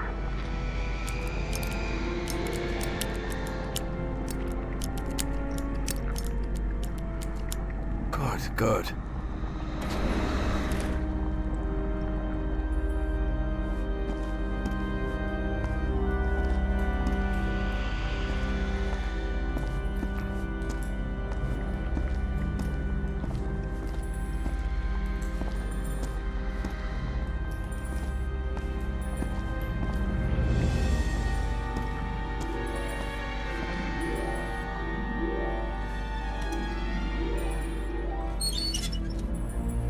I opened this door for you, Professor.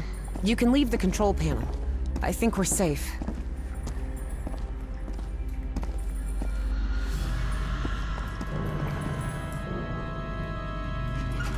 What on earth was that thing? I don't know. But whatever it was, I don't want it close to us. Let's get out of here, quick.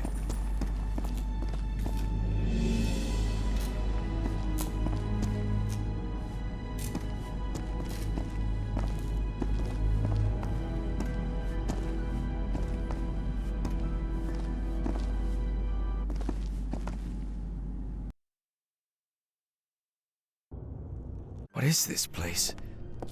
It looks like the heart of Project Kronos. Could be. Do you think we gave that horrid thing the slip? I really hope so. After seeing what that black smoke can do to humans, I wouldn't want...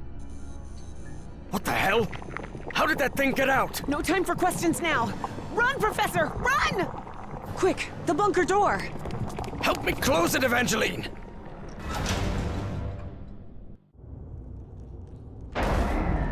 Damn it! That was close. Guys, I hope this chamber is shut tight. If not, we better find another exit. Otherwise, we're trapped in here.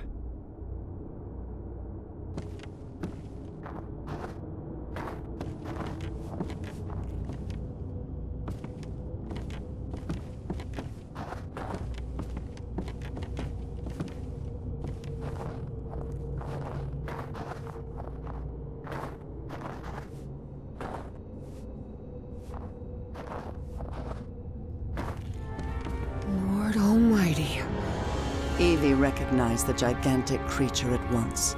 It was the same one she had seen in her visions. Look at the size of that creature. Harry remained silent. He was in shock, but not because the sight of that creature bewildered him. Quite the opposite. Something about it felt disturbingly familiar.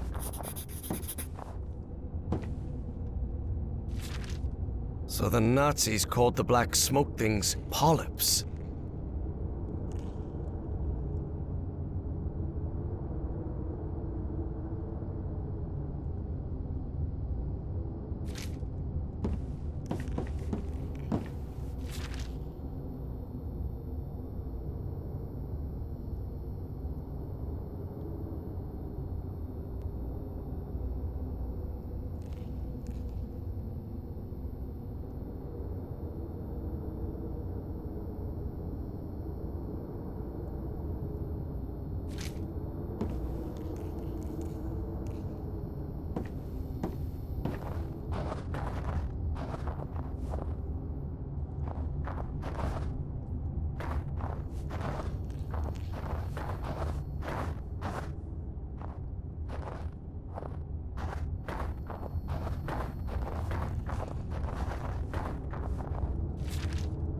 Looks like this message never got sent.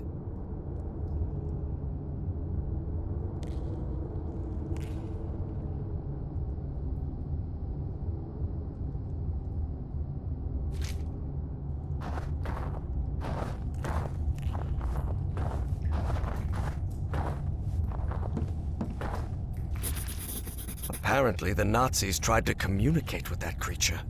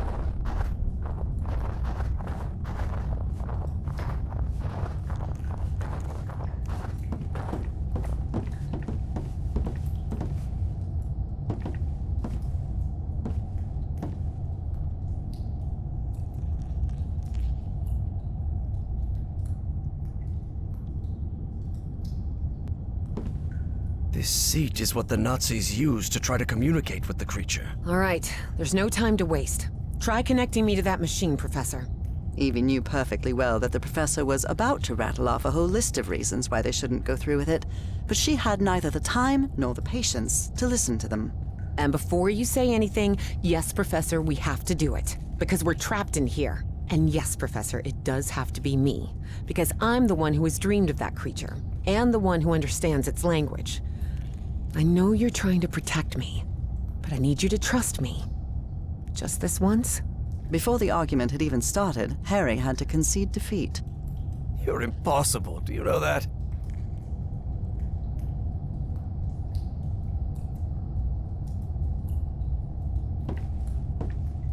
That seems to power the machine connected to the chair. You can sit down, Evangeline.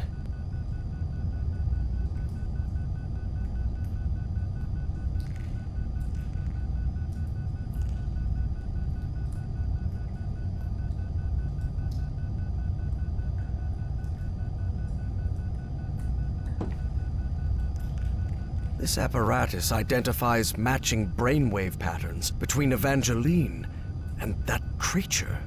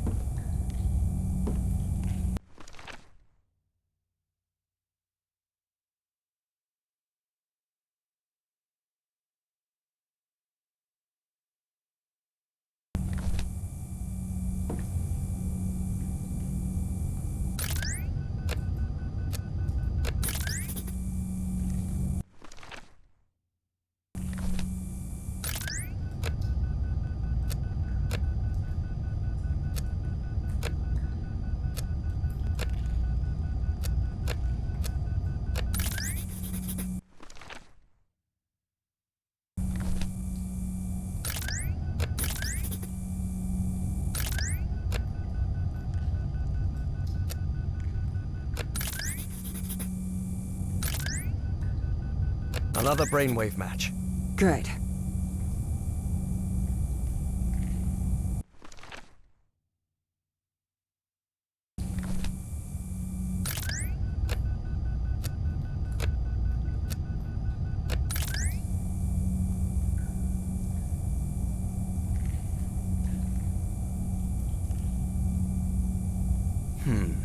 Geeignet means suitable, and untauglich means unsuitable. It must refer to the brainwaves.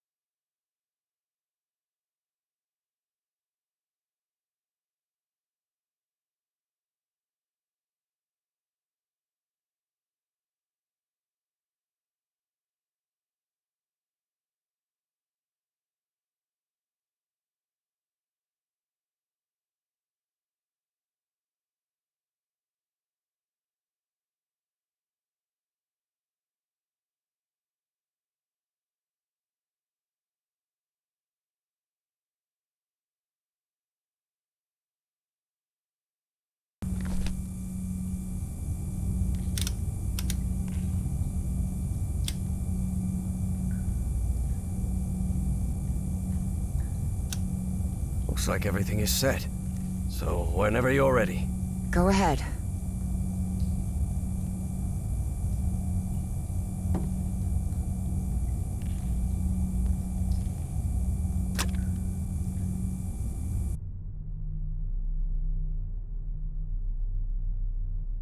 Evie found herself, in the literal blink of an eye, in a completely different place. And it would happen to her more than once that day. As she tried to figure out what was happening, a strange but familiar voice startled her. Evie. Velkornul. Na cartoon. Vekra. I have been waiting for you for millions of years, it said. Are you? I am the great engineer of Nikotis. After so much trouble, Evie was finally before the great engineer. It was her one chance to ask everything she needed to know.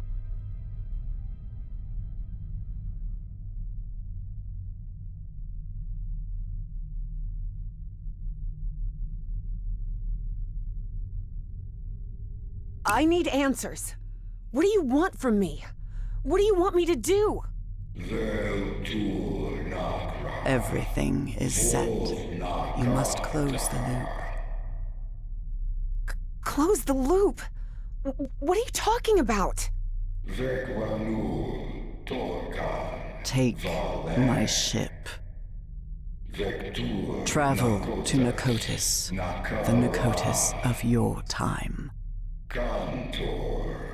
Stop, Bowen. My race will be saved. Why me? Why did you choose me? It wasn't me. It was Dr. West who chose you. What? But what am I supposed to do? I'm just... You can close the loop. You must close the loop. I can understand your language. How is that possible? Your mind in my body. My mind in your body. How is... When did that happen? When you were in Nakotis. The Nakotis of my time. Do you want me to... Is there any way I can set you free? You will do it when you close the loop. Or maybe you did it when you closed the loop. The complex Yithian language made no distinction between verb tenses. Therefore, that sentence could be understood as an instruction given in the past, present, and future alike.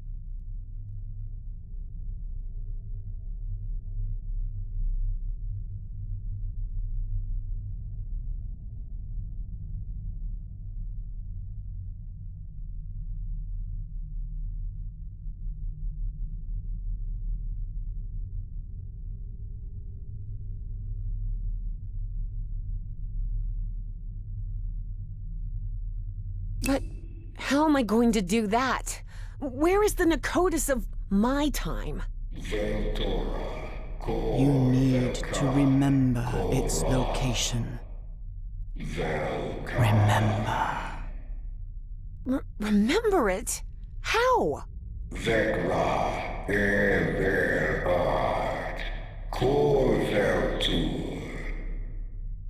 Hearing that, Evie was left speechless. Follow Everhart's instructions. Evie didn't have time to ask another question, because in the blink of an eye, she found herself once again in that stone city from her dreams, millions of years in the past. Except now she knew it wasn't a dream. It was a memory. My hands. Heavens. Look at my hands. Those Yithian appendages could hardly be called hands, but that was how Evie perceived them.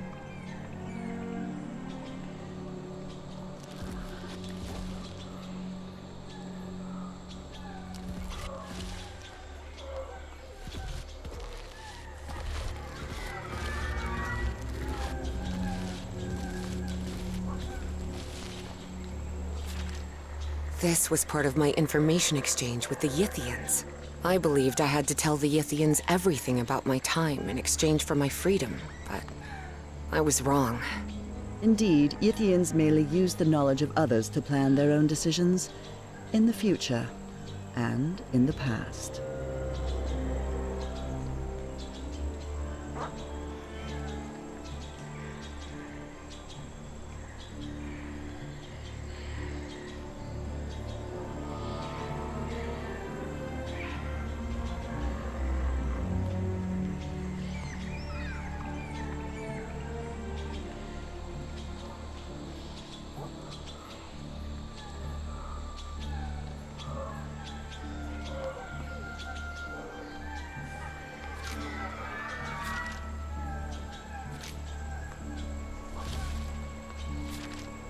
Looks like I also took notes of what happened here in Nakotis.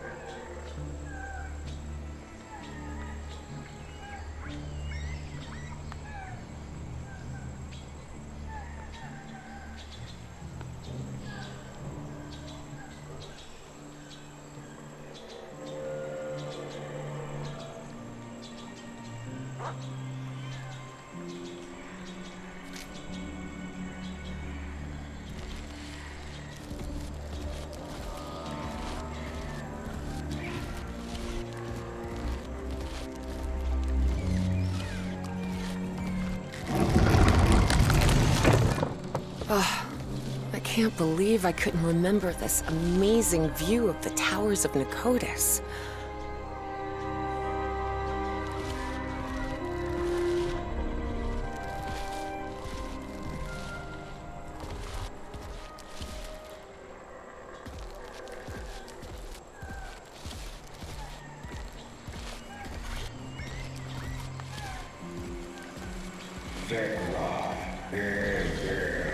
Find Everhart's notes and follow them. But where are Everhart's notes? Where can I find them?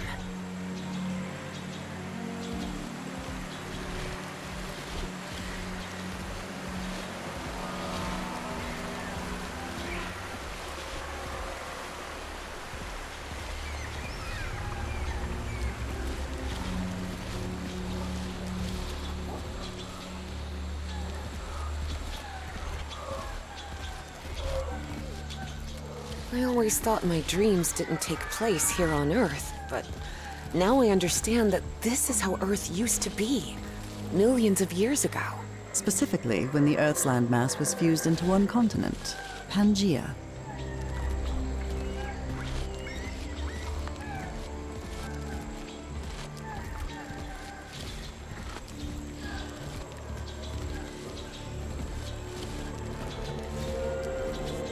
Look at how tiny that Dimetrodon looks now.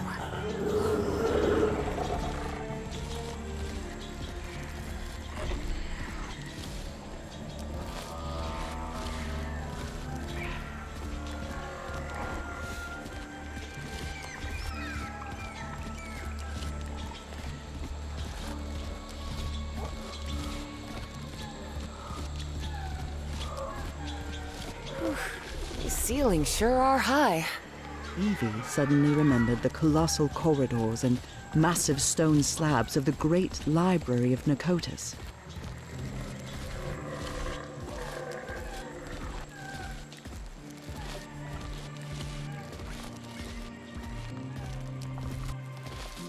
That's an ammonite. Cephalopods that lived during the Devonian period, 400 million years ago.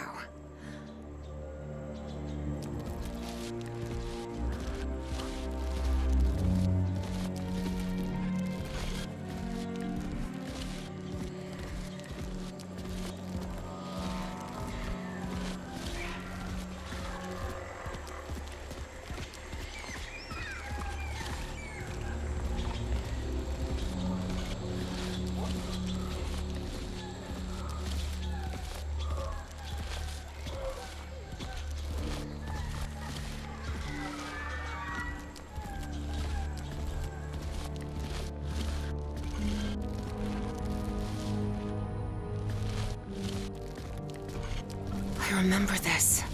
I went to the Great Library every day.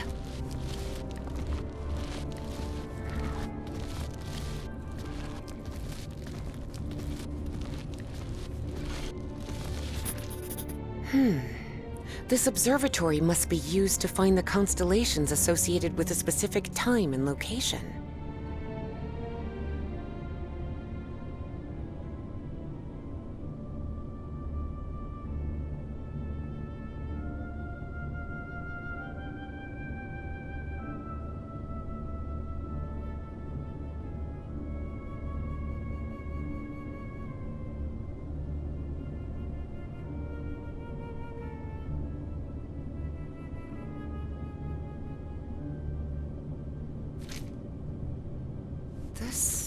This is the altar I worked in. Looks like I deciphered the numeric coding of the Yithians.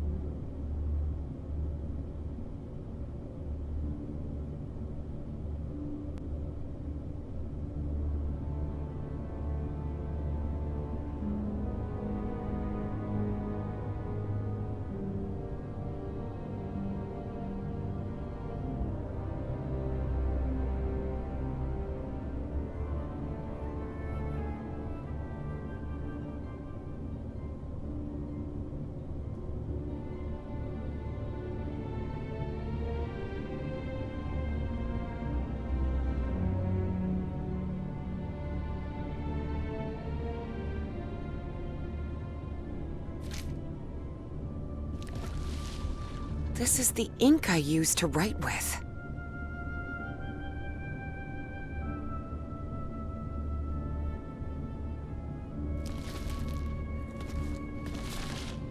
I don't understand this language.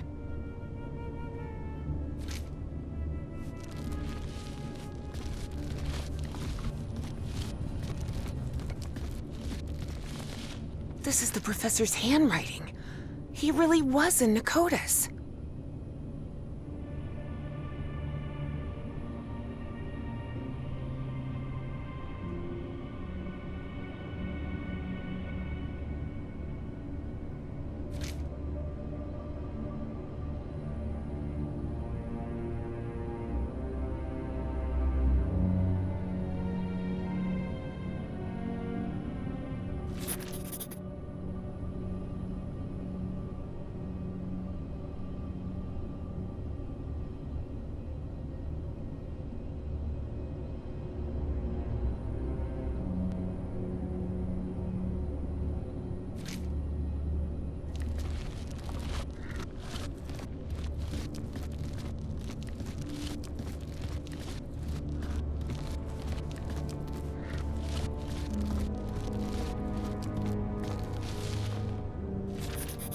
Wow.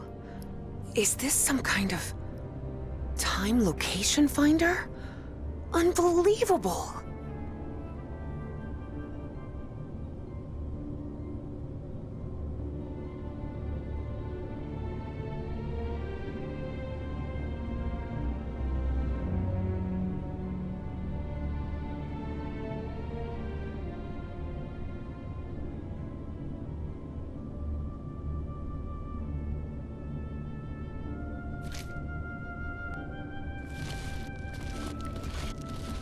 This mural doesn't look like decoration, but I'm not sure what it represents.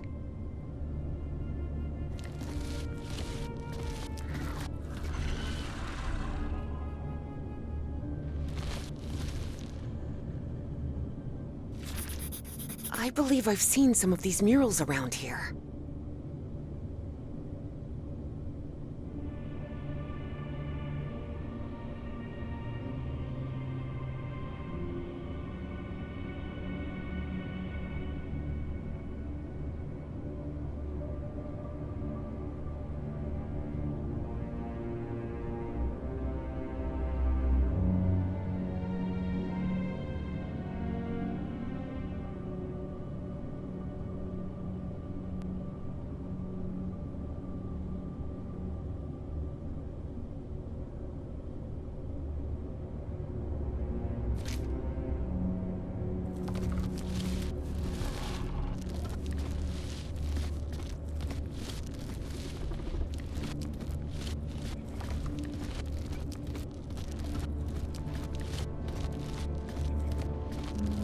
What is this thing? I remember it. Whoa! My goodness! I'd forgotten about these light conveyor belts. Tyrannosaurus rex, a dinosaur from the late Cretaceous period, 68 million years ago.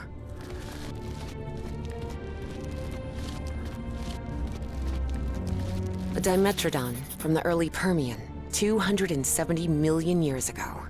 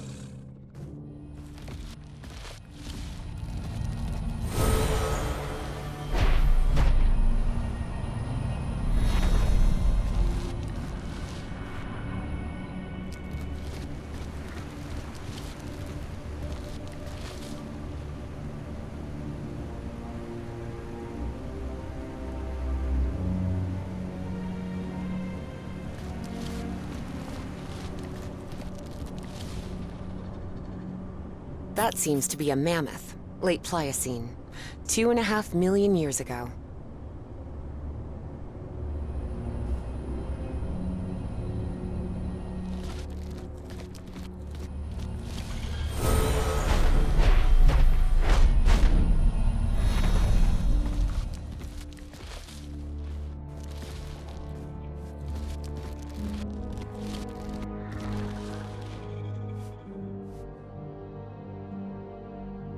same constellation I saw in my dreams. It must be important if they built this lookout for it.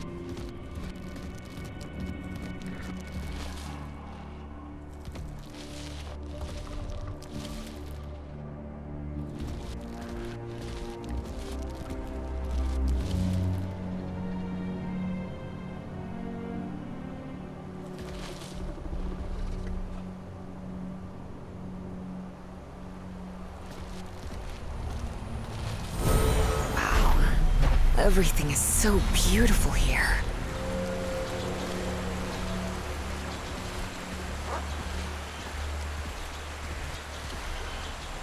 I suppose this mural refers to us, Homo sapiens. We appeared roughly 300,000 years ago, in the Middle Pleistocene.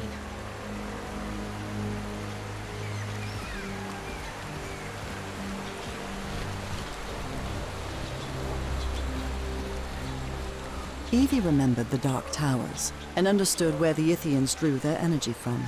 Somehow, they synthesized the black ooze and used it as fuel, but that meant that down there, confined within multiple levels of chambers and trapdoors never opened, lay the black smoke polyps.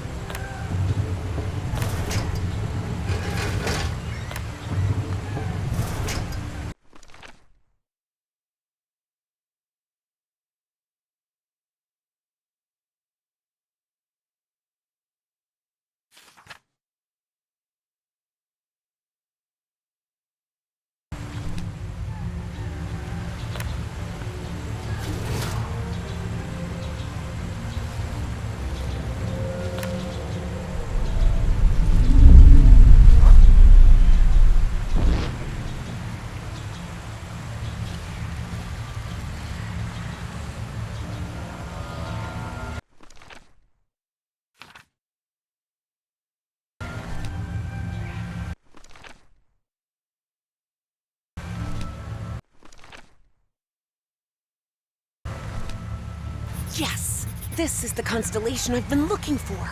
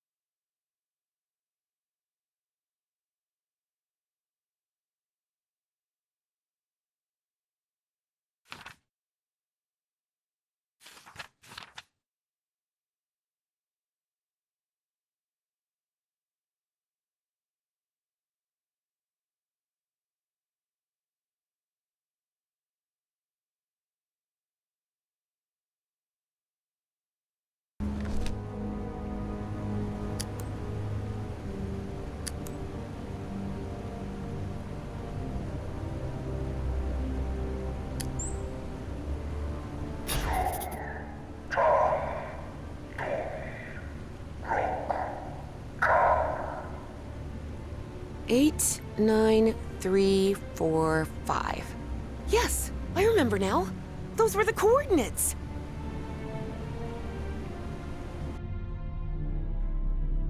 Great engineer. I know where to find the Nakotis of my time, but all I have are Yithian coordinates. And there's no way out of here. There's one of those black smoke polyps on the other side of the chamber door. Take my vessel. What? The vessel? You mean the spaceship? Evie's heart skipped a beat. Piloting a flying saucer was something straight out of a science fiction novel. But the vessel door won't open. How am I supposed to...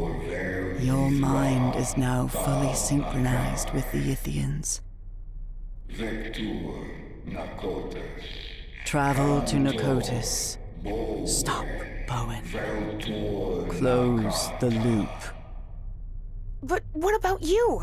I can't just leave you trapped here. It is irrelevant. Close the loop. And with those final words, as Evangeline blinked, she found herself standing before Harry, back inside the Spitzbergen bunker again. Evangeline? Can you hear me? Are you all right? Yes, Professor. I'm here. I'm just a little bit dizzy. Well, did you manage to talk with that thing? What did you find out? We have to use the spaceship to get out of here. What? How? Did that creature give you a crash course in flying saucers or something?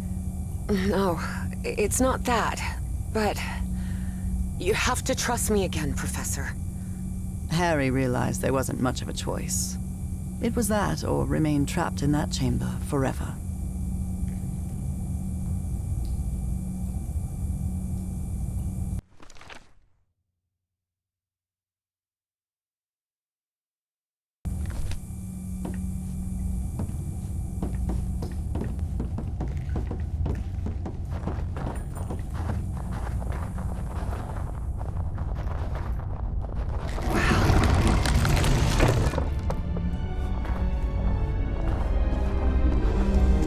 Professor.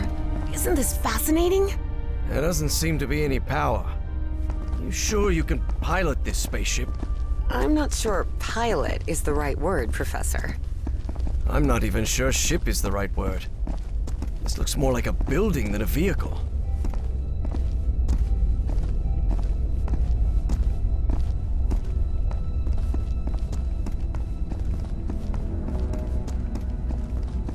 There surely has to be a starter somewhere, right?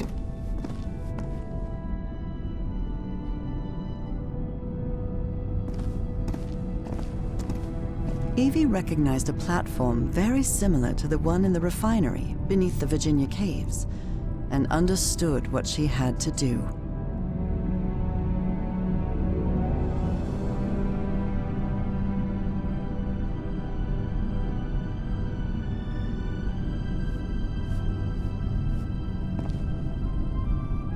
Damn it, where's the steering wheel?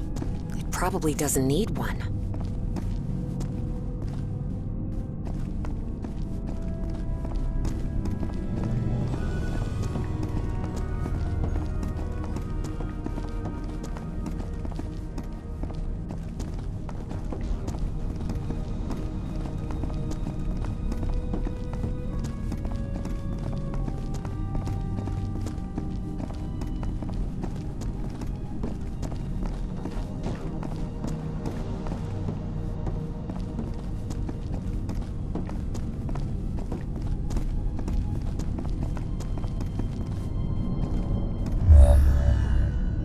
Look, Professor, it's working. The spaceship is powered up now.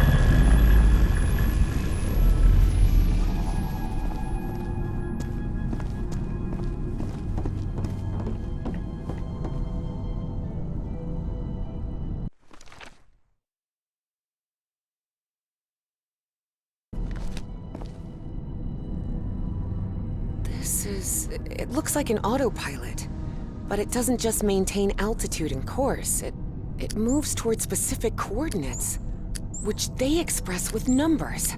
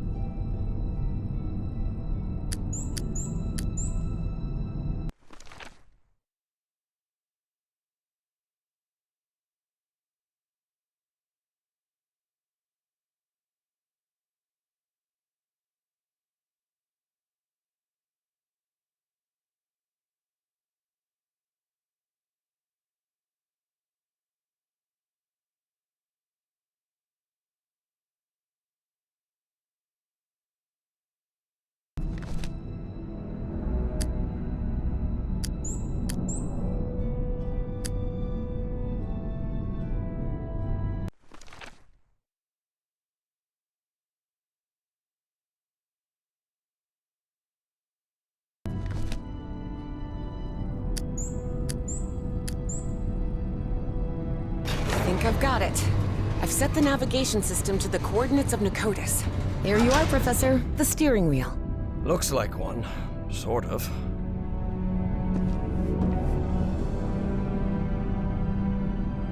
Can you help me with this, please?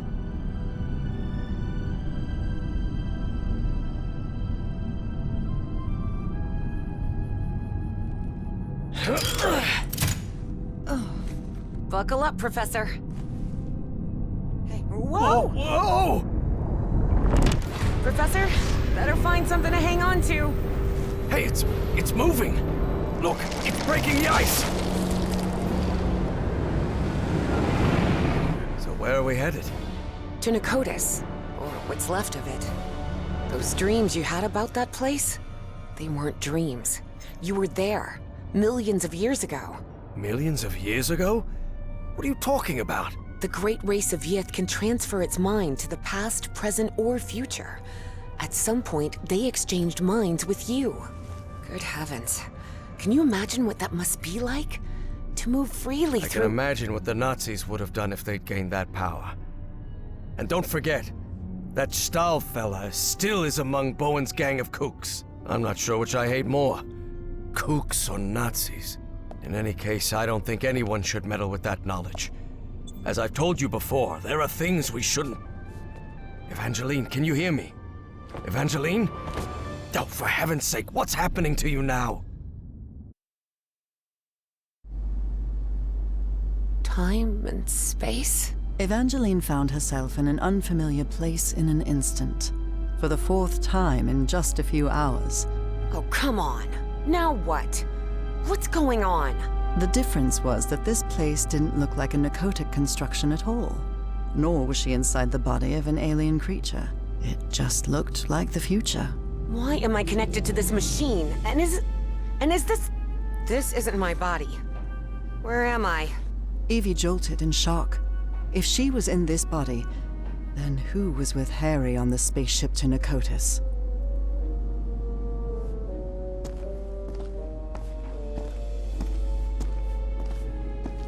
Evie didn't know whether to cry for help or stay silent.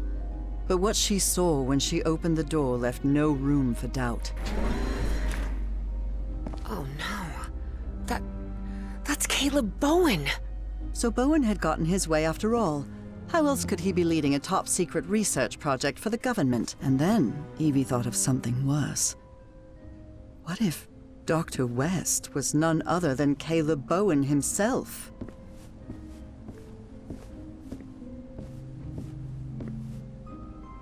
What is this? It looks like a television, but there's no cathode ray tube.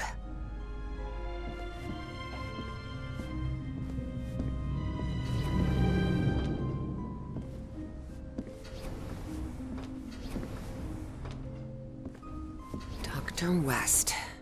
So this is the person behind everything that's happened.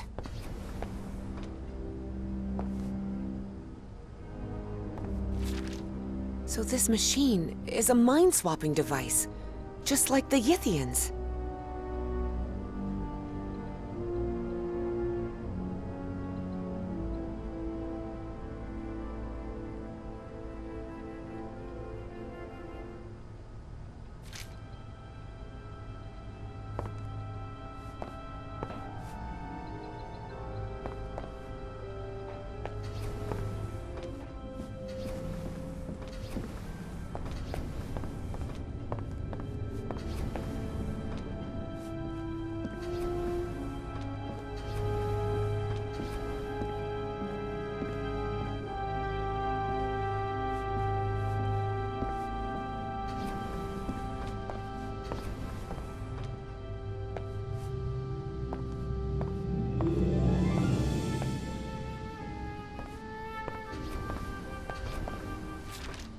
So I was right. This machine is a kind of mind swapper.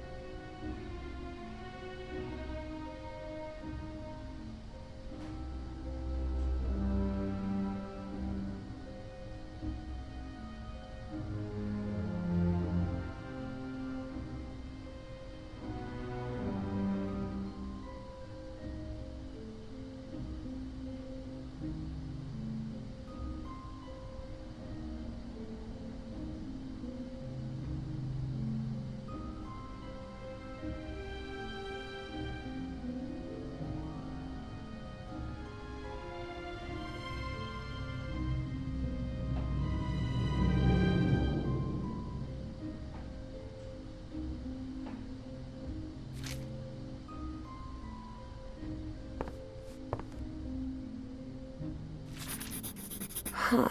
This device appears to interface directly with the brain.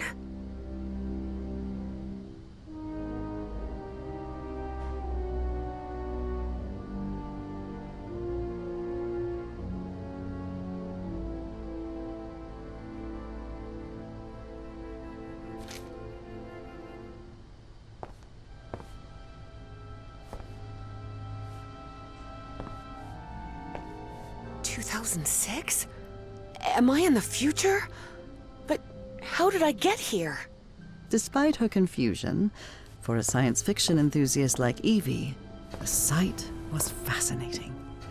She had already been to the Mesozoic, and now she was in the 21st century, and all within a couple of hours.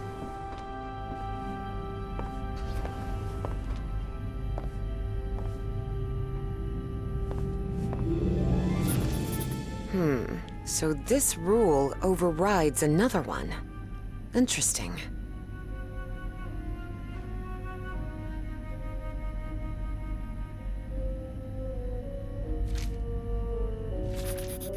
Good.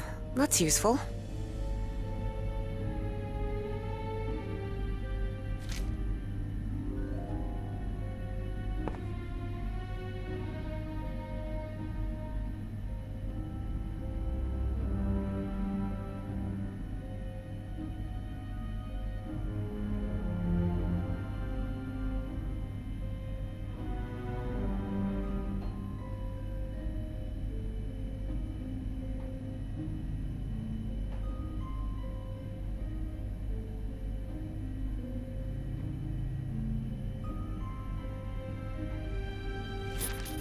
Seems like instructions for that brain device.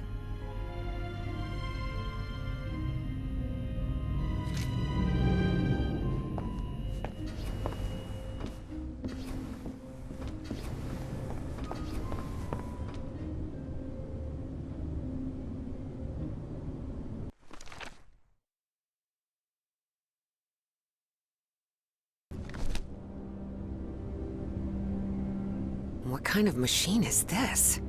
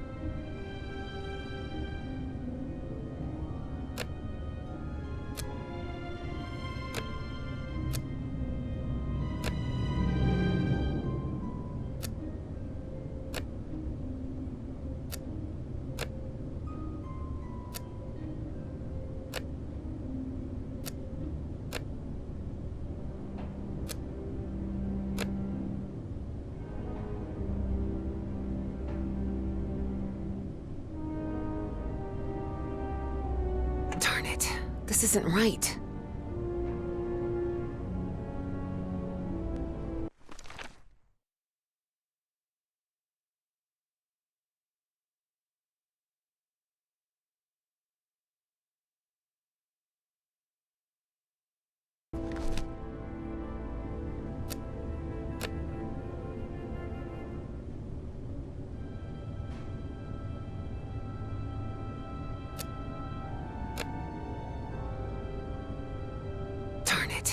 this isn't right.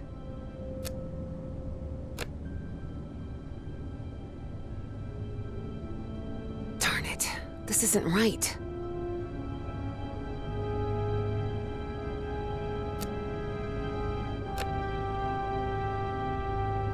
No, this isn't working. Okay, let's try again.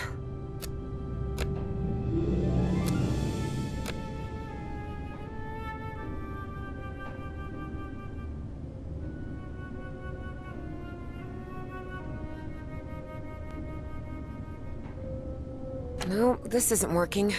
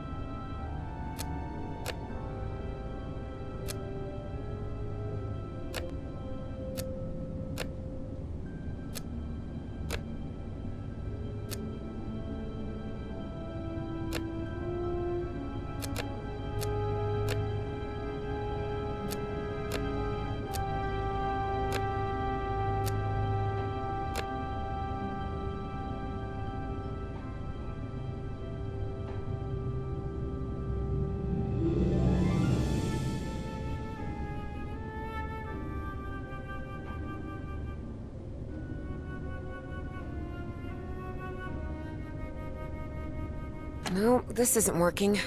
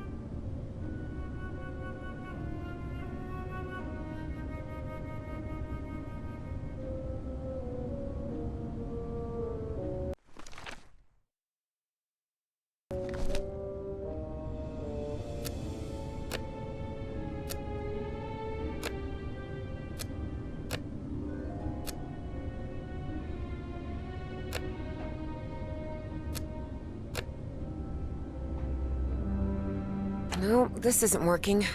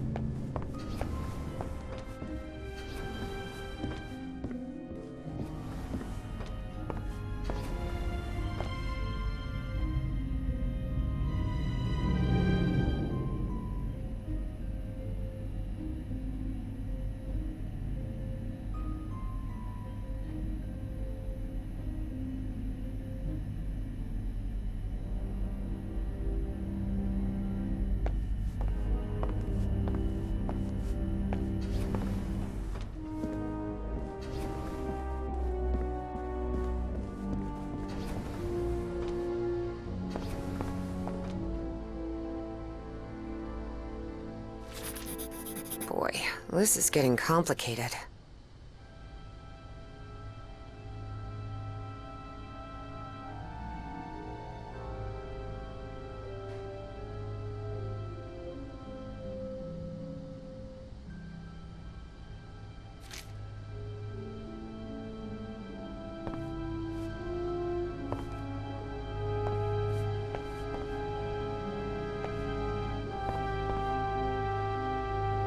Some things never change. Even in the future, folks keep goofing off at work. Some things never change. Even in the future, folks keep goofing off at work.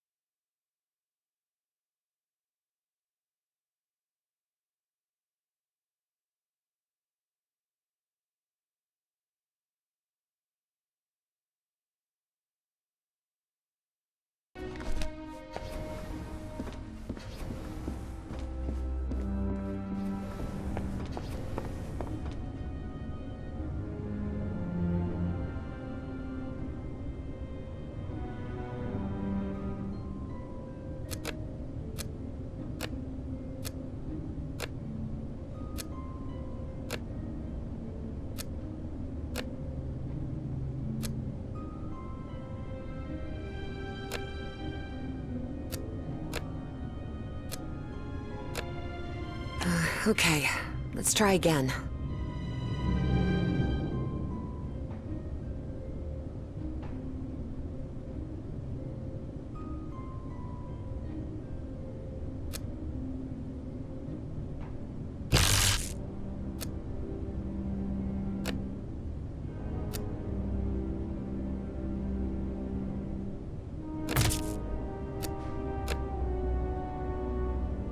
Okay, let's try again.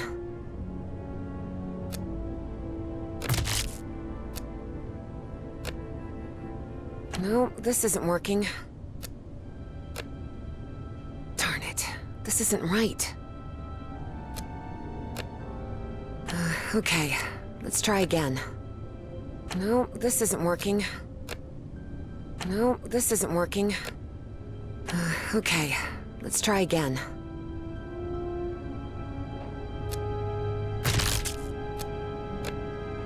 No, this isn't working.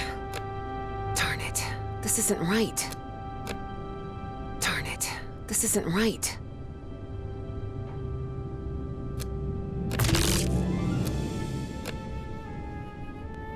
Darn it, this isn't right.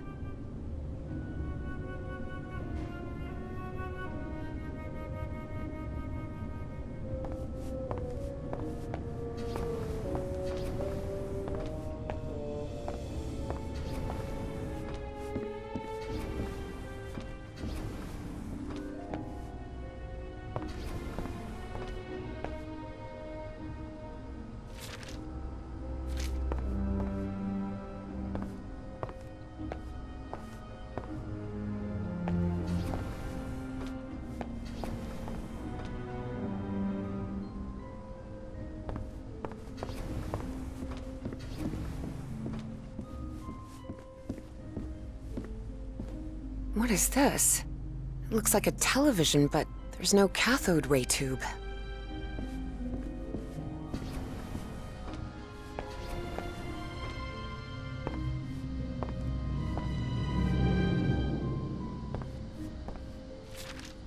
A computer that connects to other computers.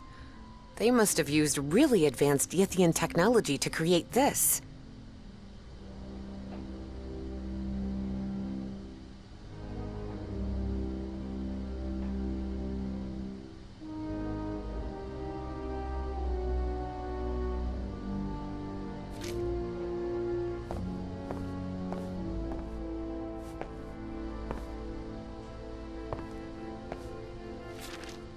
I wonder what on earth the Project Archive is.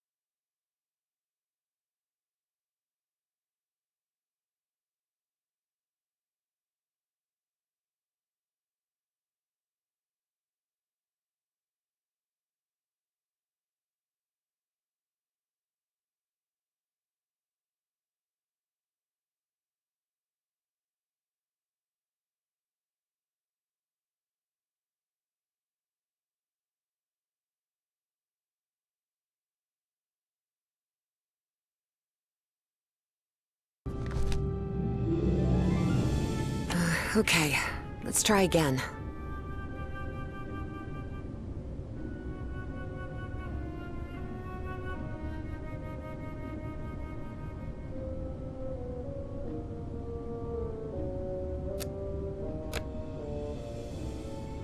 Darn it, this isn't right. No, this isn't working. Darn it, this isn't right. Okay, let's try again.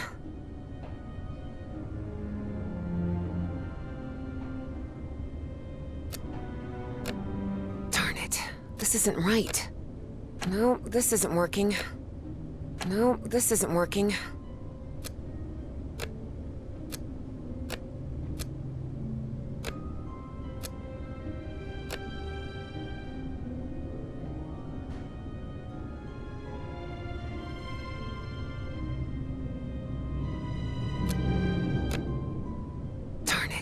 This isn't right.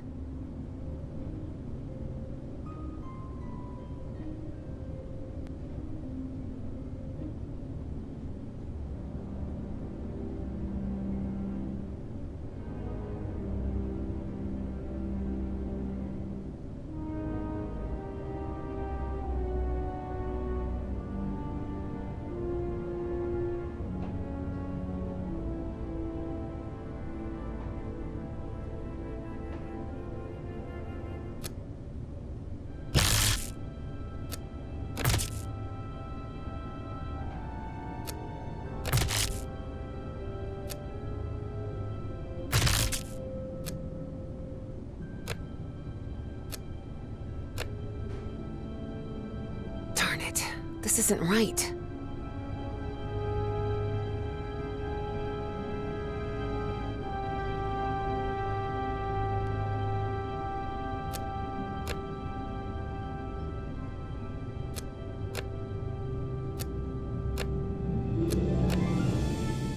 Okay, let's try again. Darn it, this isn't right.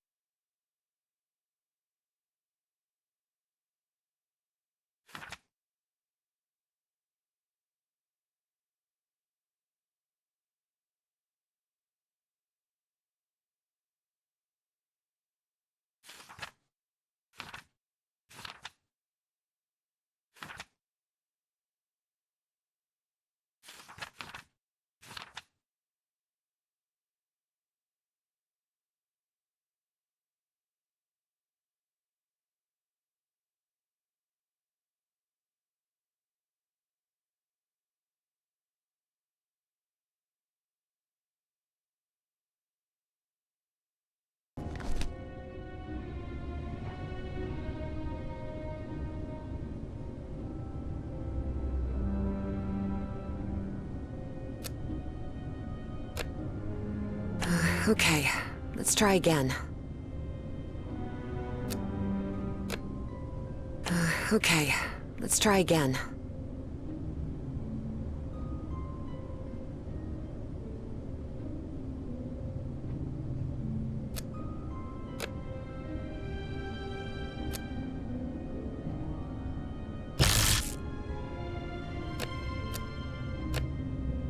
Darn it, this isn't right. No, this isn't working. No, this isn't working. Darn it, this isn't right.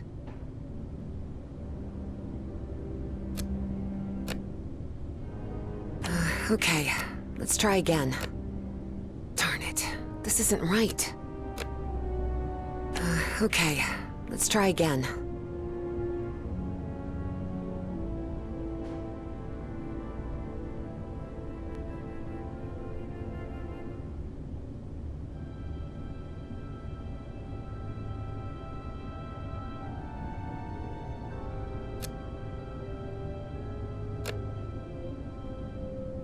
Okay, let's try again. No, this isn't working. Darn it. This isn't right. Darn it. This isn't right. No, this isn't working.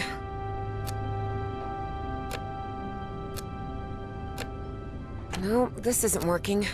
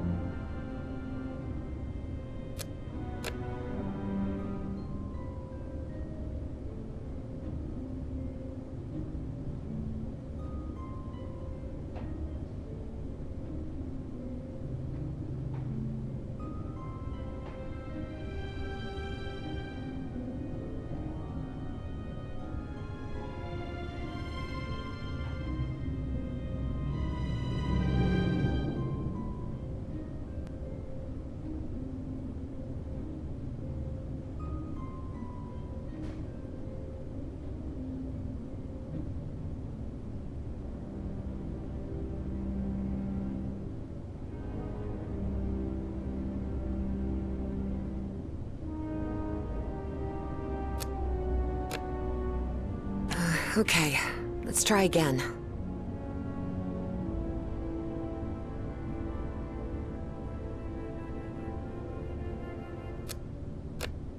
Darn it, this isn't right. Okay, let's try again. Darn it, this isn't right. No, this isn't working. Okay, let's try again.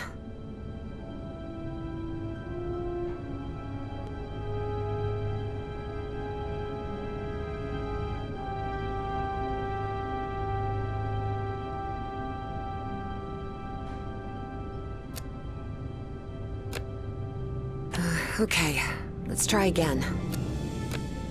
Darn it, this isn't right. Yes, yes, yes! I did it! That mind-swapping device seems to be powered on again. I hope this works.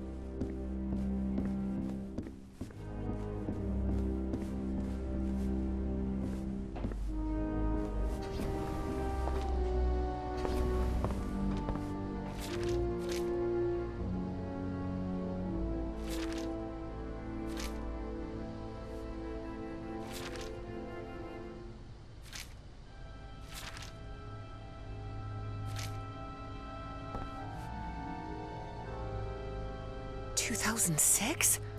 Am I in the future? But how did I get here?"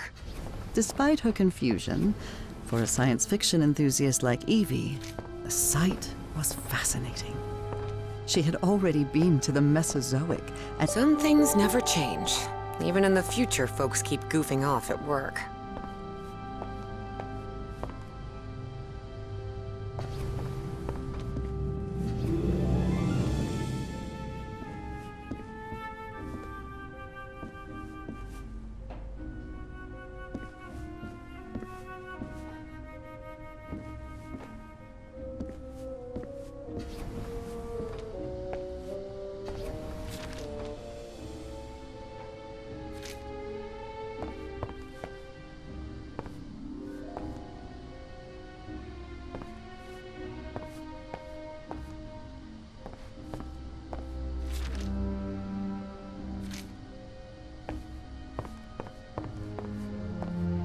Is this a computer?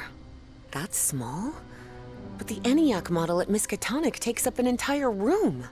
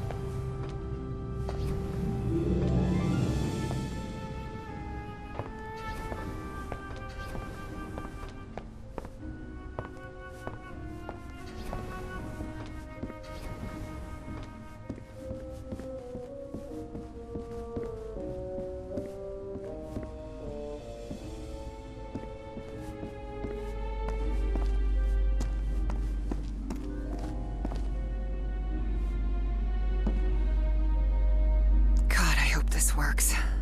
I need it to work. It's got to...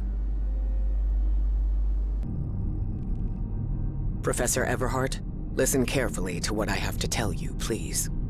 Evangeline, are you... I am not Evangeline. I am Dr. West. Please, listen to me. You won't like what I'm about to say, but I need you to listen carefully and do exactly as I tell you. A greater plan is unfolding, and you must fulfill it to guarantee the survival of not only the human race, but of the space-time continuum itself.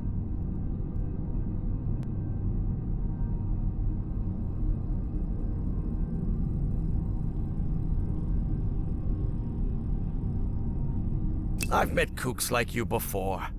Do you know how people like you always end up losing their sanity and their lives? Yes, I know that. It won't be the case. who the hell is this Dr. West? And how could he know what I was going to say, Harry thought. Listen to me, please. You will reach the ruins of Nicotis, and you will find Caleb Bowen. Don't worry, you will stop him.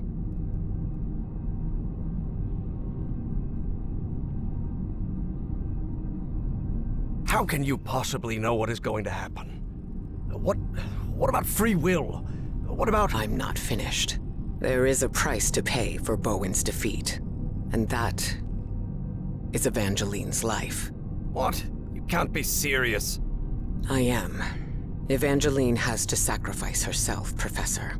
It's the only way to stop Bowen and preserve the space-time continuum. No chance, Harry thought. But he couldn't help wondering, if Dr. West really did know the future, could he actually be telling the truth?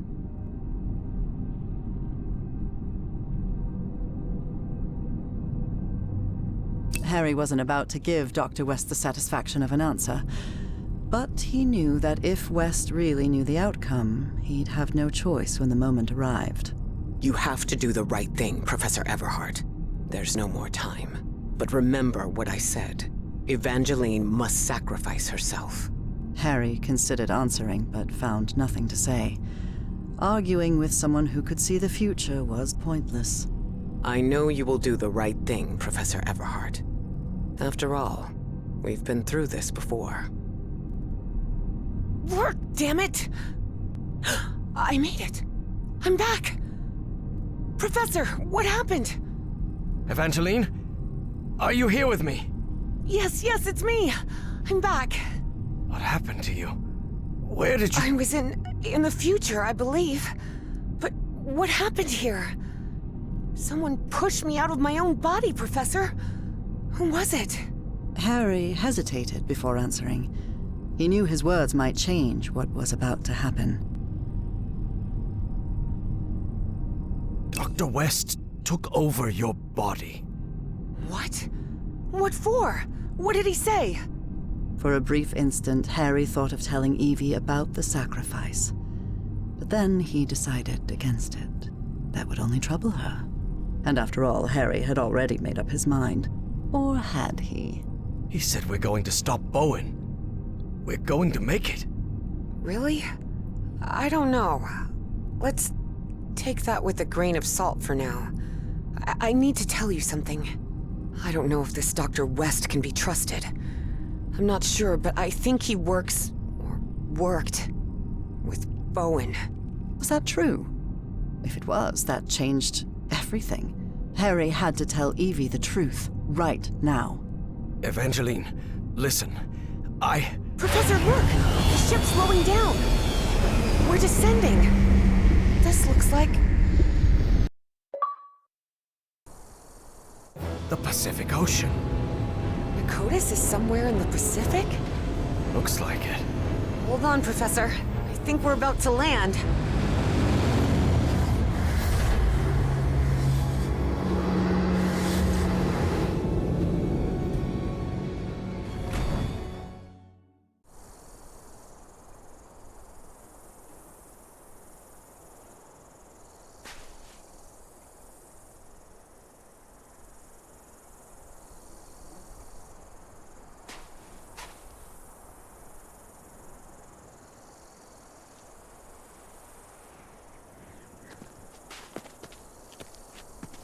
Red sand.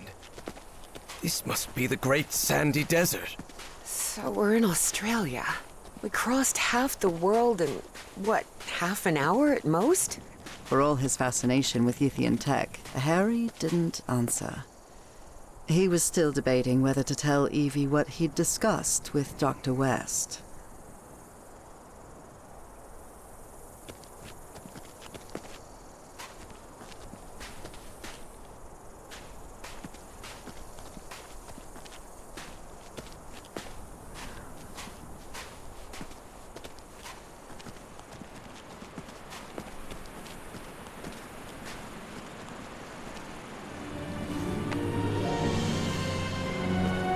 We are. This is Nakotis. Wow.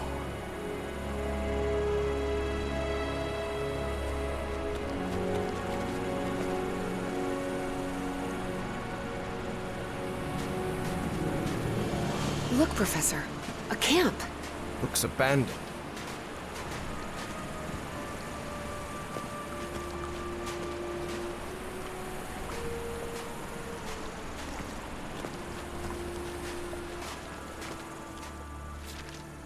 What a fool.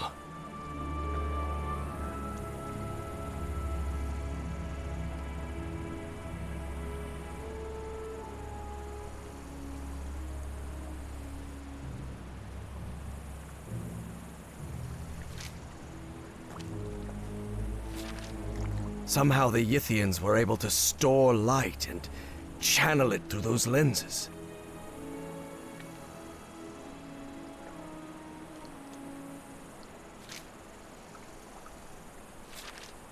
A Apparently, Bowen's goons spent a good long while trying to force this massive stone door open.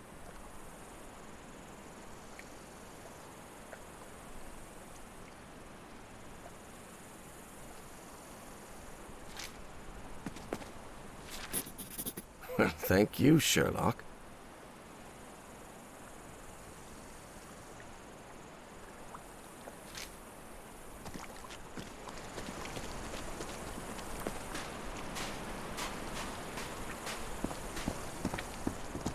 I'll stay here, Professor. Let me know if you find anything. There are some carved symbols.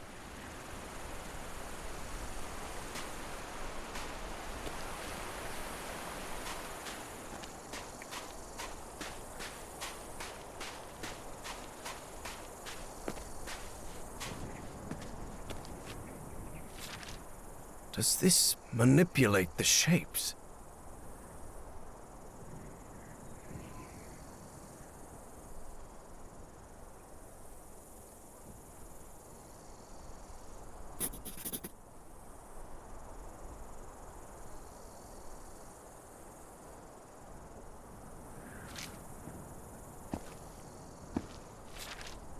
This is the Nazi who escaped from the radio station. I guess they ignored his warnings. What does it say? Never trust a Nazi, that's what.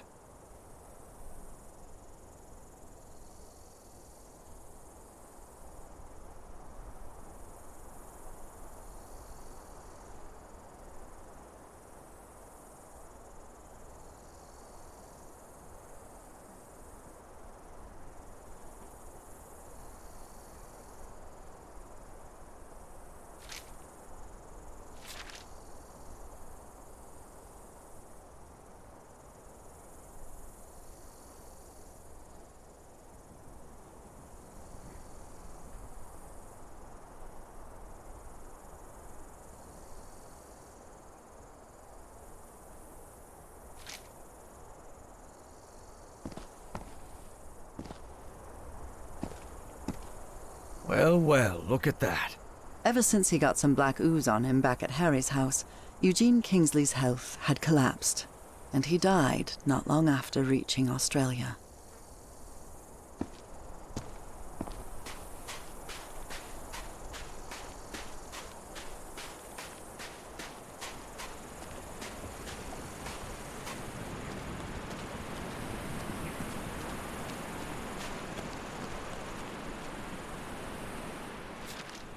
So Stahl and Bowen had an argument. Big surprise.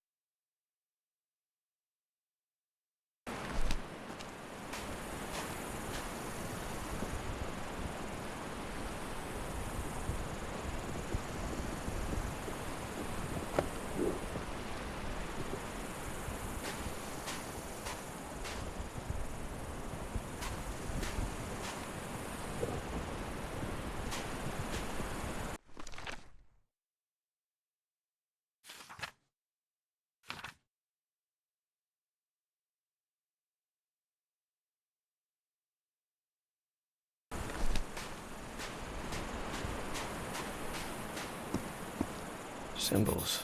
Interesting.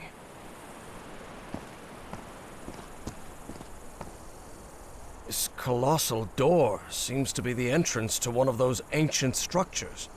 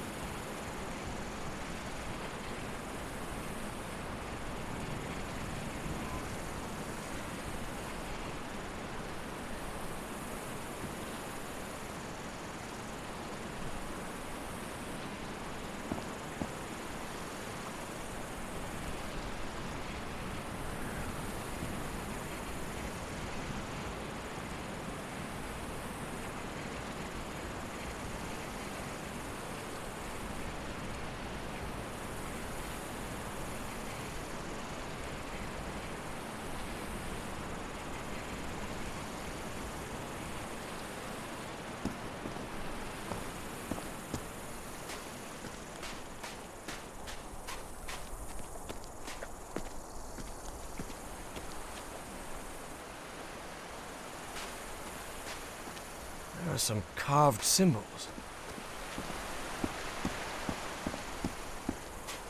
That really looks like Nakal architecture.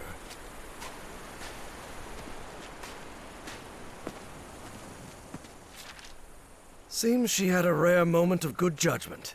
Dr. Patricia Seckler might have been deeply interested in studying alien entities or mysterious flying polyps, but she wasn't willing to die for it.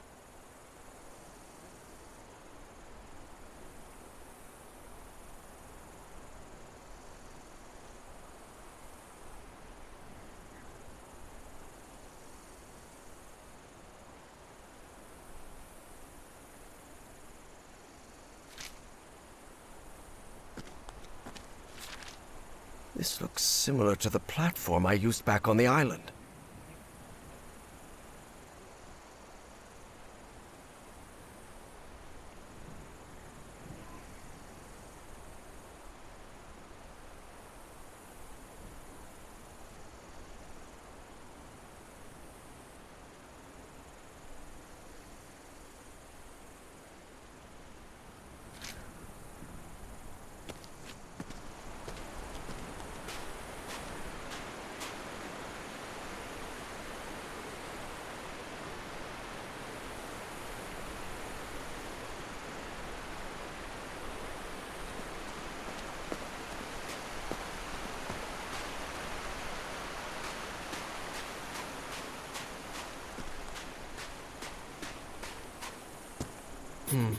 These symbols must mean something. Nope, it isn't working.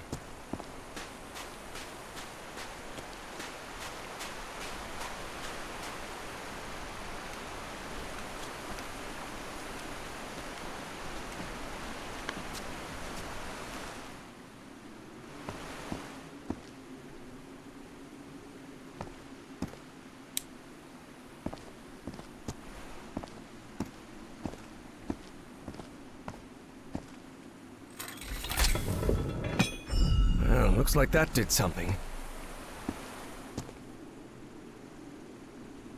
How can these lenses still be so perfectly polished after millions of years down here? Yithian technology never ceased to fascinate Harry.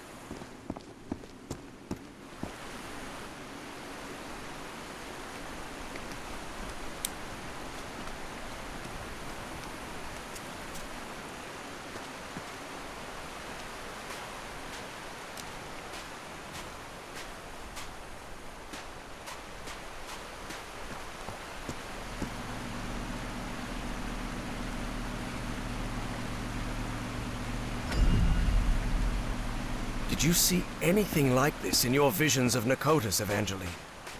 The Yithian use technology based on mirrors and light, but this is the first time I've seen a system this complex.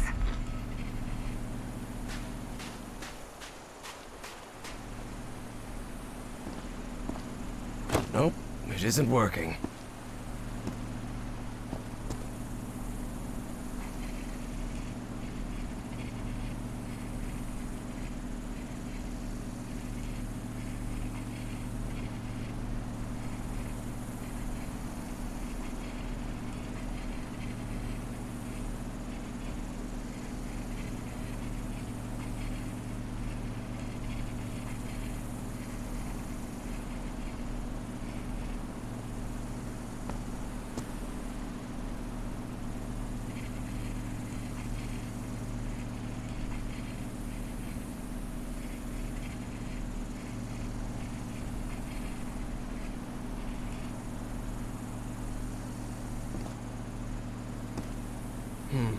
These symbols must mean something.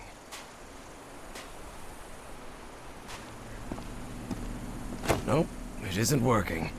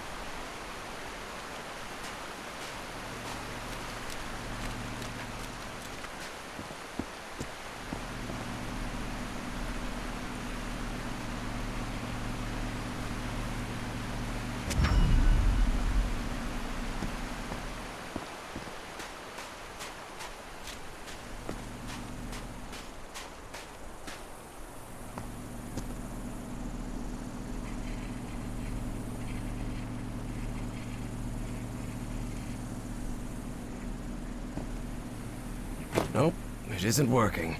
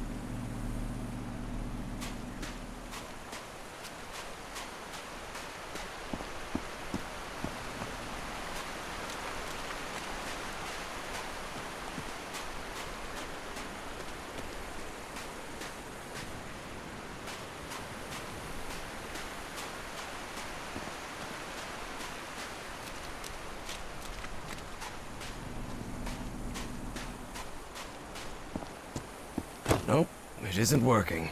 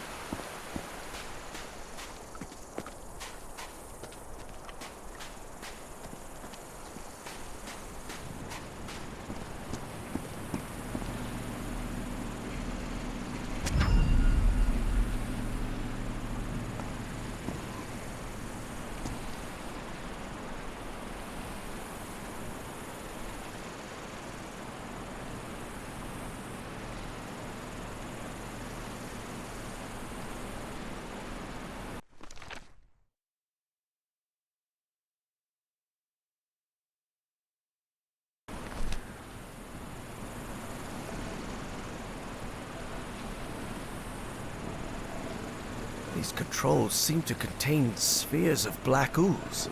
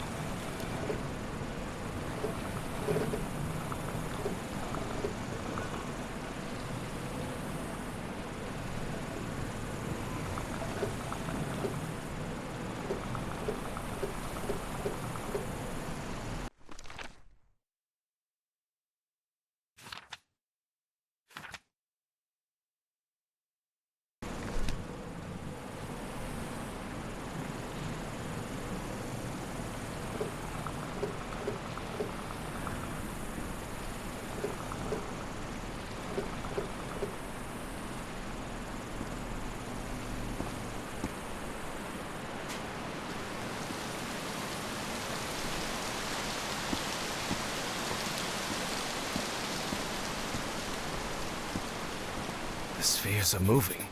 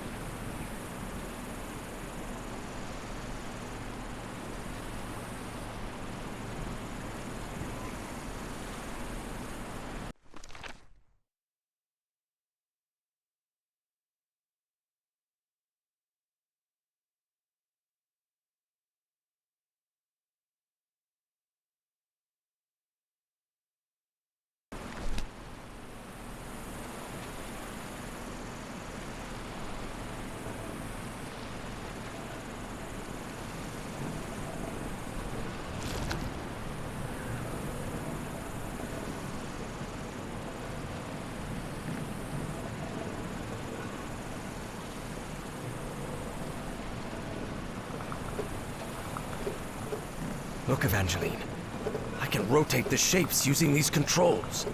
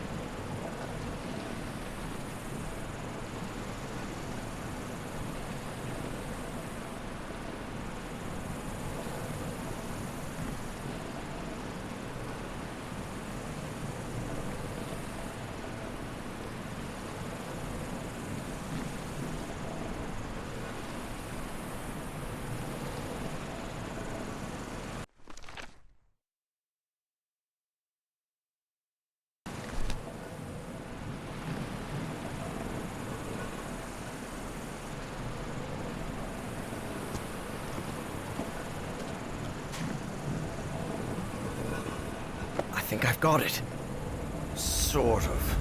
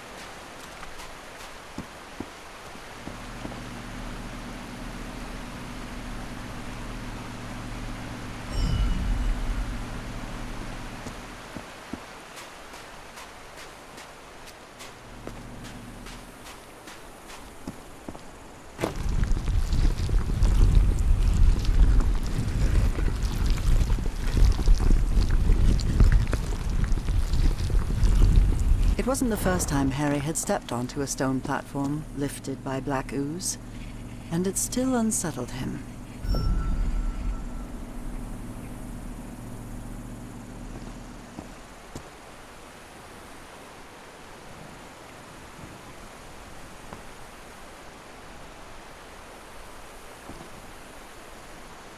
Another one of those moving patterns. Evangeline, watch out. It's crawling with those pollen things. I don't think it saw us. We really must be careful.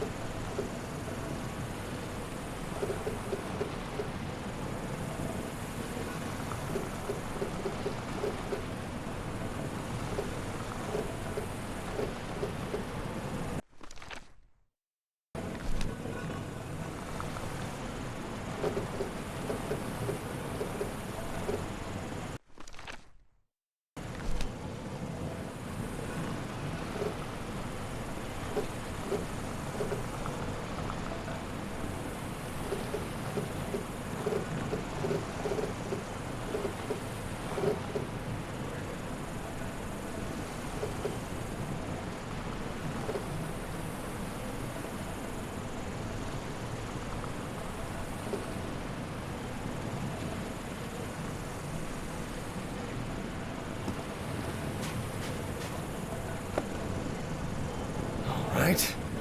That one was tricky.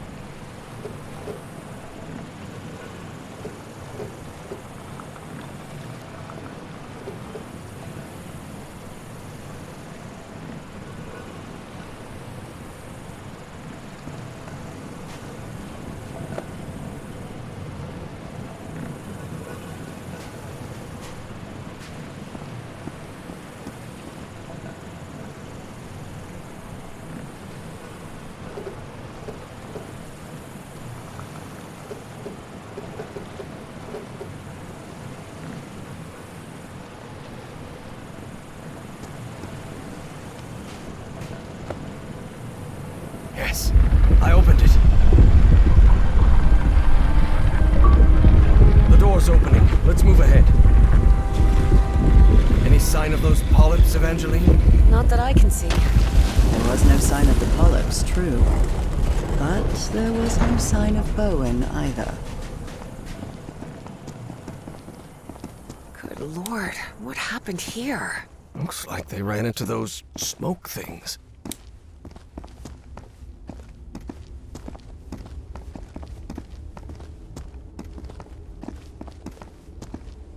Poor bastards. The shadow on the left belonged to Howard Carmichael III, playboy, athlete, and heir to Carmichael Industries. One black polyp was enough to obliterate him in seconds.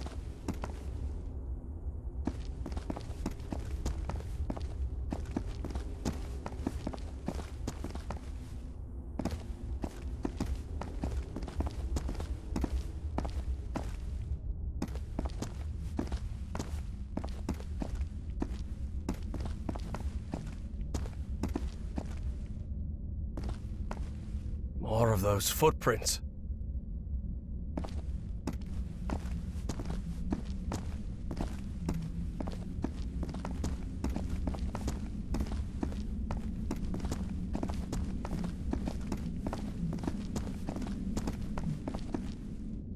Well, there's one of those cultists dead on the ground. Bowen and Stahl had a last-minute argument over how the mind-swapping machine should be used. It didn't end well, especially for Stahl, whose dream of a 1,000-year Reich died right there with him.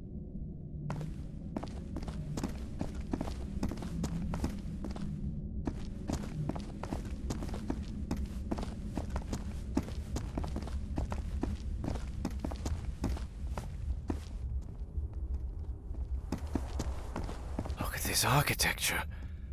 Does it look familiar to you?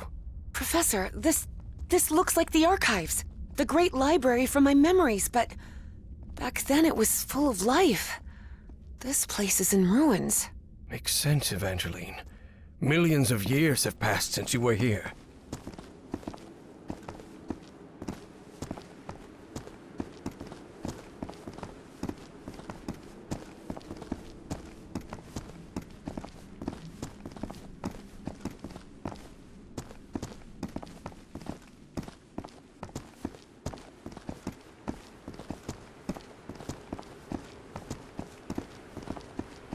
This is breathtaking. If this is the place where I was millions of years ago, the mind-swapping device must be at the top of that basalt tower.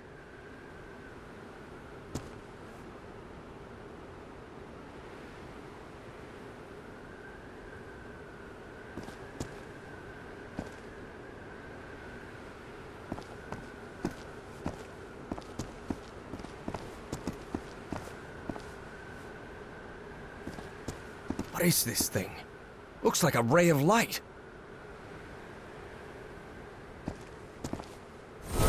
Whoa, whoa! The polyps are gathering over there. What's going on? What are they trying to do?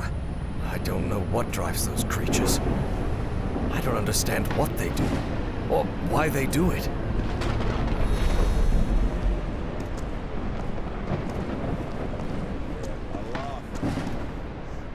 Professor, do you hear some kind of chanting?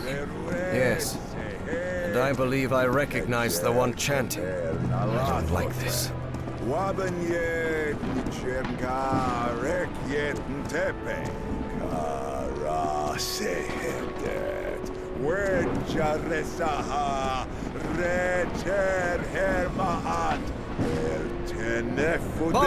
stop right there!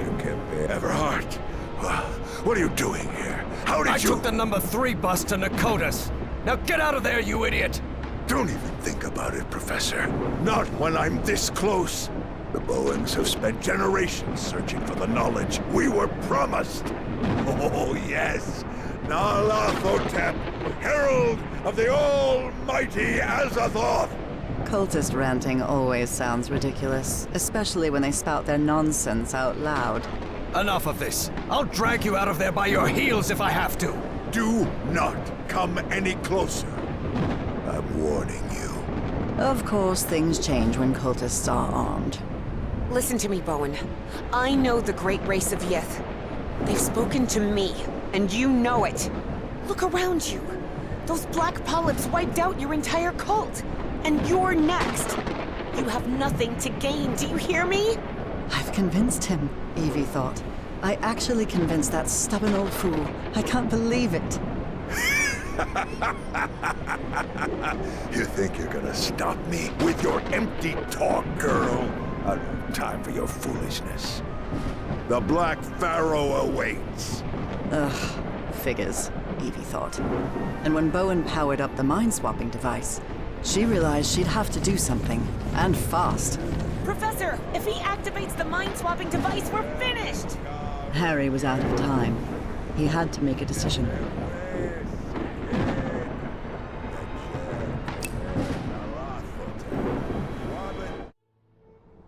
Harry remembered Dr. West's words.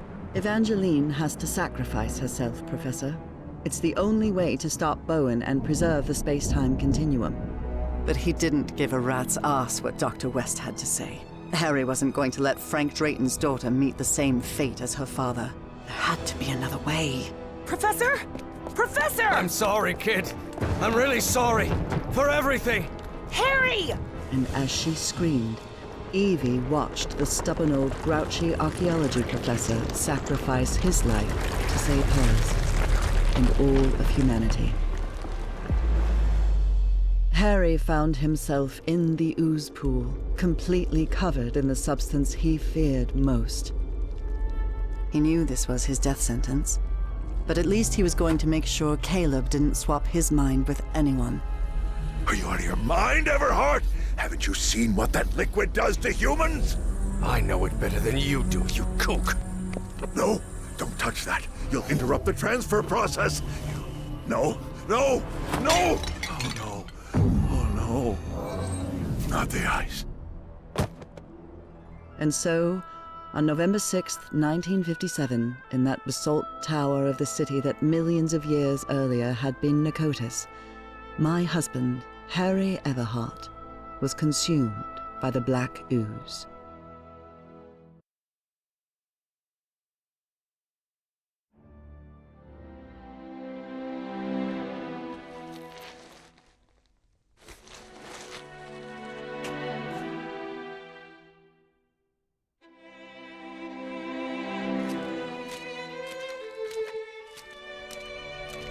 Upon waking in that infinite ocean of blackness, Harry thought that he had died.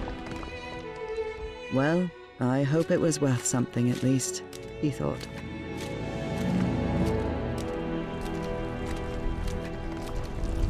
He was waiting to see the light at the end of the tunnel when a voice surprised him. One he recognized instantly. My voice. Harry? Nora? I'm so glad to see you, my dear old pal. Nora? Nora!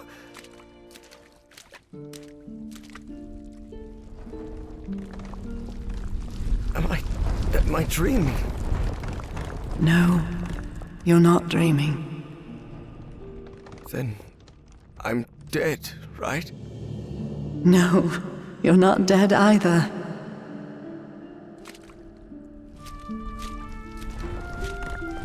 I don't understand, Nora.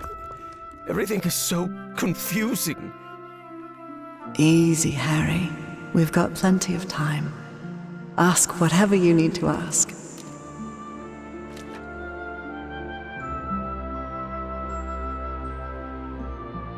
Where am I? Where are we? What is this place? This, Harry, is the Icor, a place beyond time and space. And now you're connected. Connected to whom? To you? To the Elder God. Both of us are.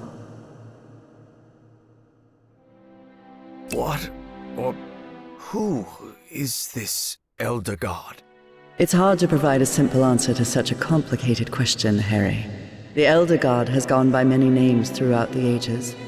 Amaterasu, Sarens, Kor Yithar, Kailamanu. His judgment is inscrutable, at times even incomprehensible. And in some way, those of us who are part of him are connected, beyond time and space. I don't know, Harry. Maybe the Elder God is simply God.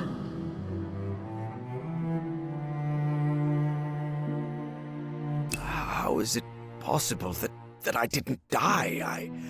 I'm covered in that black ooze. The blood of the Elder God does not harm those who are connected to him. That's why it didn't harm me on the island. That's why you sent me there, remember? To be who I really was? Now he can't and won't hurt you either. Because connected to him is someone who loves you and protects you. And that's me, Harry.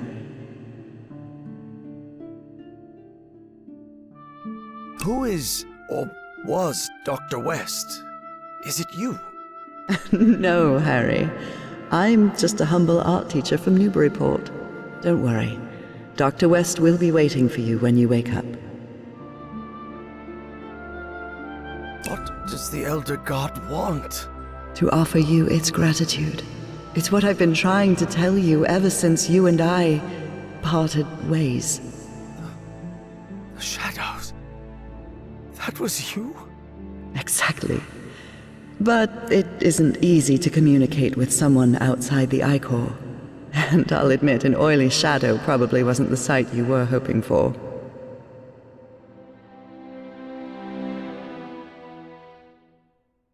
And why is the Elder God grateful to me? First, because you reunited him with his lost daughter, Hacha Folgofen. But besides that, you've helped with something far more important. What? The Yithians sustained their energy by channeling the Black Ichor. The Ichor is the essence of the Elder God. That process caused him immense pain and suffering, but you've put an end to it. You've given the Great Race another way to transfer their consciousness. And now they live beyond time and space, connected to the Elder God. But Nora, I haven't done anything beyond stopping that kook Bowen. But you will. And at the same time, you've already done it. Nora, I don't think I follow. Harry, it takes a while to understand what beyond time and space means. But you will, my love. Believe me. That means I can't stay here with you, can I? Harry, you're already here with me, my love. We've been together for all eternity. What? But you need to go back to your time now. There's a life waiting for you, an important task you have to carry out, and people who depend on you. Evie will need your help, and you'll only be able to help her if you live a whole life. Will you promise me that? Yes, I promise. And one more thing. Tell Evie Papa is waiting for her at the Benoit house with the whole family. She'll know what it means. I'll tell her. Well, I guess this is goodbye, old pal. For now. I love you so much, Nora. I'm going to miss you terribly. Don't be sad, Harry. It's only a matter of time. A matter of time and space. And remember, I love you too, Harry. Harry, can you hear me? Oh no. You did it, Professor. You saved us all. Don't come any closer, Evangeline. I'm covered in...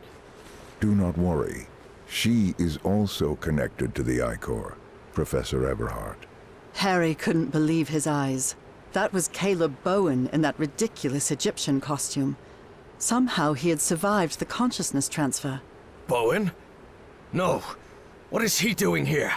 No, Professor, it's not what it looks like. It's... My race is deeply grateful to you both. Harry understood at once who was now occupying Caleb Bowen's body. The loop is in the process of closure. That is optimal. But we must continue working. Process of closure? What are you talking about? Do not worry. What comes next will be far easier. We only need to follow the plan you and I laid out the first time you contacted me. Dr. West.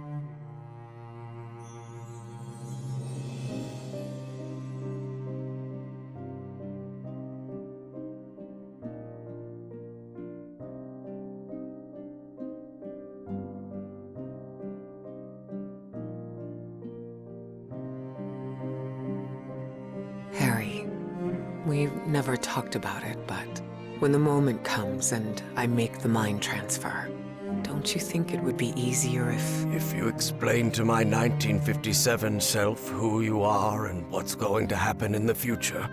Yes. What if something goes wrong with the loop because of that change? Wouldn't it break the space-time continuum? Well, I'm not sure. I just wanted to spare you that unnecessary distress and... I'll handle it, Evie. You know it. It's already happened. Better not to take any risks. I guess you're right, Harry. And as you say, if we're still here, it's because it already happened.